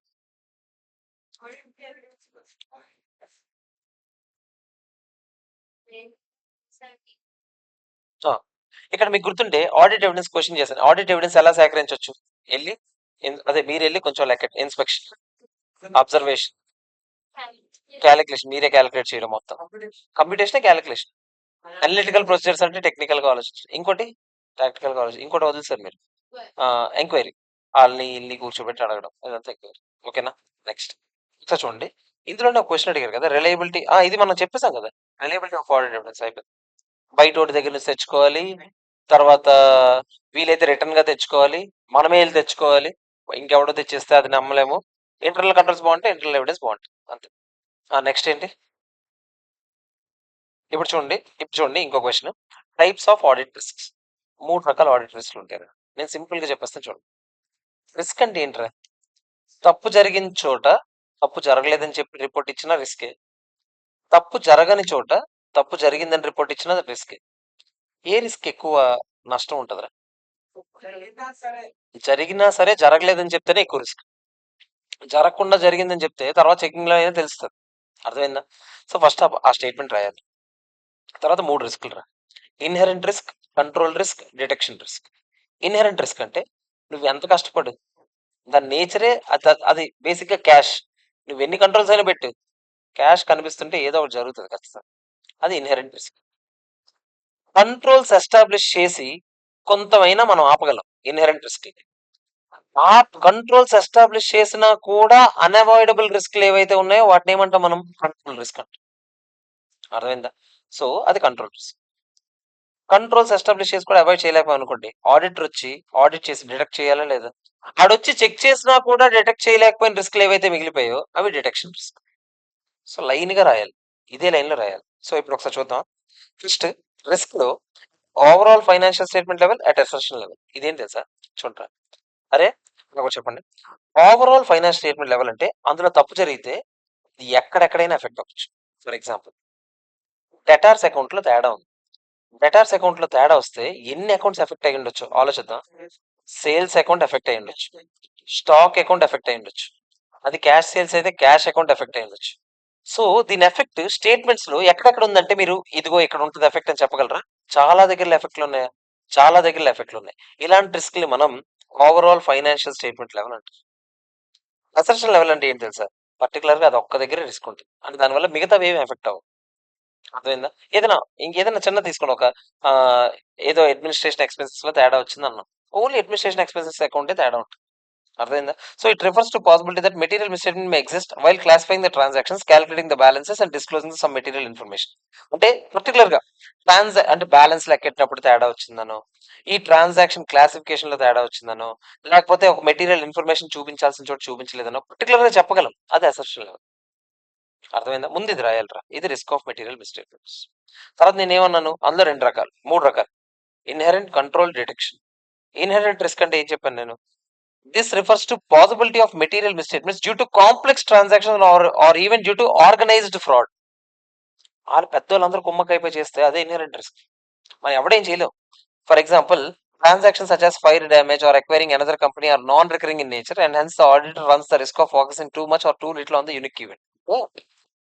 బేసిక్ గా ఇలాంటి కాంప్లెక్స్ ట్రాన్సాక్షన్స్ లో మనం ఎంత ఫోకస్ చేసినా ఇందులో ఫ్రాడ్ జరిగిందనే విషయం మనం కనుక్కోవడం చాలా కష్టం. అలాంటి రిస్క్ ఏమంటాం మనం? ఇన్హెరెంట్ రిస్క్ అంటాం. అలా కాదండి, మనం కొద్దో గొప్ప ఇంటర్నల్ కంట్రోల్స్ ఎస్టాబ్లిష్ చేసుకుని అయినా సరే మనం కొంచెం అయినా దాన్ని ఆపగలం అని అనిపిస్తే దాన్ని ఏమంటాం మనం? Control risk. So this refers to possibility of material misstatement. Controls అన్ని బాగున్నా కూడా తప్పించుకున్న రిస్క్లు ఏవైతే ఉండిపోయో వాటిని ఏమంటాం మనం? Control risk. కంట్రోల్స్ అన్ని బాగున్నాయి, అన్ని బాగుంటే ఏ రిస్క్ ఉండకపోతే ఓకే. కంట్రోల్స్ ఉన్నా కూడా కొన్ని కంట్రోల్స్ ని తప్పించుకొని కొన్ని ఫ్రాడ్లు చేసే ఛాన్స్ ఉంది. ఇంటెన్షనల్ గా చేయొచ్చు, అన్ఇంటెన్షనల్ గా జరగచ్చు, ఏదైనా జరగచ్చు. పైంది maximum intentional risk, inherent risk. అంటే ఇంటర్నల్ గా పెద్ద పెద్ద బేసిక్ మనకు అర్థం కావు కూడా. అది నిజంగా అందులో తేడా ఏదైనా జరిగినా కూడా మనం కనుక్కోలేం. ఆ పెద్ద పెద్ద వాళ్ళందరూ ఇన్వాల్వ్ అయ్యి ఉంటారు. ఇది మీకు చెప్పాను కదా. For example due to inefficient internal controls వల్ల కొన్నిసార్లు బీఆర్ఎస్ ఏదైతే ఉందో అది కరెక్ట్ గా జరగపోయి ఉండొచ్చు, లేదా బ్యాంక్ బ్యాలెన్స్ లో ఏదైనా కరెక్ట్ ఎంట్రీస్ వేయకపోయి ఉండొచ్చు. ఇవన్నీ మీరు కంట్రోల్స్ బాగుంటే యాక్చువల్ గా బాగుండేది. కంట్రోల్స్ బాగాలేదు కాబట్టే ఈ రిస్క్లు వచ్చే ఛాన్స్. అర్థమైందా? మరి last and final detection risk. Detection risk అంటే చెప్పాను కదా, కంట్రోల్స్ బాగాలేదు సరే, at least auditor, internal auditor, external auditor ఎవడో చెక్ చేసినప్పుడు దొరకాలా లేదా? ఇప్పుడు కూడా దొరకలేదు అనుకోండి, అలాంటి రిస్క్లు ఏమంటాం మనం? డిటెక్షన్ రిస్క్ అంటాం. అర్థమైందా? కానీ ఇక్కడ మీరు ఇది రాయాలి ఖచ్చితంగా. ఈ ఫార్ములా ఒకటి రాయాలి, ఈ ఫార్ములా ఒకటి రాయాలి. ఆడిట్ రిస్క్ అంటే మామూలుగా చూడండి, రిస్క్ ఆఫ్ మెటీరియల్ మిస్టేట్మెంట్ అంటే risk of material misstatement into detection risk. Sir risk of material misstatement అంటే ఏంటి సార్ అంటే మళ్ళీ 2, inherent risk into control risk. ఇది ఖచ్చితంగా కోడ్ చేయాలి, ఇది కోడ్ చేస్తేనే మార్క్స్ వస్తుంది. రిస్క్ పర్సంటేజ్ వైజ్ లెక్కెడతారు జనరల్ గా. అంటే డిటెక్షన్ రిస్క్ ఎంత? 10%. అంటే 100 ఐటమ్స్ దొరికితే అట్లీస్ట్ ప్రాబిలిటీ ఒక 10% ఐటమ్స్ అయినా పెంచుకోవచ్చు. 100 తప్పులు ఉండొచ్చు, 90 దొరకచ్చు, ఇంకో 10 ఆల్మోస్ట్ తప్పించుకోవడం ఛాన్స్. పర్సంటేజెస్ అంతే, పర్సంటేజ్. ఓకేనా కదా చెప్పండి. మనకి రిస్క్ అంటే బేసిక్ గా ఫ్రాడ్ లేదా ఎర్రర్ జరగడానికి రిస్క్, అది రిస్క్. ఓకేనా. నెక్స్ట్ నెక్స్ట్ చెప్తారా. చూడండి నెక్స్ట్ క్వశ్చన్, ఆడిట్ శాంప్లింగ్ లో ఉండే రిస్క్ ఏంటి. శాంప్లింగ్ అంటే ఏంట్రా, బేసిక్ గా ఎవడైనా ఆడిటర్ అనేవాడు వెళ్ళి అన్ని చెక్ చేయడం కుదురుతుందా, కుదరదు. అన్నం ఉడికిందో లేదో 2 మెతుకులు చూసి చెప్తాం, అవునా. సేమ్ ఇది కూడా అంతే. కానీ ఇక్కడ ప్రాబ్లం ఏంటి, దీంట్లో ఒక రిస్క్ ఉంది. ఏంటో రిస్క్, ఒకటి శాంప్లింగ్ రిస్క్, ఇంకోటి నాన్ శాంప్లింగ్ రిస్క్. ముందు మనం శాంప్లింగ్ రిస్క్ అంటే ఏంటో చూద్దాం. Since sample is only for a selected part of population, it can never reflect all the characters. Sampling అంటేనే 100లో 2 చూస్తాం. ఈ 2 100ని రిప్రజెంట్ చేయాలని రూల్ ఉందా. ఈ 2 మాత్రం అలా ఉన్నాయేమో, మిగతావన్నీ అలా లేవేమో. రిస్క్ అయినా కాదా చెప్పండి, అవునా. సో అదొక risk. There will always be some risk that is unavoidable in this process. Sampling risk లో మళ్ళీ రెండు రిస్క్లు అంట. Sampling risk associated with compliance procedure, sampling risk associated with substantive procedure. అంటే ఏంటో చూద్దాం. Here the auditor based on sampling procedures came to conclusion that test of controls, ఇది test of controls అంటే ఏంటి సార్, ఒక 2-3 ఇంటర్నల్ కంట్రోల్స్ చూసి wow వీళ్ళు internal controls చాలా బాగున్నాయని చెప్పాడు, అదొక రిస్క్. అర్థమైందా. టెస్ట్ ఆఫ్ డీటెయిల్స్ అంటే ఏంటి తెలుసా, here based on the audit sampling he may come to the conclusion that finance statements are free from, అంటే ఫైనాన్స్ స్టేట్మెంట్స్ అన్ని సూపర్ గా ఉన్నాయి, నేను ఒక 2 ట్రాన్సాక్షన్స్ చూసానండి చాలా బాగున్నాయి అని చెప్పారు. ఆ రెండిట్లాగే మిగతా ట్రాన్సాక్షన్స్ అన్ని ఉండాలని రూల్ ఉందా. ఈ 2 రిస్కుల పేర్లు test of controls and test of details. Sampling risk లోనే మళ్ళీ 2 రిస్కులు, test of controls, test of details. Test of controls చేసి మీరు ఏమని డిసైడ్ చేశారంటే 2-3 కంట్రోల్స్ చూసి ఇంటర్నల్ కంట్రోల్స్ అన్ని చాలా బాగున్నాయండి అని చెప్పారు, అదొక రిస్క్. ఇన్ రియాలిటీ బాగాలేవు. ఇంకో రిస్క్ ఏంటి, 2-3 ట్రాన్సాక్షన్స్ చూసి ఫైనాన్స్ స్టేట్మెంట్స్ అన్ని ట్రూ అండ్ ఫెయిర్ గా చూపిస్తున్నాయి అన్నారు, ఇన్ రియాలిటీ అవి చూపించట్లేదు. అర్థమైంది, శాంప్లింగ్ రిస్క్. ఆ శాంపుల్ లోనే తప్పుగా ఉండడం వల్ల ఇది ఉంటుంది. అదే చెప్తున్నాడు ఆడు కూడా, దిస్ రిస్క్ ఈస్ అన్అవాయిడబుల్, ఎవడేం చేయలేదు. ఇప్పుడు ఏం చేయాలి, శాంపుల్ సైజ్ వీలంత ఎక్కువ తీసుకోవాలి. వీలంత ఎక్కువ శాంపుల్ సైజ్ తీసుకుంటే కొంచెం ఎక్కువ నమ్మొచ్చు అంతే. మరి నాన్ శాంప్లింగ్ రిస్క్ అంటే ఏంటి సార్ అంటే, while conducting sampling error may also arise due to improper processing of data, lack of expertise, ఇలాంటివన్నీ నాన్ శాంపుల్. అంటే శాంపుల్ తీసుకోవడం ప్రాబ్లం కాదు ఇక్కడ, శాంపుల్ అనలైజ్ చేయలేకపోతున్నాడు కరెక్ట్ గా. తీసుకున్న శాంపుల్ ని ప్రాపర్ గా అనలైజ్ చేయకపోవడం కూడా ఒక రిస్కే. సో ఇది శాంపుల్ వల్ల వచ్చే రిస్క్ కాదు, ఇది non sampling risk. So accordingly risk of any wrong opinion on part of auditor due to such errors is called non sampling risk. Non sampling risk avoid చేయొచ్చు. ఎలా అవాయిడ్ చేయొచ్చు, experience ఉన్న వాళ్ళు తీసుకురండి, ఆల్వేస్ అలర్ట్ గా ఉండాలి, reduce చేయొచ్చు, minimum కి రెడ్యూస్ చేయొచ్చు, లేదా జీరో చేసేయచ్చు నాన్ శాంప్లింగ్ రిస్క్ మనం కష్టపడితే. On the other hand sampling risk మాత్రం ఎవడు అవాయిడ్ చేయలేడు. మీరు దాన్ని ఓన్లీ దానికి ఒకటే ఒక మార్గం, శాంపుల్ సైజ్ ఇంక్రీజ్ చేసుకోండి అని చెప్తున్నాడు. అదే కదా నేను కూడా చెప్పాను, అదే చెప్తున్నాడు. అర్థమైందా లేదా చెప్పండి. శాంప్లింగ్ రిస్క్ లో రకాలు, అది ఎలా అవాయిడ్ చేయాలి. Okay, clear. నెక్స్ట్ నెక్స్ట్ చెప్తారా. ఇది ఒకటి ఉంది చూడండి, internal financial controls versus internal financial controls over financial reporting. రెండింటికి తేడా ఏంటి. అరే, internal financial controls over financial reporting అంటే బేసిక్ గా అకౌంట్స్ తయారు చేసేటప్పుడు ఎటువంటి జాగ్రత్తలు తీసుకోవాలో దానికోసం ఒక కంట్రోల్స్ ఎస్టాబ్లిష్ చేస్తే దాన్ని internal financial controls over financial reporting అంటారు. Covers those controls which are elements of financial reporting లో భాగంగా, అంటే బ్యాలెన్స్ షీట్, పిఎండ్ఎల్ లో చూపించేటప్పుడు ఏవేవి ఎలా చూపించాలి ఏంటి అనేది అందులో ఉంటుంది. ఈ ఐఎఫ్సిఎఫ్ఆర్ లో process like order to cash, procurement to pay, human resources, inventory management cover risks only to the extent having direct or indirect impact on financial reporting. ఈ internal financial controls over financial reporting లో main అంతా focus చేసే దేని మీద, ఏవేవి check చేస్తే financial reporting చేసేటప్పుడు, FR basic accounts తయారు చేసేటప్పుడు ఏ ఎలిమెంట్స్ అయితే ఇంపార్టెంట్ అకౌంట్స్ తయారు చేయడానికి, ఆ ఎలిమెంట్స్ లో ఏవైనా తేడాగా ఉన్నాయా అనే దాని మీదే ఫోకస్ చేస్తారు. అర్థమైందా. So therefore this majorly ensures controls which provide reasonable assurance that financial statements are free from material. So ఇక్కడ బేసిక్ ఫోకస్ అంతా ఏంటి, ఫైనాన్షియల్ స్టేట్మెంట్స్ అన్ని కరెక్ట్ గా ఉన్నాయా లేదా, ఫ్రీ ఫ్రమ్ మెటీరియల్ మిస్ స్టేట్మెంట్సా కాదా, దాని గురించి ఫోకస్ అంతా. అర్థమైందా. Internal financial controls, normal internal financial controls అవేం చేస్తాయి, which ensure efficient and effective functions of business controls which, అంటే ఇక్కడ ఓన్లీ డబ్బుల గురించే కాదు, అంటే అకౌంట్స్ లో చూపించే వాల్యూస్ మీదే కాదు, ఇక్కడ ఫోకస్ అసెట్స్ కాపాడడం, తర్వాత మంచిగా స్మూత్ గా రన్ అవ్వడం, అన్నింటినీ దృష్టిలో పెట్టుకుంటారు ఇంటర్నల్ ఫైనాన్షియల్ కంట్రోల్స్ అంటే. కానీ internal financial controls over financial reporting అంటే ఓన్లీ అకౌంట్స్ లో డిస్క్లోజ్ చేసే వాటి మీదే ఫోకస్ చేస్తారు. అర్థమైందా? Put it differently. ఏది వైడర్ కాన్సెప్ట్ మీకు ఇప్పుడు దీన్ని బట్టి అర్థమైతే ఐఎఫ్సిఏ వైడర్ కాన్సెప్ట్. ఐఎఫ్సీలో అన్ని చెక్ చేస్తాం. ఐఎఫ్సిఎఫ్ఆర్ లో ఓన్లీ ఫైనాన్షియల్ రిపోర్టింగ్ మీద ఫోకస్ అంతా ఉంటుంది. ఓకేనా? సో ఐఎఫ్సిలో ఐఎఫ్సిఎఫ్ఆర్ తో పాటు operational controls, anti fraud controls అన్నిటి మీద ఫోకస్ చేస్తాం. అర్థమైందా? Thus, it can be said that IFCFR is a concept which is more intended towards users of financial statements, where IFC is more intended towards functions and management of business. అంటే IFCFR కేవలం share holders గురించి మాత్రమే financial reporting చేసేటప్పుడు తప్పుడుగా ఉండకూడదు, అదొకటే focus అంతా. కానీ internal financial controls అదొకటే కాదు, మేనేజ్మెంట్ ఎలా వర్క్ చేస్తుంది అన్నిటి మీద ఫోకస్ చేస్తుంది. అర్థమైంది లేదా? ఇది వన్ ఆఫ్ ద మోస్ట్ దిక్కుమాల క్వశ్చన్ లో అదొక దిక్కుమాల క్వశ్చన్. మీకు ఆ ఇంటర్నల్ చెక్ అలాంటి దిక్కుమాల క్వశ్చన్, ఇది ఒక దిక్కుమాల క్వశ్చన్. ఓకేనా? నెక్స్ట్ క్వశ్చన్ చూడండి, ఆల్మోస్ట్ అయిపోవచ్చు, ఇంక రెండే ఉన్నాయి. Types of internal controls. Internal controls లో types. First type preventive controls, next detective controls. పేర్లోనే మీకు అర్థమైపోతుంది తేడా. ప్రివెంటివ్ కంట్రోల్స్ దేనికి? అసలు తప్పే జరగకుండా ఉండేలాగా చూసుకునేవి. డిటెక్టివ్ కంట్రోల్స్ దేనికి? తప్పు జరిగింది, తప్పుని వెంటనే కనిపెట్టడం ఎలా అనే దాని మీద ఫోకస్ చేస్తాం. సో ప్రివెంటివ్ కంట్రోల్స్ మళ్ళీ టైప్స్ ఉన్నాయి. సెగ్రిగేషన్ ఆఫ్ డ్యూటీస్ అంటే ఏంట్రా? ప్రతి పని మనం నీట్ గా సెగ్రిగేట్ చేస్తే అసలు తప్పులే జరగవు.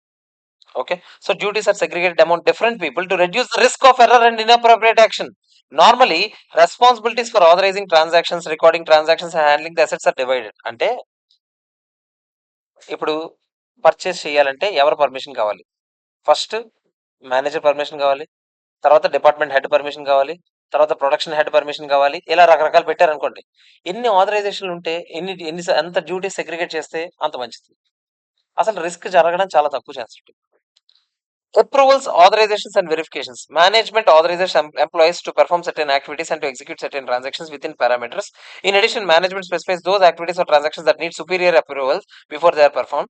A superior's approval implies that he has verified and validated. అంటే ఇలా పెట్టుకో, బేసిక్ గా ప్రతి పనికి అప్రూవల్, ఆథరైజేషన్, వెరిఫికేషన్ పెట్టుకోవాలంటే ఏ చిన్న పనైనా సరే ఎవడో ఒకటి చెక్ చేసేలాగా ఉంటే మీ కంపెనీలో ఇప్పుడు అది ఫ్రాడ్ జరగడానికి స్కోపే ఉండదు. సో వీలైనంత ఎక్కువ అప్రూవల్స్ పెట్టుకోవాలి, ఆథరైజేషన్స్ పెట్టుకోవాలి, అండ్ ఎప్పటికప్పుడు వెరిఫికేషన్స్ కూడా పెట్టుకోవాలి. ఒకటి చేసిన పని ఇంకోటి వెరిఫై చేయడం, ఈ పలానా పని కావాలంటే ఇద్దరు ముగ్గురు అప్రూవల్ తీసుకోవడం. అఫ్ కోర్స్ దీనివల్ల టైం వేస్ట్ కూడా అవుతుంది, ఎఫిషియన్సీ తగ్గిపోతుంది. బట్ అయినా కూడా ఇలాంటి వాటికి దీనివల్ల ఎక్కువగా కంట్రోల్స్ అనేవి ఎక్కువ ఉంటాయి. బేసిక్గా ఫ్రాడ్స్ జరగకుండా ఉంటాయి companies. Okay, and security of assets, access to equipment, inventories. ఇప్పుడు కొన్ని అమౌంట్స్ మాత్రం కొన్ని వాటికి రెస్ట్రిక్టెడ్ యాక్సెస్ ఇవ్వాలి. అంటే ఏంట్రా? ఎవరు పడితే వాళ్ళు వెళ్ళిపోవడానికి. ఇప్పుడు మన దగ్గర కొన్ని లాకర్లో ఐటమ్స్ కొంతమందికి మన ఛాన్స్ ఇవ్వాలి, కొన్ని ఐటమ్స్ కి కొంతమందికి రెస్ట్రిక్షన్ ఇవ్వాలి. దేనికి? ఎందుకంటే రేపు పొద్దున్న ఏదైనా జరిగినా కూడా ఒక ఇద్దరు ముగ్గురు అనుకోండి దానికి రెస్పాన్సిబుల్ పర్సన్స్, వాళ్ళని అడగొచ్చు కాబట్టి. అర్థమైందా?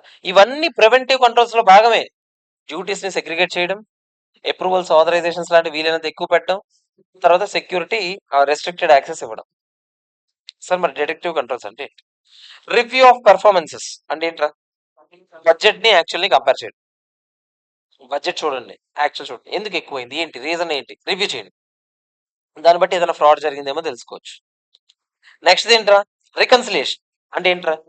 సేమ్ అంటే ఇప్పుడు నీ ప్రకారం ఎంత వచ్చింది, మా ప్రకారం ఎంత వచ్చింది, ఇవన్నీ చెక్ చేసి ఆటోమేటిక్ గా టాలీ అవ్వాలి. రెండు చోట్ల టాలీ అవ్వలేదు అనుకోండి, అదంతా రికన్సిలియేషన్ లో భాగం. ఓకేనా? Next physical verification of inventories. ఇదేంటిది? ఎప్పటికప్పుడు బుక్స్ లో ఉన్న వాల్యూస్ కరెక్ట్ అయినా కాదా అని ఫిజికల్ వెరిఫికేషన్ పంపించండి ఎవరినైనా. వాళ్ళు వచ్చి చెక్ చేస్తారు, చెక్ చేసాక టిక్లు అన్ని కొట్టాక కరెక్ట్ గా ఉందా లేదా బుక్స్ తో వెరిఫై చేస్తారు. ఇవన్నీ డిటెక్టివ్ మెజర్సా, ప్రివెంటివ్ మెజర్సా? Detective measures. అర్థమైందా లేదా చెప్పండి, క్లియరా కదా? ఇది types of internal controls. Okay, last and final techniques for evaluation of internal control. Techniques ఏంటో చూద్దాం. ఇంటర్నల్ కంట్రోల్స్ ఎవాల్యుయేట్ చేయడానికి టెక్నిక్స్ ఏంటి, అంటే బాగున్నాయా లేదా. ఇప్పుడు మీరే ఈ టెక్నిక్స్ తెలుసుకోవాలి, ఎందుకంటే మీరు రేపొద్దున ఆడిట్కి వెళ్ళాక ఓకే ఇంటర్నల్ కంట్రోల్స్ ఎలా ఉన్నాయో లేదో చెక్ చేయడానికి ఇదిగో ఈ టెక్నిక్స్ తో మీరు ఎవాల్యుయేట్ చేయొచ్చు. ఇంటర్నల్ కంట్రోల్ స్ట్రాంగ్ గా ఉన్నాయా, వీక్ గా ఉన్నాయా ఏంటి అని చూడాలి. ఓకే, సో ఎలాగో చూద్దాం. నెరేటివ్ రికార్డ్ అంటే ఏంటి సార్? బేసిక్ గా అసలు మీ కంపెనీలో ఎవరికి ఏ పవర్స్ ఉన్నాయి మొత్తం రాసి ఇచ్చేయండి. అన్ని రాసిచ్చేస్తే it is a complete and exhaustive description of the system. It is appropriate in circumstances where formal system is lacking, like in the case of small business. Gaps in the control system are identify. Basic గా narrative record అంటే మీకు చెప్పాను కదా, మొత్తం A to Z ఏం జరుగుతుంది, ఎవరెవరు ఏ పర్మిషన్లు ఉన్నాయి, ఎవరెవరికి ఏ అథారిటీస్ ఉన్నాయి, అన్ని రాసిచ్చేయండి. మేము చెక్ చేసుకుంటాం. దాన్ని బట్టి మేము ఐడెంటిఫై చేస్తాం. ఓకే. ఇక్కడ ఇక్కడ ల్యాప్స్ అవుతుంది. ఇక్కడ ల్యాప్స్ అవుతుంది. ఇది కొంచెం కష్టం చెక్ చేయడం. నరేటివ్ రికార్డ్స్ ద్వారా చెక్ చేయడం. ఓకేనా. ఆడే రాసిస్తాడు. అందుకే కానీ ఇందులో ఏది నమ్మొచ్చు, ఏది నమ్మకూడదు ఇలాంటివన్నీ కష్టం ఎక్కువ. చెక్ లిస్ట్ అంటే ఏంటి తెలుసా? నేను ఒకటి ఇస్తాను, రాసిస్తాను. నువ్వు యెస్, నో, నాట్ అప్లికబుల్ 3 ఆన్సర్‌లు ఇస్తే చాలు. స్టాక్ వెరిఫికేషన్ 3 మంత్స్‌కి ఒకసారి చేస్తున్నారు. యెస్సా, నోవా, నాట్ అప్లికబులా? ఆ మూడిట్లో ఏదో ఒకటి రాయాలి అంతే. మాకు స్టాకే ఉండదంటే నాట్ అప్లికబుల్ రాయి. అర్థమైందా? ఇంటర్నల్ చెక్ ఒకటి ఉంటది. బేసిక్‌గా చెక్ లిస్ట్ ఒకటి ఉంటది. ఆ చెక్ లిస్ట్ మొత్తానికి మీరు ఆన్సర్ చేసి ఇస్తే దాన్ని స్టడీ చేసుకొని మేము దాన్ని బట్టి మీ ఇంటర్నల్ కంట్రోల్ స్ట్రాంగ్‌గా, వీకా మేము అసెస్ చేసుకుంటాం. అది చెక్ లిస్ట్. నెక్స్ట్ ఏంటి? Flow chart. బేసిక్‌గా అసలు మొత్తం సార్ మా పైన ఈడుంటాడండి. ఈడి కింద ఈళ్ళిద్దరు ఉంటారండి. వీళ్ళ కింద మళ్ళీ వీళ్ళిద్దరు ఉంటారండి. అలా మొత్తం డీటెయిల్‌గా ఫ్లో చార్ట్ లోపల చెప్తాం. ఇలా బ్రాడర్ పిక్చర్ అర్థమవుద్ది. బేసిక్‌గా ఒక గ్లింప్స్ లాగా. ఓకే. ఓకే. ఓకే. ఇలా అలా అర్థం చేసుకున్నాం. Last and final internal control questionnaire. ఇది కూడా క్వెషనీర్. ఇందాకల చెక్ లిస్ట్ అంతే, క్వెషనీర్ అంతే. క్వెషనీర్ ఇంకొంచెం డీటెయిల్‌గా ఉంటది. It is most widely used. ఇది ఎందుకంటే క్వెషనీర్‌లో నేను కొన్ని క్వెషన్స్ నేను ఆల్రెడీ డిజైన్ చేసి ఉంచేస్తాను.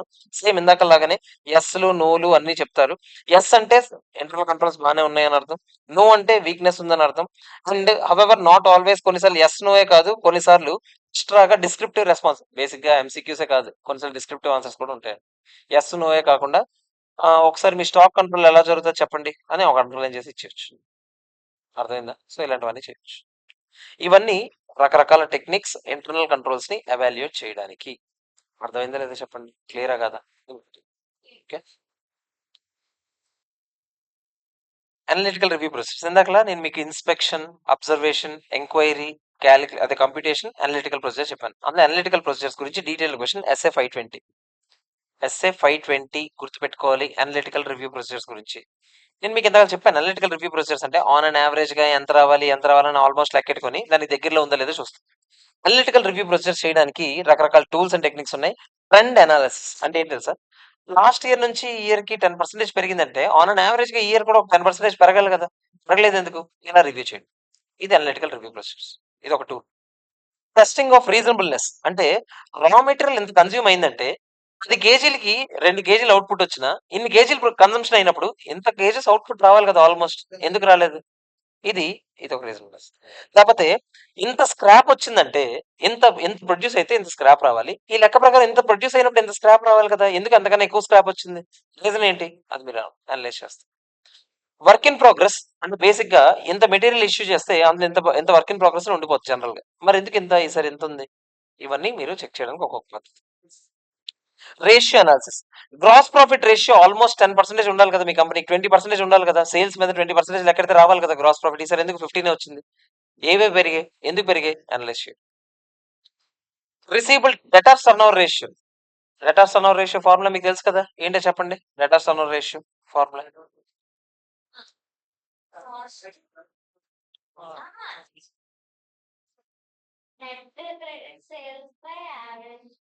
అదే average debtors divide by average debtors చేయాలి. Turnover divide by average debtors. ఓకేనా. అదే క్రెడిట్ సేల్స్ ఒకటే తీసుకుంటాం టర్న్ ఓవర్ రేషియోకి అయితే. ఓకేనా. సో టర్న్ ఓవర్ రేషియో బట్టి రిసీవబుల్స్ ఎంత ఉండాలి కదా. మీ టర్న్ ఓవర్ రేషియో 5 అయితే అంటే డెటార్స్ 10 lakhs ఉంటే దానికి 5 times ఉండాలి టర్న్ ఓవర్. అంటే 50 lakhs ఉండాలి టర్న్ ఓవర్. ఎందుకు లేదు? అది చూడాలి. Inventory turn over ratio same. Inventory ఎంత ఉంటే దానికి ఇన్ని టైమ్స్ ఉండాలి కదా turn over. Cost of goods ఎంత ఉండాలి కదా. ఎందుకు లేదు? చెక్ చేయండి. మీ సోర్సెస్ రకరకాల అంటే దీనికి ఏవేవి అవసరం అవుతాయి? బడ్జెట్స్ అవసరం అవుతాయి. ఇంటరిమ్ ఫైనాన్షియల్ ఇన్ఫర్మేషన్ అంటే ఇయర్ మధ్యలోనే కొంచెం ఫైనాన్షియల్ ఇన్ఫర్మేషన్ కావాలి.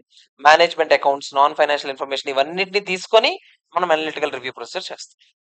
రేషియో అనాలిసిస్ చేసాంరా. ట్రెండ్ అనాలిసిస్ చేసాంరా. రేషియో అనాలిసిస్ లో ఏ రేషియోస్ మీరు రాస్తారు? Gross profit ratio, turnover రేషియోలు ఏవి పడితే రాసియండి. ట్రెండ్ అనాలిసిస్ చేసాంరా. రీజనబుల్నెస్ కోసమేమో ఎంత కన్సంప్షన్ అయితే ఇంత రావాలి కదా. ఇంత అయితే ఇంత రావాలి కదా. ఎంత వర్క్ ఇన్ ప్రోగ్రెస్ ఎంత ఉండాలి కదా. స్క్రాప్ ఎంత రావాలి కదా చూసాంరా. లాస్ట్ అండ్ ఫైనల్ ఇన్ఫర్మేషన్ దీనికోసం ఎక్కడెక్కడ నుంచి కావాలో అక్కడ నుంచి తీసుకున్నాం. అర్థమైందా? మహా అయితే 1-2 వదిలాను. మీరు చూసుకోండి. అయిపోయింది. ఇకతో ఈ చాప్టర్ సమ్ అప్ హో గయా. ఓకే. ఓకే ఫ్రెండ్స్, ఎవరికైనా క్లాసెస్ కావాలంటే అప్ టు ఎగ్జామ్స్ కోర్సెస్ ఏమైనా కావాలంటే నెంబర్స్ ఇస్తాను. దానికి కాంటాక్ట్ అవ్వండి. అప్ టు ఎగ్జామ్స్ కోర్సెస్ ఏమైనా కావాలంటే అందులో తీసుకోవచ్చు. Okay. Okay friends, bye, have a nice day. Bye bye.